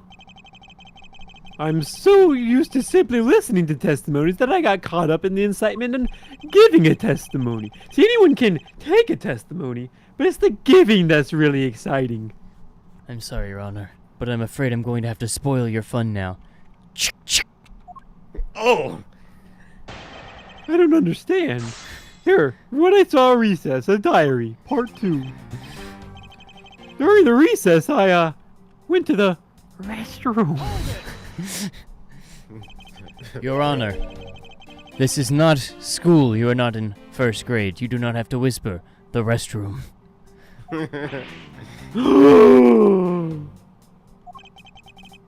Oh, isn't it obvious? Well, obviously it's a point of contention for an older man to be in the restroom. Or maybe I knew it. You suspect me of some tomfoolery, don't you? Please stay calm, Your Honor. This is going to be much harder than I anticipated. I'm sorry, but that's not the only thing that was hard. X-Lax, Yes. You're right. I need to think things through with a level head. I'm just nervous because my stool was kind of hard. Oh. We could get Let's better see. chairs in this court, I agree. I announced a recess and a time for us to reconvene. But having done all that, I still wasn't able to go to the restroom right away. And why No, couldn't you? I already told you the stool was hard. Also, Mr. Faraday was accused, so I had paperwork and processing regarding a new prosecutor.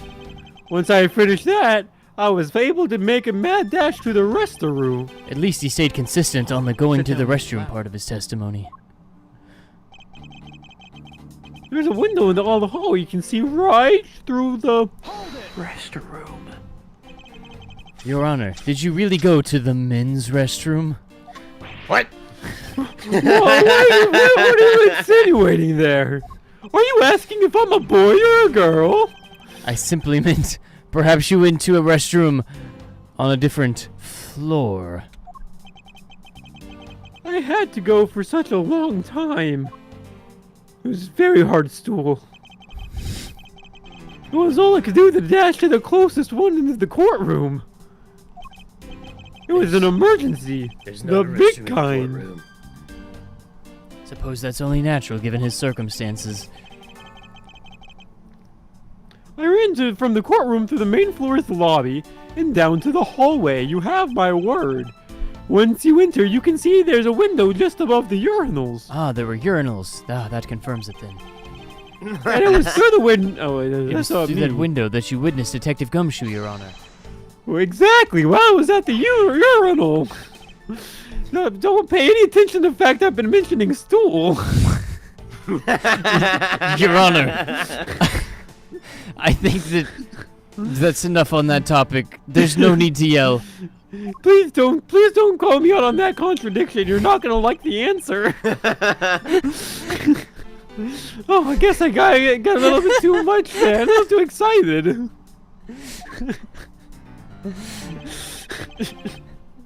Now then, let's continue with my testimony that you're taking. As I entered, I saw the detective buying something.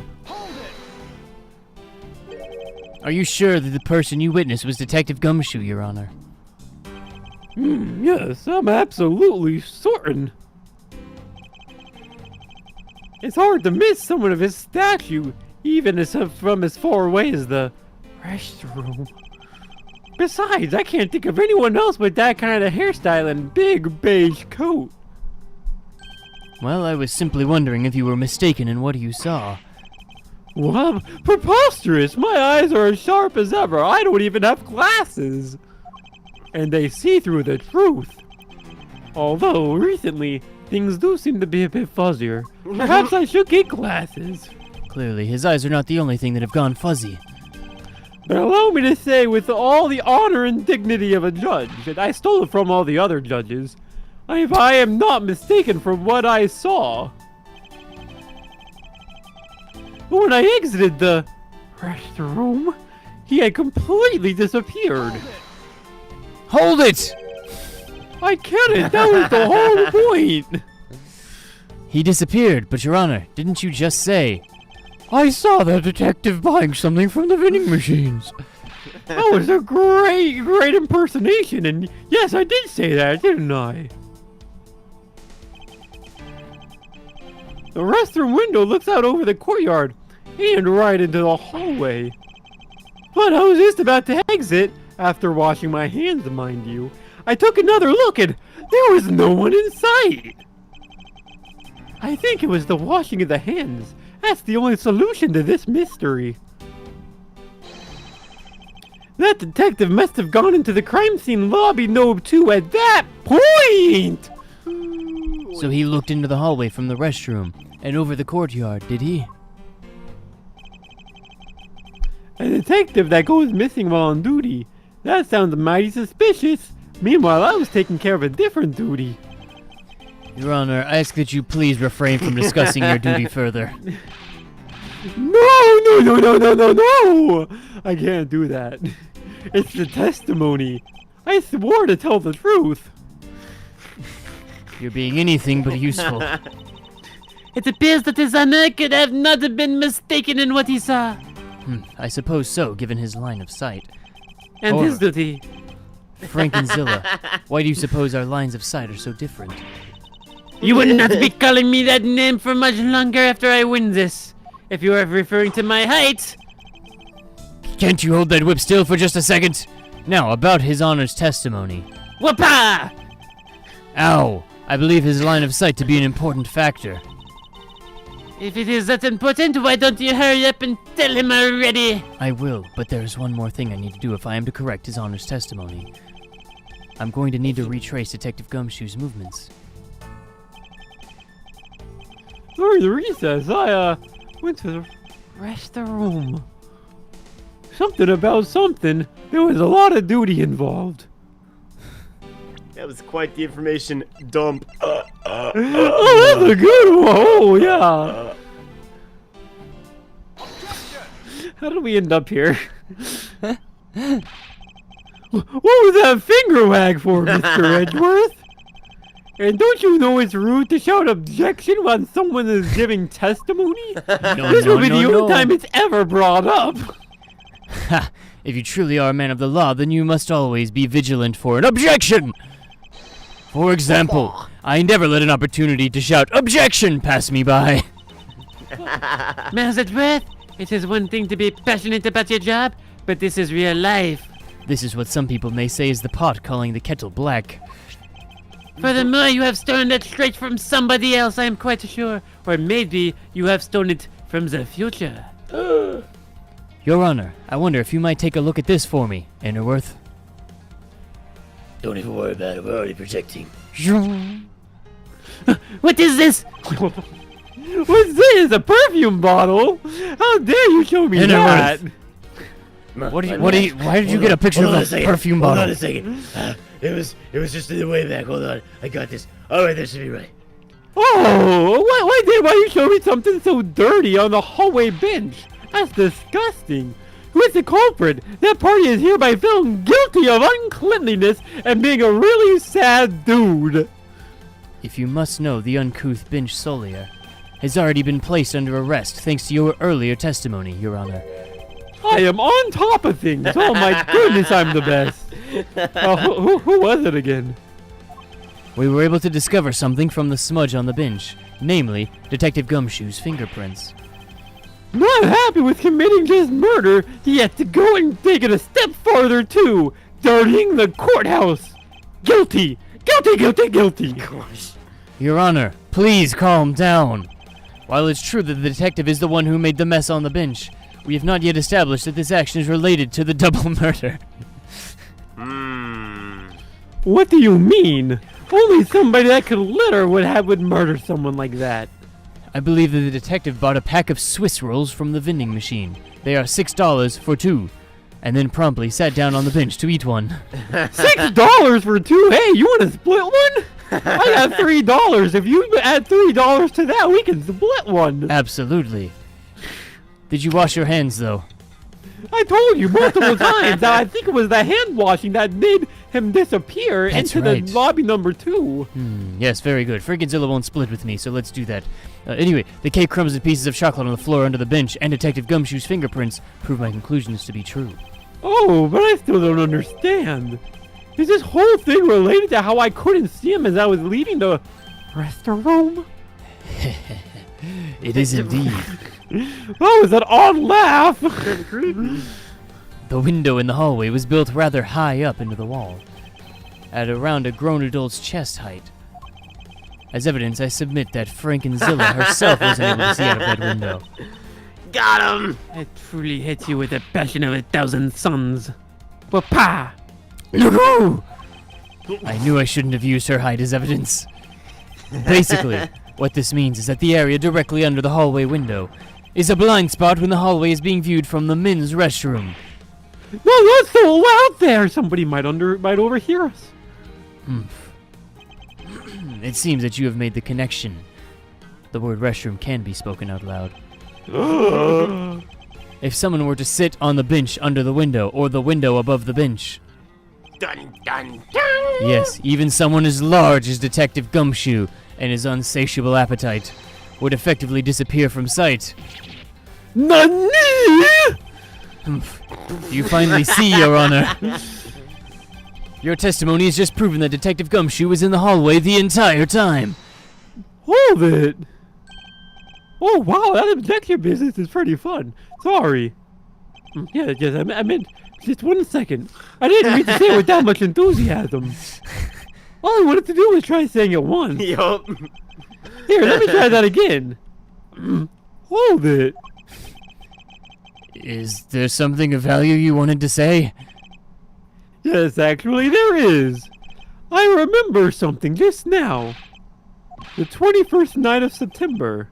Yes, I remember it very clearly. 11 days. Yeah, allow me to testify to the court one more time. Even if we ever ruled him, he'd just keep on talking, wouldn't he? That might not be a bad thing. The more info, the better in a perfect investigation, right? Was a battle. What I saw Part 2. A diary. I suppose it's possible you couldn't see a person from the rest of the room, a bench. I'm trying to get better, I am. Or the window, rather. However, that doesn't mean that the detective was sitting there when I looked. Anyway, I forgot to testify earlier about probably the most important detail. As I was leaving the restroom, I heard the loud bang of a gunshot. Gnurk! How was that? That is the testimony of one who judges the crime of others. Not bad, huh? Your Honor, could you try to state the important facts first next time? I agree. We talked about your bowel movements for so long, and then you tell us about the matter. What is this? It is a blah, patooey. It is a stain on honor and justice and all things good. I'm sorry. But honestly, I thought that what I said was pretty important too.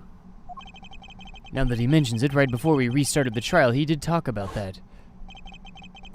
Oh boy, am I doing this projection thing right? Anyway, by the time... Well, but by the way, was there someone celebrating a birthday during the recess? I could have sworn I heard a party popper go off. Come to think of it, the other day with my grandson... Oh my gosh. I'm going to cut you off there. Most critical point in his argument. So when the judge looked into the hallway... Is your grandson okay? Who stopped my mental projection? That would be my antivirus. I Innerworth. turned it off, don't worry. He's now seeing a bottle of perfume. Your Honor, if I may, I'd like to clarify a few details in your testimony. No. Okay, what I saw on top part 2. A diary, I guess we're doing this. I suppose it's possible. You can't see the person from the restroom window. So a little bit louder that time. Getting better. In that case, do you concede that you were overconfident in your last testimony? Now hold on there. I just said that it's possible you can't see somebody seated from the restroom. But you know something. I don't think you know when the prints you referenced were left on the bench. You have no timeline. By the end of this, he's gonna be screaming the word restroom. Don't give spoilers.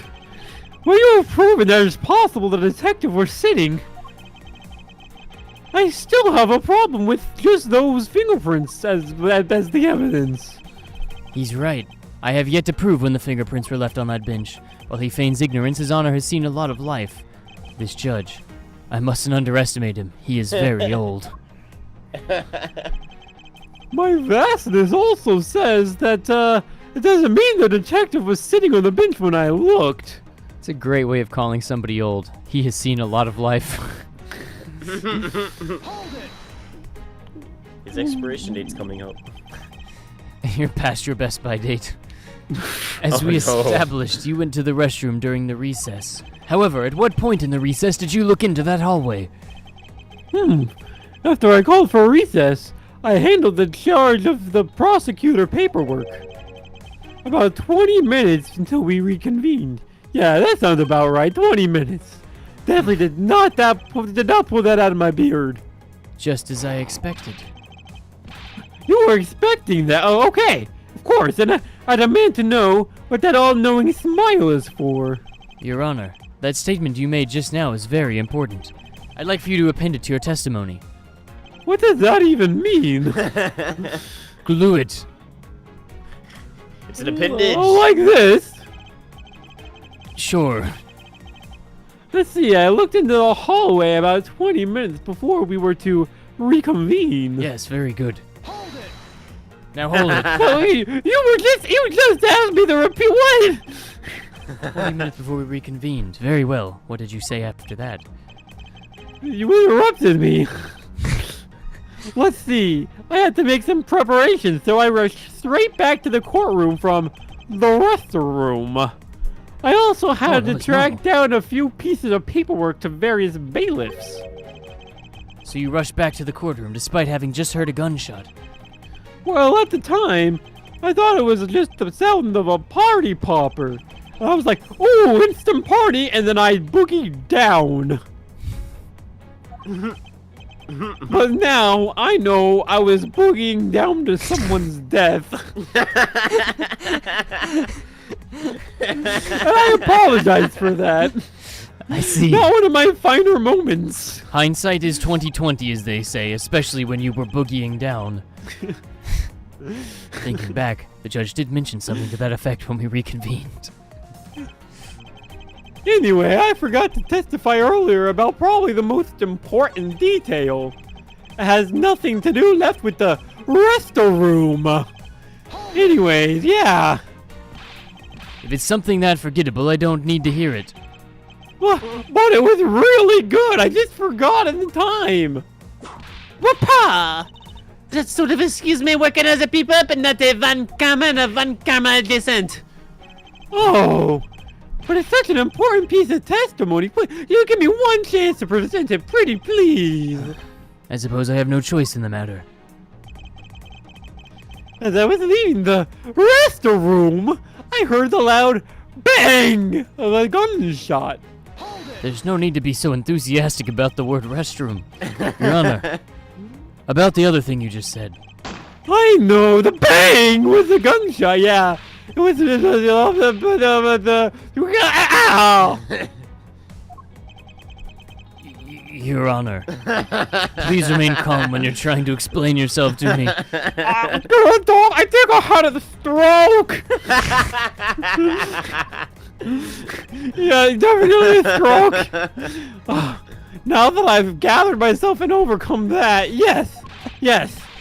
When I heard the gunshot, there was no one in the hall. I should know. I looked. There was no one there. I think he's still stroking. Did you have another stroke? His emotional circuits appear to be stuck on overreact. I believe we finally found the flaw in His Honor's testimony and psyche. Yes, suddenly he is completely oblivious to it. But I guess I can't really expect him to be aware of it. Where's that bald head of his? What are you waiting for? Hurry up and fill him in. At least that thing finally came in handy, no? Indeed. Let's see what happens when I present it to His Honor. Ooh, it is possible you can't see a senior person from the resto room window. However, that doesn't mean he was sitting down when I looked. Let's see, I looked into the hallway about 20 minutes before your mama time. Anyway, I forgot that I was boogieing down, and so I forgot this important detail.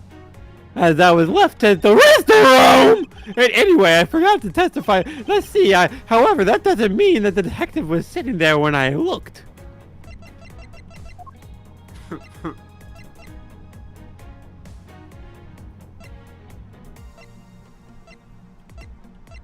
I was gonna do like the crumb with the ants, but that's not a thing we can use. The time frame is the party popper with the balloon. Perhaps. Oh.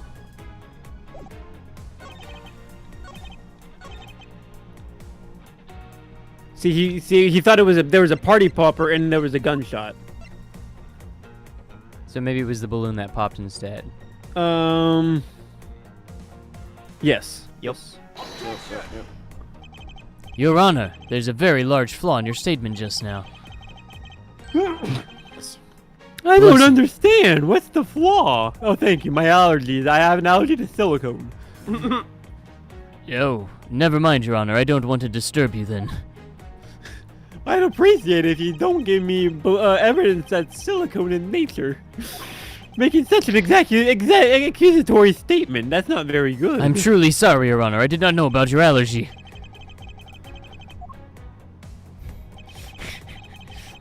Evidence can't be used in court because the judge is allergic to it.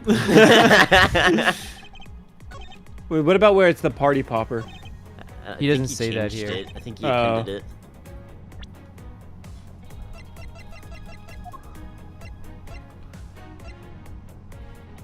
He heard the gunshot right before the trial was about to start again. So that is inconsistent, right?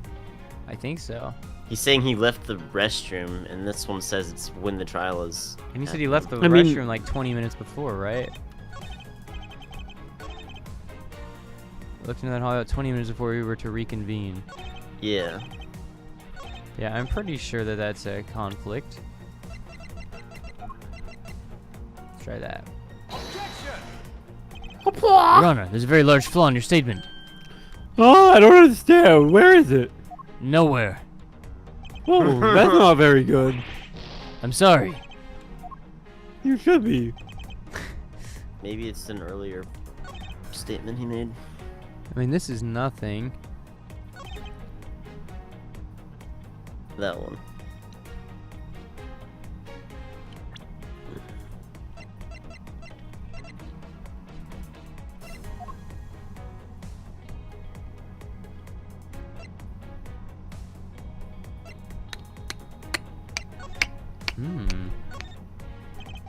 Courthouse special. Can't believe they're selling Swiss rolls like these in vending machines these days.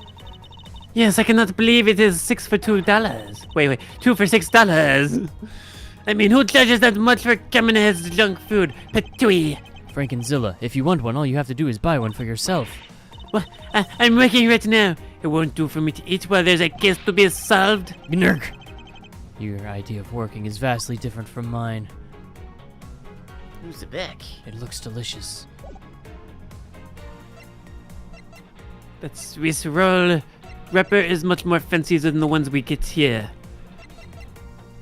In Germany. America.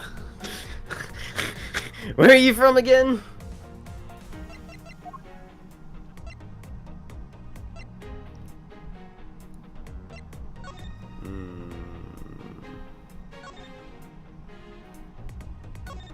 I don't know what we would be presenting to counteract this.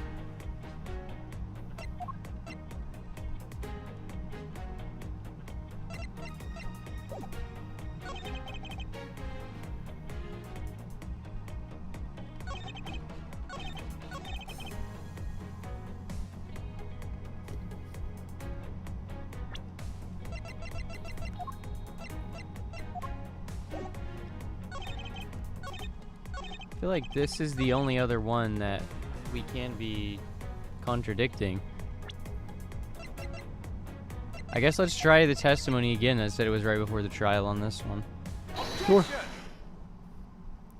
No, Your Honor. No. I can't allow you to make an objection. I object to your objection. What? Your Honor, I'm really sorry, but I cannot allow you to not allow me to not make an objection. Egads! I've been overruled. Only there was something I could do to unoverrule this one. Your Honor, there are simply too many holes in your testimony for my taste. Well, what do you mean by that? You claim that you heard the gunshot during the recess, but that is simply not possible. Mr. New Prosecutor recommended by Manfred von... Karma! Instead of biting your tongue, bite my whip. Oh, it tastes like jerky. I see you have no mercy for the elderly either, Frankenzilla. Your Honor, if you would eat her whip to rid us of it, that would be very nice. Do not talk back to me and do not use that name. That trial has not finished yet. And until the contest is over, you are not allowed to use it. Fine, I agree to these rules. With your height, you'd need a stepladder anyway. Mr. Edgeworth, you weren't thinking something naughty there, were you? Something to diminish Miss Frankenzilla? She's already diminished. Oh, anyway, I heard from my own ears the gunshot loud and clear. I have 2 ears, so I heard it twice. Diminish. Your Honor, that's a good one.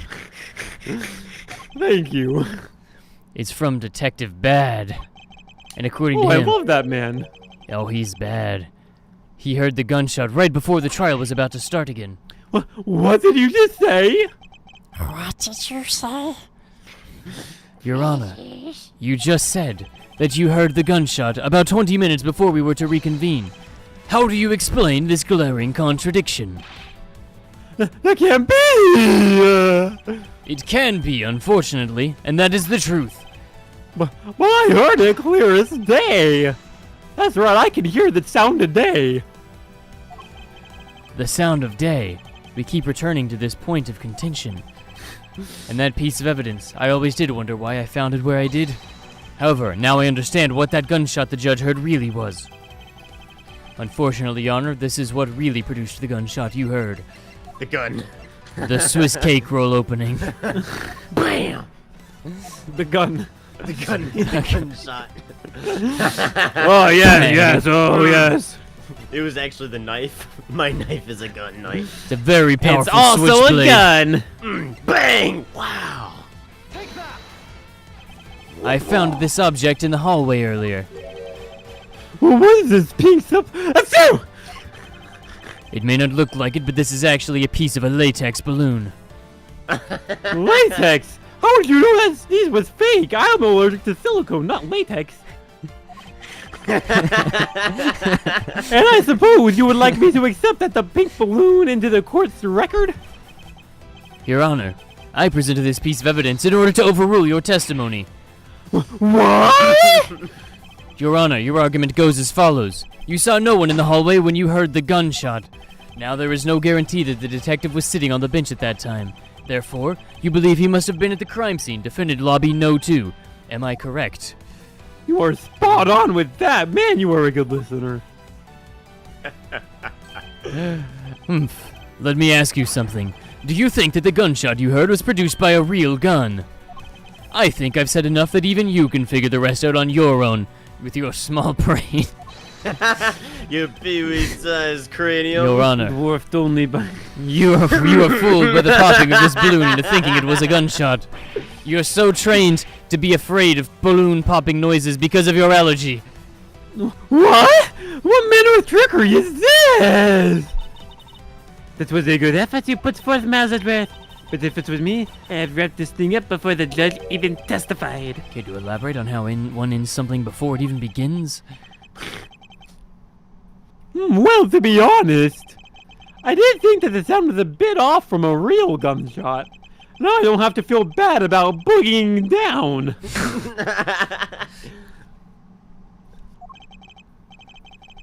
That's true. The boogieing down was not nearly as bad in this scenario. I want to trade these coins with you. That's it! That balloon that girl is holding, it explains everything.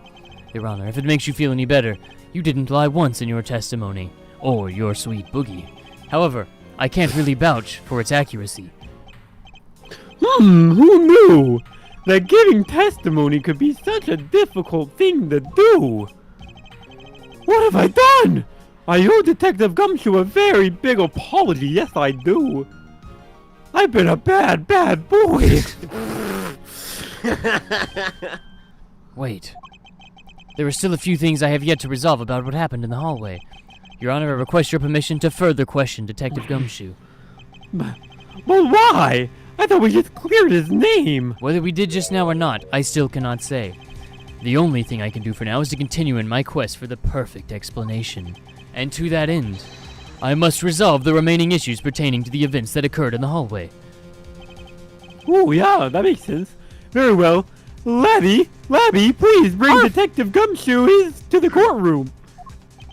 I must fulfill my mission and find the perfect explanation to this case. You got it, Bruce.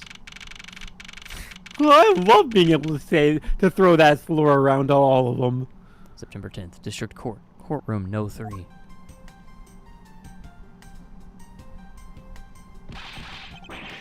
What is it now? Is it time for my trial already? Oh man, I've already told you a gazillion times, pal. I didn't do it. I'll be the judge of that, Detective Gumshoe. I thought you were the prosecutor. No, you will not be. I'll be to the judge of that. I thought you were an up-and-coming prosecutor. No, I'm the judge around here. I'll be the judge of that. You see, that one makes sense. Oh man, I wish these guys would be judgmental. Or wait, less judgmental. Hold on. Yeah, well, speaking of hasty judgments, Detective Gumshoe, I'm afraid I must apologize for being a bad, bad boy.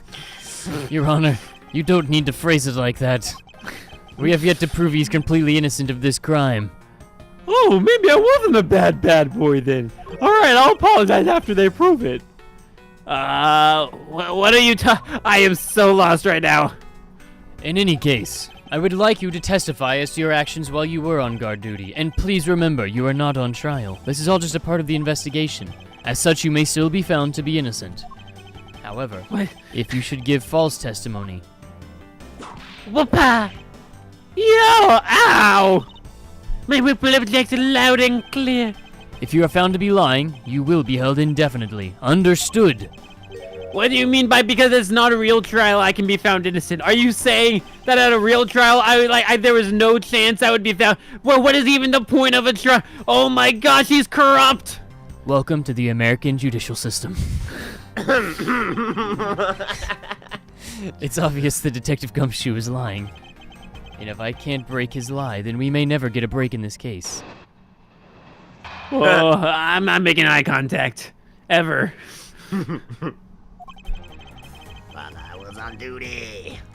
I came down here to this here courtroom on Detective Batty's orders. He was so good looking I had to follow them. And as soon as I got here, he ordered me to stand guard in front of lobby No. 2. From that time on until I heard the gunshot, I was in that hallway the whole time.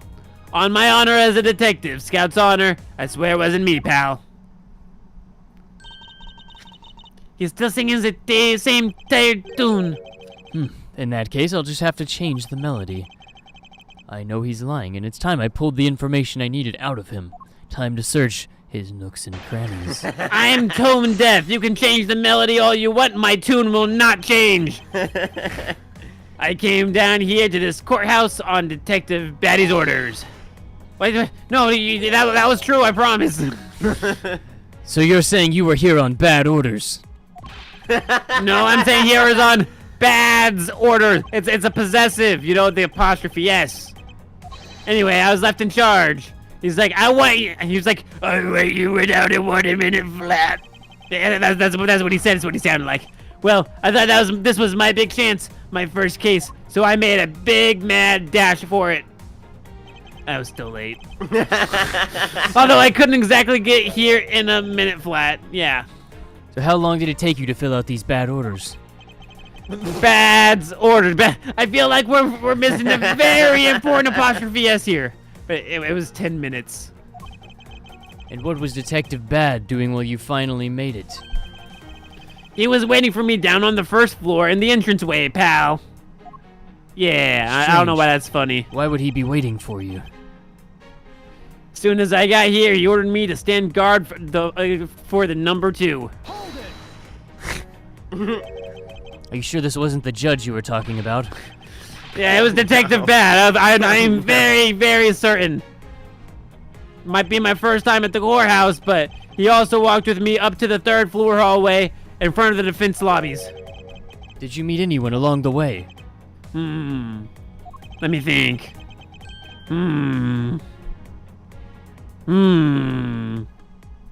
Hughes was there. When he heard from you that he missed you, Mr. Faraday was not to be interrupted. Oh, Miss Yu. Yes, I know her. And that's when Detective Bad told me to stand guard in the hallway. So far, Detective Gumshoe's testimony is matching up with Detective Bad's. From the time on, I heard a gunshot. You claim to have been in that hallway the whole time. However, is it not a fact that you did something while you were in that hallway? Of course I did something. I converted oxygen into CO2. I kept my blood pressure at a constant. My heart beat about 60 beats per minute. That's just an average. It's not. I know it wasn't actually measuring it, but that's just an average, you know. And I was guarding the door. Yeah, I was doing that too. Very well. And then what exactly does guarding that door entail? Well, to put it simply, converting oxygen into CO2 and to keep a constant blood pressure. And I know it's my job to stand in front of the door without moving an inch. Oh? Detective Gumshoe, you mean to tell me that you didn't take a single step away from the door to lobby No. 2? Is that really what you wish to testify to the effect of? You got it! Oh, man. Yeah, he's not gonna see through this one. He seems confident, but if I just seem more confident, it'll undo his confidence. I have no words for that. I have no words for that. I have no words for that. Why doesn't anyone have words for this? Because we are all in shock and in awe of your utter stupidity. Scruffy, if you're going to lie, at least tell a more believable one.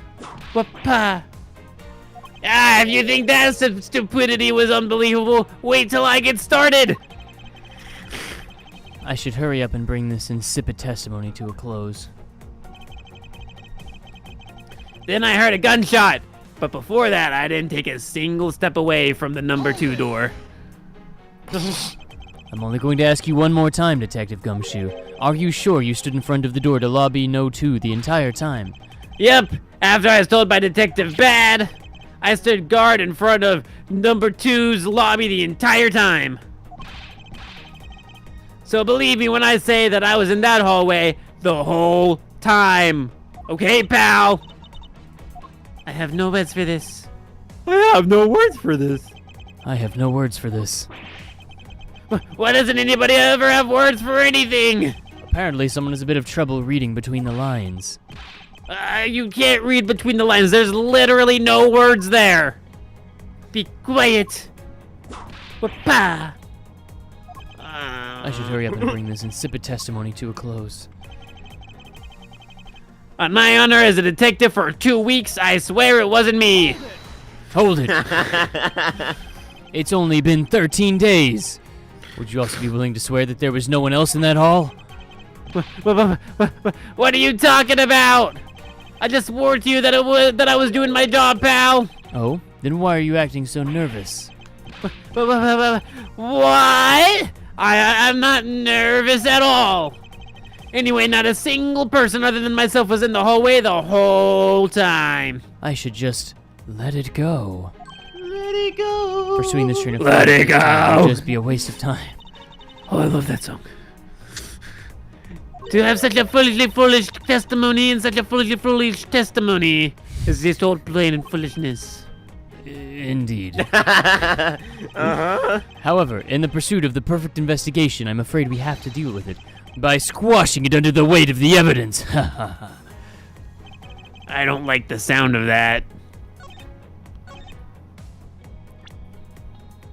The handprint.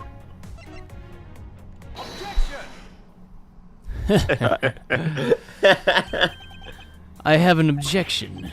Yeah, they always do. That's tough, buddy. Detective Gumshoe, I wonder if you might recognize this from somewhere. Hey, it's one of those things. The courthouse special Swiss rolls, right? Pally old boy, old pal, old pal, chum pal, pally old man, old chow. Precisely. In that case, I suppose, Innerworth, beam activate. Oh, don't worry, I got it right this time. Beaming now. Wow, perfume! Oh, why is it always the What is it perfume? with you and perfume, Innerworth? Hold on, I've got this. Give me. Okay, there we go. 2 perfumes, I didn't even know I had that picture. All right, wait, just swipe it left, swipe it. There we go. A handprint, what? Oh yeah, first. It smelled very good too, kind of like perfume. You also recall the solid hallway bench then? Hey, you know what? I think it was probably me that did that. Detective Gumshoe, you know you can't go around dirtying the courthouse like that. You inconsiderate Slavic pig! You Soviet Union pig of Soviet Union! I was offending you! I promise, I'll denounce communism. I'll burn all the books of Marx. Wait, is that allowed? Can you burn the books of Marx? Okay, let's get down to business. About the time that you didn't move even a single step from in front of that door, if that really were the case, then how were you able to buy a pack of Swiss rolls? Ah! For some more, if you didn't move a single step from in front of that door, how did you manage to get the bench dirty with your grubby little hands of communistism? Yeah! It appears that This Francisca's always whip happens. can do more damage than my words alone can. All right, I confess. Oh, please. I was hungry, and I bought a pack for myself. Okay. I thought I'd get chewed out again if anyone found me eating on the job. so I didn't want to say anything. Well, unfortunately for you, I saw you do the whole dastardly deed. I clearly saw you buying that pack of Swiss rolls from the vending machine. Oh, okay, yeah, I lied. It's not like I'm under oath because this isn't a real court case yet. Besides, I'm not holding anything else back. Cross my heart. That last statement Not hope to die, though. I am not going that far. may sound like it makes sense. However, there is something I don't quite believe about it. He does hope to die. Are you sure you're not withholding further information from us? Huh? Hyperventilating. Okay, 1 second. I got a little lightheaded there. Of course not. I've got nothing else to hide, pal. Oh, if only that were true, Detective Gumshoe. It's a good thing it is, then. Detective Gumshoe, I'm sure you're aware of the price of a pack of Swiss rolls, correct? Remind me again. That vending machine that's in the hallway is selling packs of 2 Swiss rolls for $6 a pack. Ruh-roh. And yet, according to you, you didn't have any cash on you until you cashed your $5 annual bonus check. That's what it all comes down to. Isn't Stupid that $5 right? check. Yeah, that piece of evidence that you got completely legally. That'll definitely hold up in court. Let me ask then, how did you manage to purchase a pack all by yourself, you poor soul? Can you provide me with a proper explanation to that? So I don't go to church. It's no reason to bring my financial status into it. Anyway, there wasn't anyone else in the hallway with me, so there's no one who could have helped me buy it. Wait, don't tell me. You've got some kind of proof that there was someone else in the hallway, don't you? Oh, I Correct. should have gone to church. I missed what you said, so I don't really know a proper response here. I have proof. That there were 2 more people in the hole. Do you have proof? Of course I do. You have proof? What proof do I have? Do I have proof? I don't know. Do you have proof? Yes. Wait, really? believe. Of course. What do I have? I think it's probably. Oh, okay, could be that. What the heck is... Oh, I knew you didn't really have anything. Yeah, I didn't think this was it. You prosecutors are always the same, always lying to people. You should stop, you know. Ooh, I refuse to be lectured by the likes of you, Detective. Miles, how long do you plan on being strung along by this moronic detective? I have no intention of falling for his lie because there was definitely a second person. Because if he was truly alone all along, then that piece of evidence should not exist. There's no way one person could eat 2 Swiss cake rolls. What proof do I have? All right, what are we looking for? The Swiss cake. There's a second Swiss Swiss- roll. There's a second Swiss roll. There's a second Swiss roll, sir. Is that really what we're basing this on? That there's no way somebody else could have bought a Swiss roll? Yes. Hey, you showed me that not 2 seconds ago, pal. I think you're under the mistaken impression that I bought this pack of rolls. But you didn't buy it. But that means you must have stolen it, you thief. What? I would never do such a thing. All you liars are the same. You start out as thieves, and then you move on to lying, and then boom, you're under arrest. I believe you meant to assert that all the thieves start out as liars. And in that case, what does that say about you, Detective? Yeah. This particular Swiss roll was dropped by a certain someone. Oh. There were 2 rolls in this package. You ate one of them. But you then gave the other one to a certain other person, didn't you? But no. I ate both of them. Look how big I am. I'm a growing man. I need 2 Swiss rolls. I tried to distract him. I'm sorry. I thought that growing man bit would distract him. It was a fair play, but hers was not. It would appear that we've caught you at last. Hey, don't you do anything bad to that girl. She's adorable. What are you talking about? It would appear that they do know each other after that. So, why do you continue to come up to me and kick me? Have I wronged you somehow? Did you like that move from earlier? I call it the Nad Blaster 2000. You have a very have a powerful name. kick. It's K. K what? K Faraday. Faraday. Are you perhaps Mr. Faraday's daughter? I'm not a U, I'm K. I don't get it. I think she has her alphabet mixed up a little bit. You know, good little girls don't kick other people between the legs. Especially But the not Nad hard Blaster enough. 2000 to leave. dictates that I have to. Big nasty bruises like the way you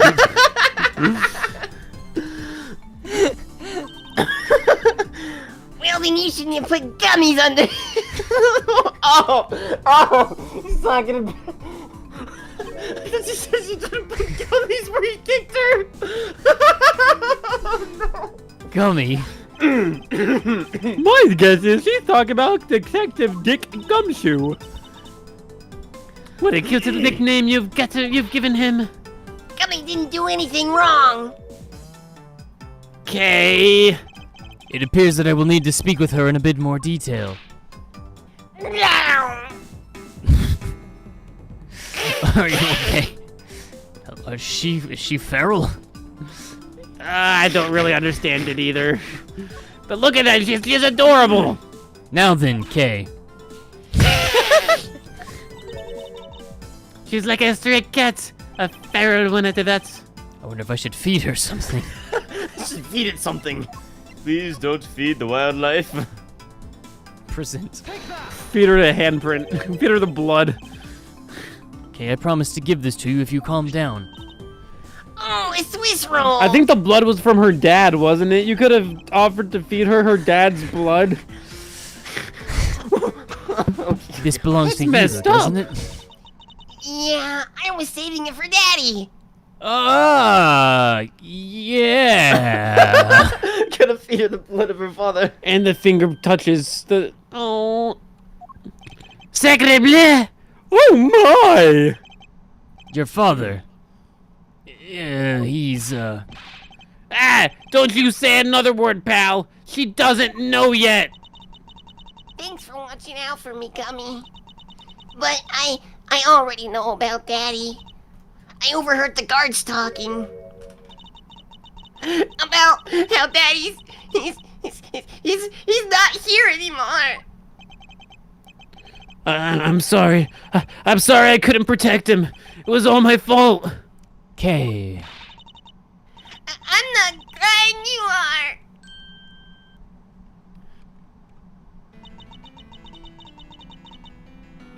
Cry. It's alright. Let it all out. Your father just passed away after all. It's only natural. I myself was also involved in a case at this courthouse when I was a young child. A case in which my father, who was a defense attorney, passed away. What are the odds? All of my dreams of becoming a lawyer were crushed into fine ash on that nightmarish day. Even now, the wound festers deep in the depths of my soul. You never recover. Some people Best of luck. become See you Batman. next year. Ever since that incident, I've dedicated myself to locking away every criminal I can. And now, to have this happen right in front of me. This child, I feel a certain shared fate, a common bond between us. Mrs. Mansworth, what sort of gentleman are you? Are you going to just stand there and watch a lady cry? Ah, you're right. Sorry about that. Tissue Okay. her. Here, how about we use this handkerchief here and dry your little eyes? Actually, her eyes are kind of abnormally large for her face, though. It's true, they're bigger than all of ours.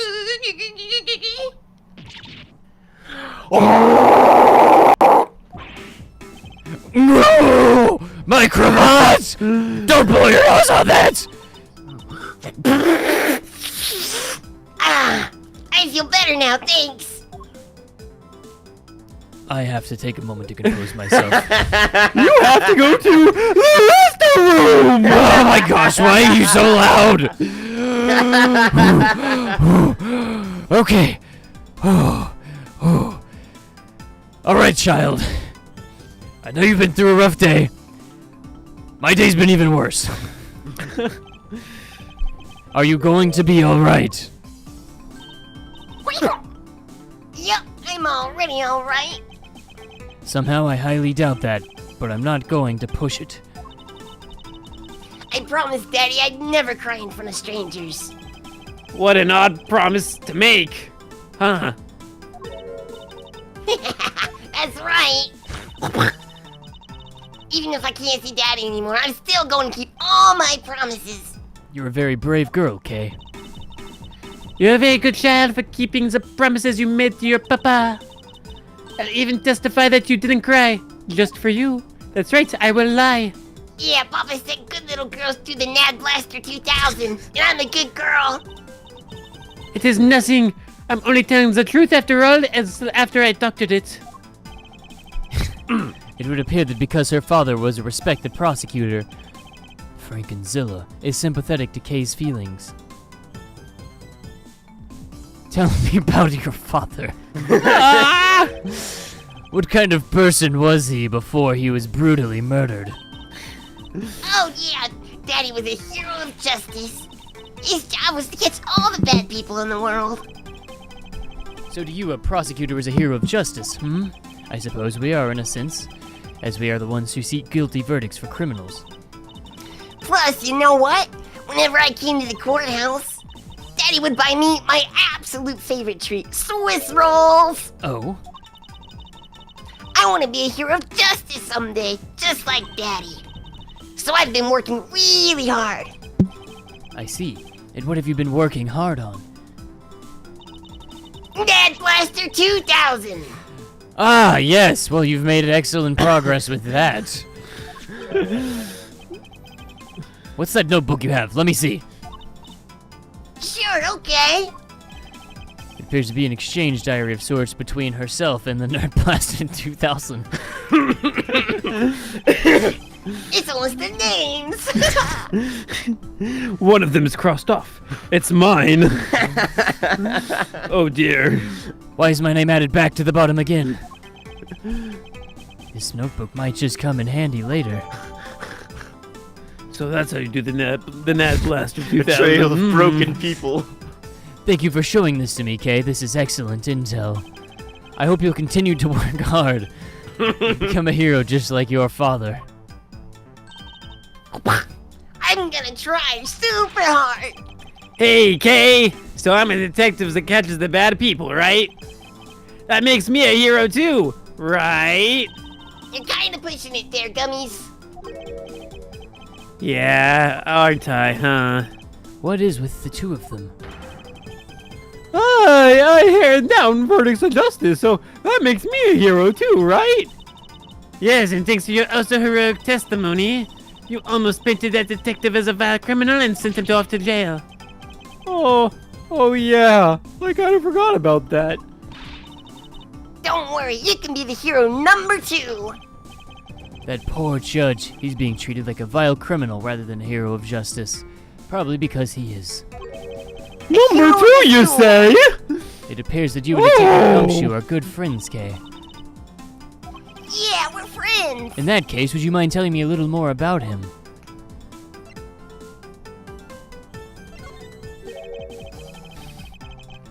What do you know about Detective Gumshoe?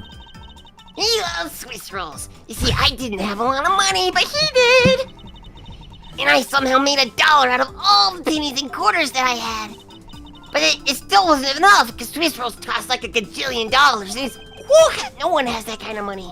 Come to think of it, she did come and ask me to exchange a handful of change for $1. And that's when you came and asked me to change your money, correct? No, it wasn't then. I found it some other time. Sure. Let me ask you, even with that $1, you still don't have enough, correct?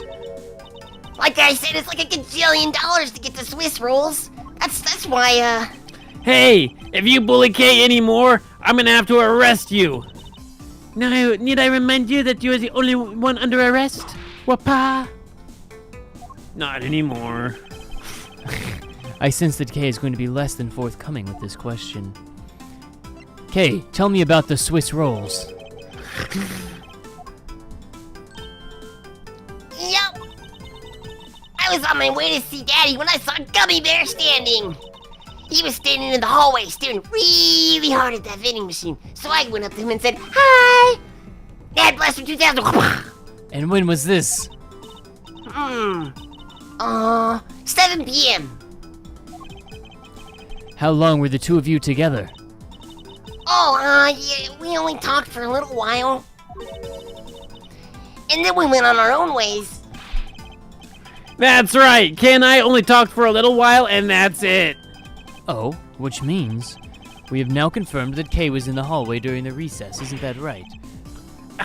You got me using a child's testimony. Oh my Hey, gosh. I told you to stop picking on Gummy Bear. Very well then. I'll just have to speak with the good detective in private later. Sorry about your ruffly thing. Yes, No, well, she's now that not. it's positively drenched in your nasal mucus. Don't worry, Kay, I have a spare. Here, take this one. I don't want it anymore.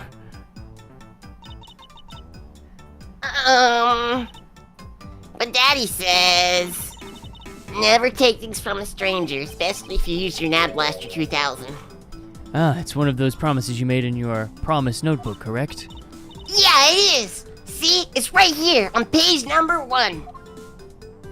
Never take things from a stranger, never go anywhere without a stranger. Wait, no, with a stranger. That's why I That never makes leave more sense. home. You have to take a stranger with you.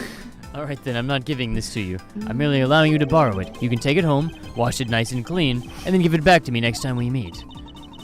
Okay, never giving it back. Got it. I put it back on. What? Now then, Detective Gumshoe. Uh-oh. I believe it is now crystal clear that you were with little Kay in that hallway. Wow, that rhymed. Grrr. I told you to stop being mean to my Gummy Bear. Mazadworth, there's still something you have yet to resolve. I beg your pardon. You still haven't offered an explanation for why that man would lie to us. That's... well... Gummy, don't tell me you lied for my sake. Hey, don't you worry about it, Kay. Let the grown-ups take care of this. Everything's gonna be okay. Ah, so that's why. So, what was Detective Gumshoe's motive for lying? If you can explain that, then you can't call this a... If you can't explain it, then you can't call it a perfect explanation. His reason for lying is very simple. What? Here is what I believe to be his reason. From simple observation of the detective actions and his interactions with Kay, it's obvious the detective was lying for the young girl's sake. And this piece of evidence will show you exactly why. Which piece of evidence proves that? He wanted the Swiss cake roll for himself. So she didn't break her promise? Whoa. Always greet people with a smile, even if they're strangers. Never cry in front of strangers. Always try your hardest. Learn about things you don't know. Daddy's job is to make sure everyone follows rules. Your daddy. I love you, Daddy. I mean, I don't know. I don't know. Let's present this, I guess. I don't really know what else to present. The only other thing is the balloon, but I don't think so. Mr. Faraday, in Kay's promise notebook, how does this explain anything? If you could take a look at this page, it's clearly written that Kay should never take things from a stranger. When Detective Gumshoe heard about that promise, he tried to cover for Kay. What a foolishly fool's fool of a foolish reason for a fool. Nyuk, nyuk, nyuk, nyuk, nyuk, nyuk. Wapa. Gummy Bear, you lied because of me, didn't you? Because I'm your friend, Kay, that's why. Gummies! At long last, Detective Gumshoe, can you please tell me the whole truth now? Guess there's no beating you, huh, pal? Oh, okay, I'll spill the goods. Please don't regurgitate your Swiss roll. There are some real good goods here. You gotta get 'em goodly. I'd been standing guard for a while. Wait, is this thing on? Can y'all see this? Oh, well, I was getting real hungry and that snack machine was taunting me. But all the cash you had on you was $5, and that wasn't enough to buy anything, correct? After all, the cheapest item on that machine is a $6 pack of Swiss rolls. Yeah. But then, like an angel from heaven, Kay showed up. That Blaster 2000! I was thinking about sharing a oh, this looks I was thinking about sharing a snack with Daddy. So I wanted to buy a Swiss roll. But I only had $1 in coins. So we pooled my $5 and her $1 together, and that made, Kay, it was your idea. How much did it make And again? then $1 gajillion so we could get the Swiss rolls. Anyways, we bought a pack of Swiss rolls together. I was worried, though, about breaking one of my promises. So then Gummy said, Mr. Faraday's one scary guy when he gets mad, but don't worry, you won't get in trouble if I don't tell, right? So let's just go behind your dad's back. Yeah. Besides, you bought it with me, so you didn't really get it from me, you know? he told me it'd be okay. And he gave me a whole roll to save and give to Daddy. Who knew that Scruffy could be so considerate? Indeed. Detective, I take it that you then sat down on the bench and ate the rolls. Yeah, we were both there. We split the other roll and ate it right then. The sweet taste of that cake's chocolate. Mmm. I'll never forget it as long as I live. Mama slapping good. Oh, that was a good one. Anyway. Okay, I believe this also belongs to you. Mr. Balloony! Hey, yeah, that's from the balloon that I popped. Good job. Edwardworth, you actually got it right that time. Is bad manners to leave garbage laying around, Kay? I'm sorry. No, you're not. I guess we can't blame you for not throwing this one piece away. I think we can, but I will say that we cannot. It was sitting high up on a windowsill where you couldn't see it. Okay, maybe you couldn't. So just this once, I will forgive you. But that balloon, I wanted to surprise Gummy a little, so I popped it on purpose. And because of me, Gummy dropped half of his Swiss roll. Ah, you got me real good there. Oh, I gotta say. So I thought maybe I should give Gummy this other roll. And then I saw you picking on Gummy, mister. So you kicked me, is that it? You sure are a feisty one. I'm really sorry, mister. It's alright. I've recovered by now. Mostly. But about this Swiss roll. Would it be alright with you if I held onto it until Detective Gumshoe is cleared of all charges and free to go? Yeah, sure. Just make sure you give it to Gummy afterwards, okay? Of course, I promise. Now then, I believe we have proven beyond the shadow of a doubt that Detective Gumshoe was in the hallway for the entire duration of his duty. And the judge's duty, which undeniably proves that Detective Gumshoe could not have committed the double murders. The double duties! Actually, it proves just opposite, Edgeworth. You've just shown that Detective Gumshoe is the only one who could have committed crime. What do you mean? It is quite a rule to eavesdrop, monsieur.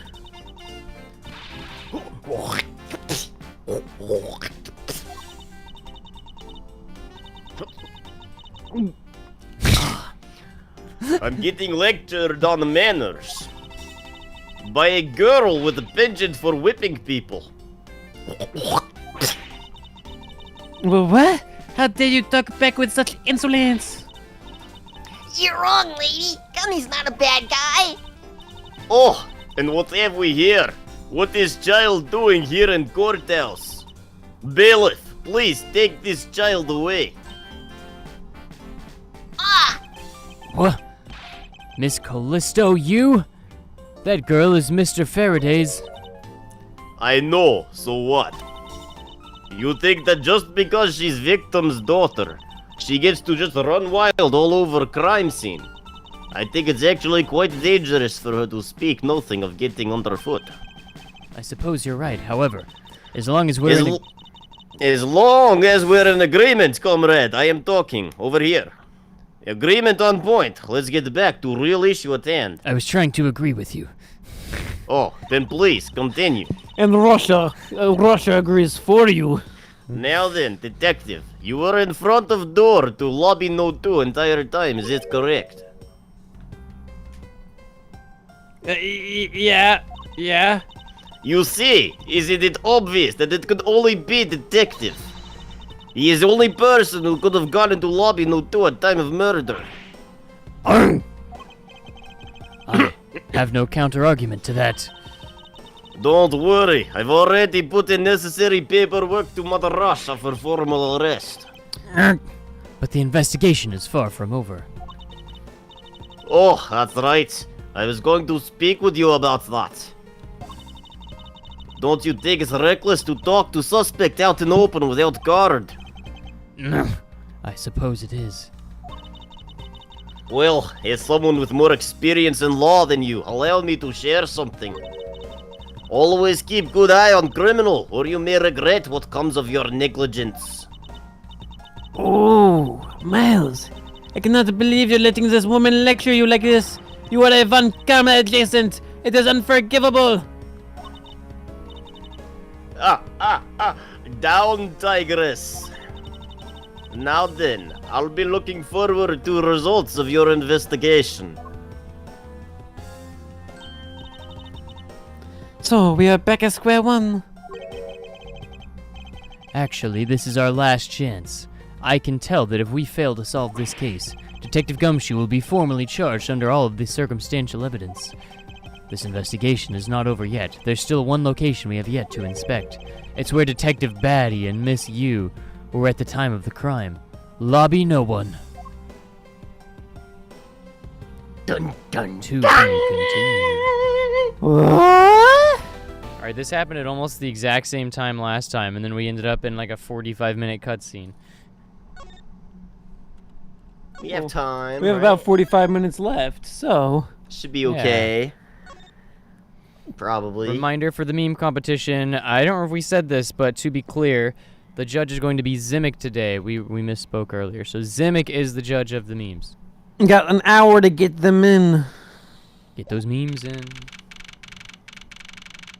September 10th, 5:45 p.m. District Court, defendant, lobby no one.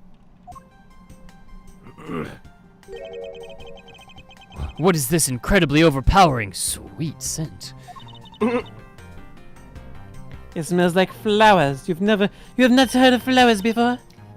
Uncle Batty, is this it? Isn't that Detective Bad and Kay over there? 5 feet away? It looks like she managed to escape the bailiff. Good on her. No. No. What is this? Not quite it. What is this image of perfume I'm seeing? Perfume. Where did I get that from? Finally. Hold on. I can show the perfume image. Aw, too bad, but it's so pretty. I think you're still a bit too young to be wearing that. But since you found it, I guess I can let you keep it. Thanks, I'll treasure it always. No, you won't. You'll forget about this. And forget about me. What? What are you mumbling about? They're getting along well. Oh, here. I've got something else for you. Pat, pat, pat. Wow, is this your bicep? Thank you, Uncle Batty. I was going for a neck chop to put you to sleep. But, it didn't quite work, so here you can have this candy instead. Earlier I ate one with Gummy. Gummy. Oh, you mean gumshoe? Gummy is...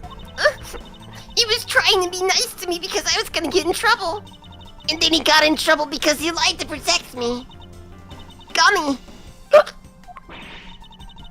I know I didn't kill Daddy. Don't cry. Faraday would be sad if he saw you crying. I'm not crying. Oh, I see on closer inspection that you're not crying. Kay. Oh, he's the mister from before, and the lady too. Almost wasn't a mister anymore. Don't you think it would be a good idea to go home for the time being? You're not involved in the investigation, so it is best for you to do so. Actually, I'm Uncle Batty's assistant. So I'm related to the investigation. Is that so, Detective Batty? Yeah, I guess. What? You were just scolding us like kids to not mess her up the crime scene, and here you go and you let an actual child run free? Why? Oh, is she younger than you two? I didn't notice. Well, that's a little bit awkward. How can you tell? Anyway, you also had a few things she wanted to look into. Got a problem with that? I don't have a problem with that, but I am curious as to what Miss You is looking into. Uncle Babby, I'm gonna go look somewhere else now, okay? Zoom! All right, just don't get murdered like your hotel. Oh, that is way too. I am so sorry. Zoom. Oh, that's right. Hey, mister. Yeah, what is it? I know Gummy really isn't the bad guy. I mean it. So please, find the real bad guy, okay? No. I won't forgive whoever did this, but in the absence of the perfect piece of testimony and evidence, there is no one else who could be the true culprit other than Detective Gumshoe. She wandered off while I was pondering. That was a good ponder. Wow. This television is the same model as the one in Defendant Lobby No. 2. Looks like the two rooms are basically the same in terms of layouts and supplies. Yes, These rooms are basically the same, huh? Where are the tiny bags? I require tiny bags. With an incredibly strong scented herbal tea. I fear that more than being relaxing, the scent may make one a bit heady instead.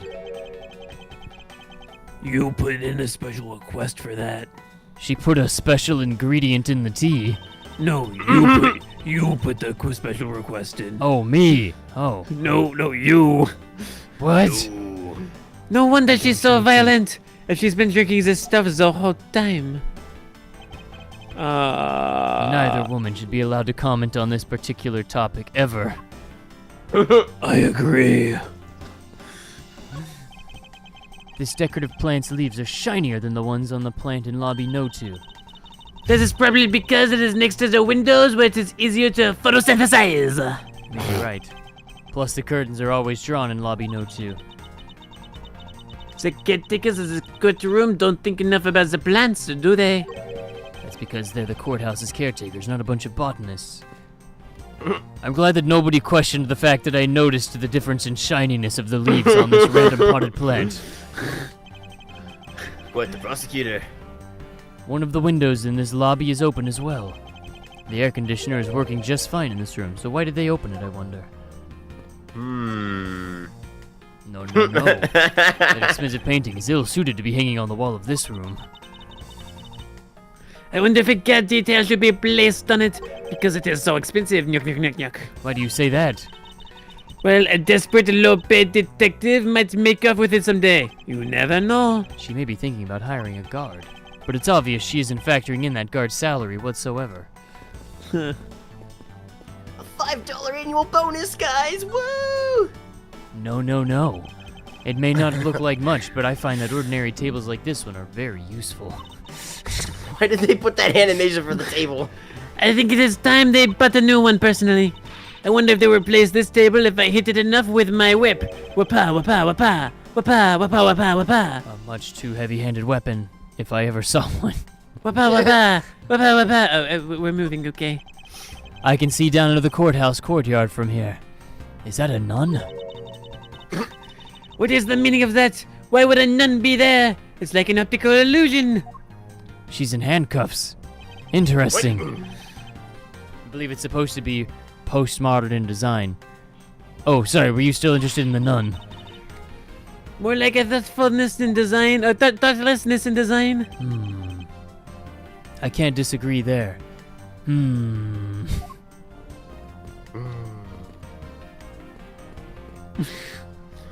look so mad. Really? I don't want to approach you from head on, so I'm gonna talk to you from behind here.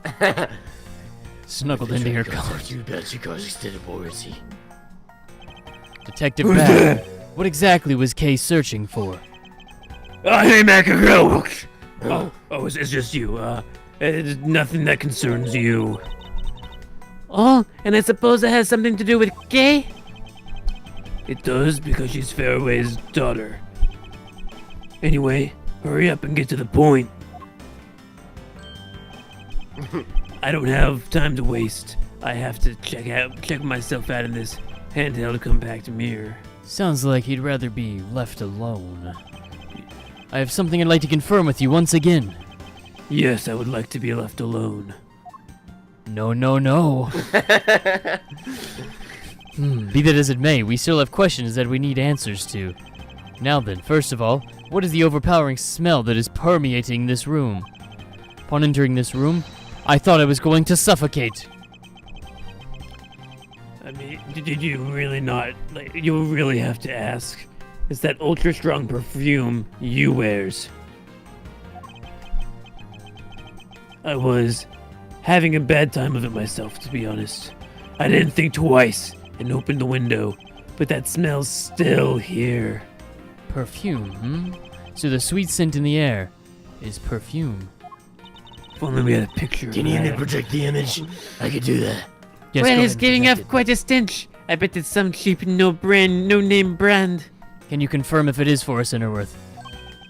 I'll just put up the picture here. Where'd it go? Where's my perfume picture? I'll never lose it again. No! It is a knockoff. Yes, definitely a knockoff. Oh, it is disgusting. It is sullying my hands just by my holding it. No disrespect, but she forced one of the bottles in here, and here, the little girl, you can have it. I don't know what I said. Why did she give you her perfume? I was born for a much more expensive and refined perfume. Mostly the expensive part. Only the expensive ones are refined. There are no refined and cheap ones. They're all expensive, so all the expensive ones have to be refined. However, okay, I never mind. Massageworth, you will hold on to this bottle without fail. Can I just hold on to a picture of it? No, we can't as you would. I lost the picture. Here's a new one. Okay, well, I got it. I loaded that one. Don't worry about it. I have it. Alright, I need you to keep this one forever because she said to. No, don't worry. I have this one. Is that all you wanted to talk about? If so, I'm gonna go back to checking myself to investigating. Actually, I still have a few other things I wish to inquire about. Soon, my precious, soon. So you were in this room the entire recess. Like I said, I made a call to the precinct to get that big lug down here. Oh man, I look good. But other than that, I was just waiting for the recess to end right in here. At least your story is consistent. Earlier, you stated that you were in this lobby with Miss You. Oh, I didn't really miss you, but I guess, yeah, I ran into Miss You in the hallway. But she said she wanted to talk to me about something, so we came in here. Finally, you said something that makes sense. You did miss me in the hallway because I wasn't there. What you're saying is that until Detective Gumshoe's arrival, you and Miss You were in two different locations. How could I miss me if I was there? I'm confused. Interesting. Speaking of that lawyer, she seems to have a great dislike for you. Let's see. Miss You is the sister of CCU. And as I recall, Detective Bad was the lead detective on the case. I wonder if the reason for her disdain isn't simply because you failed to guard CC, but because you were the lead detective on the case. Huh? You knew? I also know that today's trial involving the Copium Embassy staff member is being referred to as the second KGB incident. Huh? You knew? Now then, Detective, I believe it's time you were honest with me and told me the truth behind your relationship with Miss You and Mr. Faraday. And the KGB incident. Well, due to the second KGB incident, I'm going to miss you directed at Mr. Faraday. Yup. That's it. Okay, tell me about the KGB. You want to know about the KGB? Of course I'll tell you, other than the people who are directly involved. You two will be the first to hear what I'm about to say, because nobody simply talks about the KGB. It was a lollipop the whole time. Guess that mystery is solved, and that's the honest truth about the KGB. Wait, were you not sure if it was yourself? I had no idea, to be fair. Wow. Faraday, you, and I, we're all connected in this web of lies. This murder. How am I? As you already know, we three were involved with the KGB incident. No, I didn't know I was part of this. Now you do. The KGB took care of that for you. Anyway, Faraday and I, we were originally on the trail of a smuggling ring. You mean the smuggling case involving one of the Amano Group secretaries? That trial was just a front for the KGB. A facade! You're stupid. But yes, the case has become tainted. All because the witness was going to testify about the Amano Group's ties to the smuggling ring. CCU was killed. I guess you could say she ceased you. Ceased being you.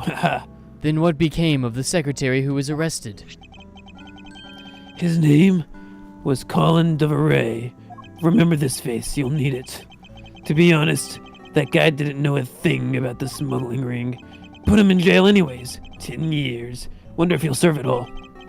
Anyways, Deveray was probably being intimidated by that big boss man and his Scottish accent. Just another scapegoat.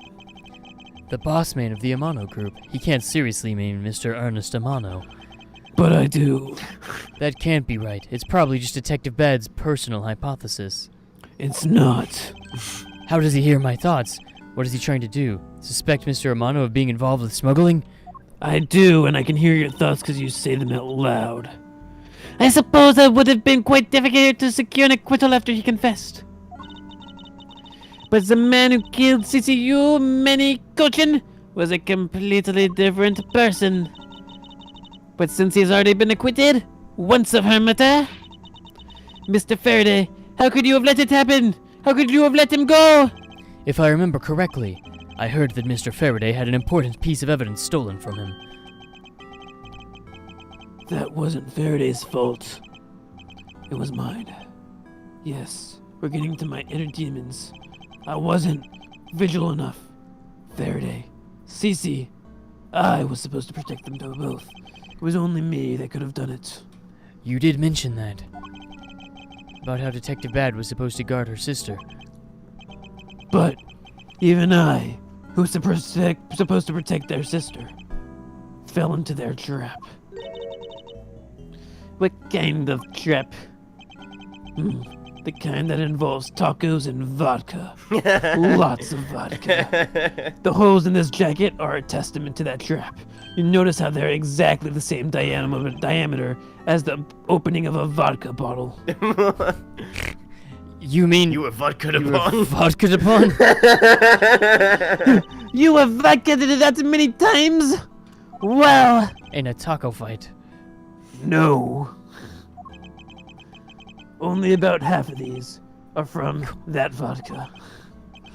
But the reason I continue to wear this jacket is to remind myself of how good I look in it. Oh, yes. The KGB even agreed. Do you know how difficult it is for the KGB to agree to something like that? No. I know you don't. But the fact stands I couldn't protect CCU, and the other suspect was not found guilty. We had hit a brick wall, so as far as we knew, the law was over. Everything was anarchy, and it was up to me. And that's when she came into the courtroom, the victim's sister. That's when I first met Callista, you.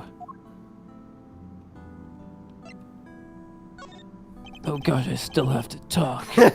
About when you first met you. It was on the day the verdict of the KGB incident was handed down, was it not? Yes, I met me at a very young age. My first memories didn't come until later, but I have it on good authority that I did in fact know myself before then. I apologized to myself from the bottom of my heart. It was all I could do. I had actually peed and pooped myself. Super embarrassing. I have no mention of it, but everybody says it's true. He was just a baby after all. Anyways, back to what we were talking about. Miss you went and slapped my face pretty hard too. I can still feel it. Well, she certainly had a lot of self-control. I don't know what I'm saying. If it was me, not even 100 lashes would have been punishment enough. I suppose not. No, it wouldn't be. I checked. I agree. Yep. Anyway, you said it herself. That she was never wanted to see either of us ever again. You heard what he said. You said it herself. But after that, you've seen her many times over, correct? Yeah, Faraday and I, even the KGB incident, it all come to a close. We still continued to hunt down that smuggling ring and get involved in various cases. But it's no use. We cracked so many different cases. And all I got was this mirror. It's a pretty good consolation prize, I have to say. Has a real nice picture of me in it. Oh gosh. Is the smuggling ring big? It was in pursuit of that large smuggling ring that we met you once again. I wasn't a smuggler. I never said you were, just that we met you because of it. It was during another trial related to the smuggling ring. That's when you walked in. Faraday was the prosecutor, and I was the lead detective. Took it to the witness stand. You. She appeared out of the blue as the defense attorney. We were going to franchise that, but you, defense attorney, just didn't have the same ring into it. And it was even worse if we tried bad defense attorney. Yeah. You was punishing the ring as best she could as a lawyer. We settled on you, bad. You baddie. I think she defended Rel this time, for the same reason. Come to think of it, Miss Yu did say something to the same effect. I have my own agenda. What? I'm still on the hunt for leads regarding the KGB incident, alright? And for that you have not a single qualm about defending a known killer. What? Don't put words in my mouth. I said no such thing. Oh. The only way I had to get close to Mr. Rel was to be his lawyer. I had no intention of covering for him. Ever. So don't you dare suggest I was going to. It doesn't matter with her fashion sense wearing scales as earrings. That is not helping anyone. We cannot take this under testimony. It is so bad. Oh, you're such a naive little girl. I'm gonna smoke. What? Just kidding. It was a lollipop. I could have stolen this lollipop for you. That's how naive you are. How dare you insult the daughter of a Von Karma? Go ahead and insult the adjacent Von Karma instead. Just like us, you felt that she had hit the limit of what the law could do. That's all. Yep, that's all. The law is merely a tool. There is no limit to it, only the skill of the craftsman. No, there's definitely a limit. Absolutely. But enough sidetracking. What matters is that we met you again. Will we meet you again? I don't know. That's all. Thank you for coming to my talk. About you. About you. It's you and me. That was And highly all of the confusing. people. So what's your relation to Mr. Faraday? You even seem to know Kay fairly well. I met him once when I was a rookie prosecutor, back before I had all these vodka holes. And Kay, well, I've known her once. It was a little bit, sooner than the dad, but I had less vodka holes. Faraday and I, we cracked quite a few cases together. And now, he has his own case, and I can't crack it. But you two seem to have made no progress at all in the Yatagarasu case. What did you say? You gotta take out my comfort here. It got me a little riled up. Did we touch a nerve? Yes, that's why I had to take out my I thought we just covered this. I only have one thing to say to you. And I mean you this time, not the woman. No one knew more about the I can't say that word. Did he just say you his weren't a job woman? Yada yada. Than me and Faraday. That's why I was called upon to testify in today's trial. No other reason. To prove that Rel was not the real Yatagarasu. Which I would have done if the pesky murder hadn't gotten in the way. Oh yeah, and the accusation about Faraday. After the accusation, I was asked to testify. But this time, to prove or disprove the accusation. But I guess I won't be doing that either. I sense that there's more to that statement than meets the eye. Perhaps a bit more digging into the Yatagarasu is what's necessary. Oh gosh. Woo! Hidden fourth topic. Welcome to the extension of the conversation, my friend. You claim to know much about the Yatagarasu. Would you care to share what you know with me? Well, I can share what I don't know. I don't know how to pronounce it very well. Anyways, this is proof of murder's intent towards Faraday and Rel. Right here. Right now. Your bicep? Wait for it. Give it a Wait second. for it. I agree. Which is exactly why I'm asking you about the Yatagarasu. Oh, I usually have to explain that one. Nice. Alright, what? What'd you say? The KGB incident and the second KGB incident. Both of these cases are tied to the smuggling ring, which is very large. And in both of these cases, the witness who was to testify about the ring was murdered. However, there is one point in which they differ, and that is the presence or absence of your biceps and the great thief Yatagarasu. I assure you, my biceps are rock solid consistent-wise. Mr. Rel claimed to be the Yatagarasu. However, in the middle of the trial, he suddenly declared Mr. Faraday to be the real Yatagarasu. Then during the recess, they were both killed. Don't you find that to be the least bit odd? Might as well stop beating around the bush and just spit it out already. I'm not the one that's good at spitting, but I believe there must be some reason that the two men suspected of being the Yatagarasu were both killed at the same time. A reason?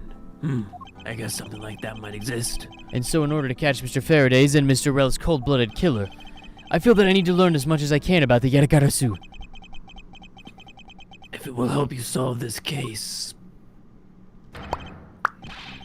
I'll tell you, and I'll take my lollipop out to do it. What is the sudden outburst for? You almost made me use my whip by accident. So I will do it on purpose instead. Wapa! Still accidentally whipped me anyway. No, it was on purpose. Oh yeah, I couldn't hear that one. There are three main reasons why the Yatagarasu will always be one step ahead. 1. The Yatagarasu always knows the exact location of the target object. Ray. The Yatagarasu always knows exactly how to disarm the security system. C. The Yatagarasu doesn't leave a single shred of evidence behind. Ever. I see. So those are the Yatagarasu's special traits. Just remember, 1 Ray C. 1 Ray C. Sounds like an incredibly elusive thief. The Yatagarasu. He is one incredibly elusive thief. Yup. And he would never know because he's so incredibly elusive. But he would never commit murder. I know that for a fact. That's how I knew that Rel wasn't the real Yatagarasu. right away. But you cannot use that sort of logic to prove that he wasn't. After all, a criminal is a criminal. Little girl, no one's done talking yet, so stand to the side and be quiet. What's different about this time was the evidence relating to the vast smuggling ring. And it was sent by the police. And the sender was no one other than the one who infiltrated to Copium and Basassi. And that is the Yatagarasu. The Yatagarasu sent the evidence. The Yatagarasu sent the evidence. But I would always publicize any corrupt dealing, and he would always publicize any corrupt dealings. But sorry, not what? this time. I'm not the Yatagarasu. I can't even pronounce the name. But anyways, okay, it didn't happen this time. Imagine having a nickname for yourself, but you couldn't even pronounce it. The evidence this time was something only Faraday and I, and a select few of others, probably Kay, knew about. In that case, how can you be so sure that it was the Yatagarasu who sent it? That's easy. A special calling card that only the Yatagarasu uses was attached. That's how I can be so sure. And just what sort of card is it? Here, take a look. It says happy birthday. Whenever the Yatagarasu wants to publicize something, he always waits until it's somebody's birthday. Then he gives them this white card telling them happy birthday. It lets them know that he's thinking about them, and he's about to out them. Oh. But when we questioned Rel about what was sent along with the white card, he had no idea about the birthday wishes. Ah, and that's how Detective Batty knew that Mr. Rel was a phony. That's right. Thank you very much. I have a much better understanding of the Yatagarasu now. Yes, well... Did you say something? Excuse me, Mr. Edgeworth. Yes, Labby. His Honor would like to transfer the evidence from today's trial over to you. So if you could please head over to the courtroom, it'd be much appreciated, sir. Understood. I'll be there shortly. You said short. Detective Bad, what does the law mean to you? And by you, I mean you. You'd have to ask her yourself. I don't... me, okay. Finding the answer to that question is the only reason I'm still alive. The meaning of the law is why you're still alive. Now, to be clear, I don't endorse an earlier grave being an optional way. Wait, was that released when this game came out? Did we know that? No. Rats. I became a prosecutor to find the answer to that question myself. And to play a part in ensuring that all criminals everywhere are found guilty. September 10th, District Courtroom No. 3. It's just me right here. Oh, gosh. Oh, it's you, Mr. Edgeworth. Oh, this is going to be exhausting. It appears that His Honor is still a bit dispirited. For the first time in forever, I experienced what it's like to stand at the witness stand. Now I have a greater appreciation for just how hard it is to give testimony. Did you bite your tongue too many times? My microphone fell off, but I was holding it in my hand as it fell off. So everything is still fine. I'm just holding it in my hand right now. We'll have to wait till I have a lesser part in this play here. As a judge, no one expects you to think about anything other than the verdict. Wow, I am pretty stupid if I think that's the case. Franziska, there's no need to further depress His Honor. I am not trying to, Miles. Your Honor. Huh? Your Honor. Your Honor! I need the evidence. Huh? Your Honor. The evidence. Huh? Your Honor! Oh my gosh. Oh, can I help you? I'd like to collect the evidence. Yeah, Anna. You're an imbecile. Yes, I am. I'm sorry about that. I was an imbecile and started at a very young age. You have to understand. She's busy with the investigation, so let's keep this brief, shall we? Yeah, the defense is busy with the investigation. I think that's what I read. Anyway, in that case, and also furthermore... When did you develop the lisp? And finally... In conclusion, Understood, Your Honor. The piece of evidence that were used in the murder of those two men. This could be a very good chance for me to find new leads regarding their case. And maybe even something that will finally lead me to the truth. To answer your question about the lisp, it was after the stroke. I thought you noticed it earlier. It's a pretty defining characteristic point in my life. You had another one, did you? No! It was after that one. I see. Always has been. Thank you very much. I will go and confirm that they are all accounted for. Every lisp is here. You have my honor. Evidence that Miss You prepared is just sitting here on this table. No, I could. You can't just walk away with it, right? That is illegal. Of course I can't. Legally. Miss You What must an have been interesting caught off guard qualifier. by her client's sudden accusation. I wonder how she would have defended Mr. Rell in that case if she didn't have this evidence. Yoink. So this is the evidence related to today's Copium Embassy trial from Mr. Faraday's bag. Yes, the Copium Embassy trial. Ah, lobby note 2, correct? Yes, finally, we can now take a look at the evidence itself and not just data about them. Let's be sure to thoroughly examine them while we have the time. I have already done this. Good luck. I'm going to go sleep. And why is that? Because I'm tired. What? Why is this a question? No! Don't point your crop at me because you're tired. You don't try to order me around just because Papa chose you today. The future, that will not be the same. I am underage now. I will pass the bar exam, and I will no longer be.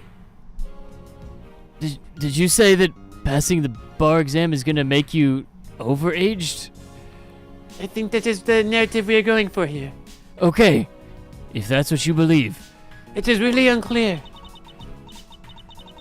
It's also real to see the knife up close. And the gun, I could point it this way, or maybe that way. Oh, look at this, a wallet. I wonder if there's still money. So we have the knife, the gun, an envelope, and what's this organizer doing here? Oh, that's right. I completely forgot to tell you. I get a little unorganized. About what, Your Honor?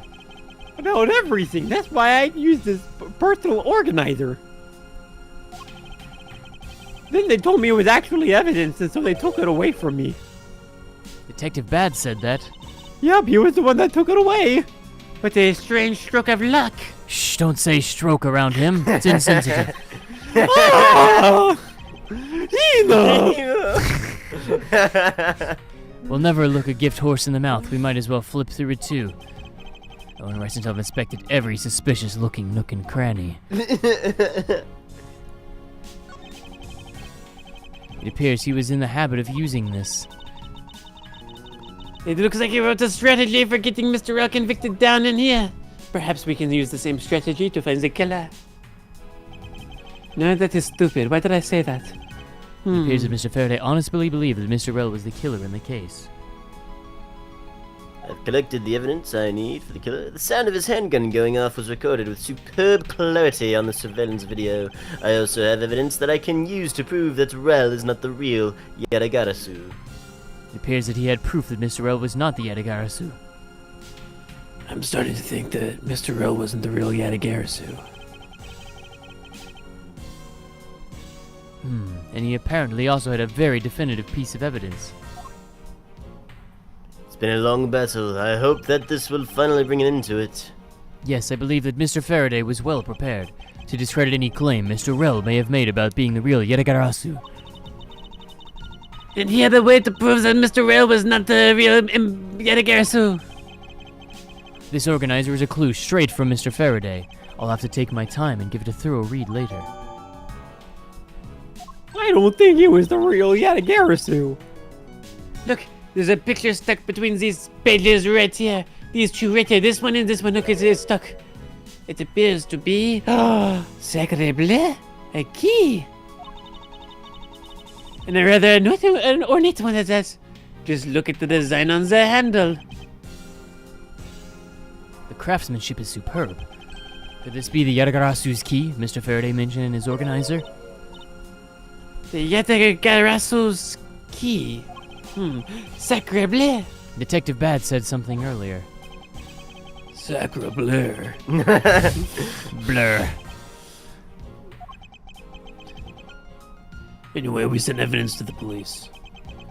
And now the sender is none other than the one that infiltrated Copium Embassy. Sorry about the Embassy.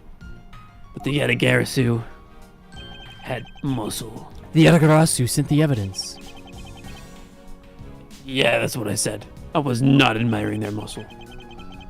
Anyways, he would always publicize any corrupt dealings through the mass media.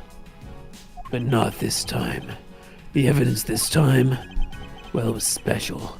It was something only Faraday and I, and a select few others knew about. And now you're just rifling through it. Mr. Faraday must have been trying to keep the secret key safe. As the prosecutor on both the Yatagarasu and smuggling ring cases, this is to be expected. We have gotten a sacre bleu. Okay, I think that if we continue and examine all this, it's going to move on. And we're probably going to be locked into another cutscene. Not another cutscene. I think that this is probably a good place to stop right here. Sounds good to me. Alright, well, Zimic, are you ready to judge the meme competition? I am taking a look at them right now. Excellent, excellent. Alright,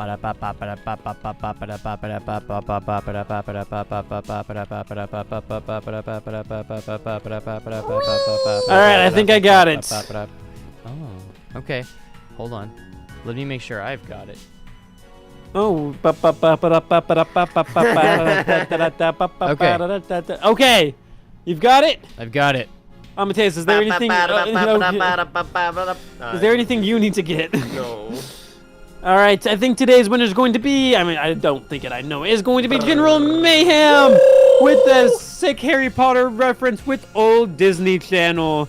It's, I am Lord Voldemort, and you're watching Disney Channel. I am Lord Voldemort, and you're watching Disney Channel.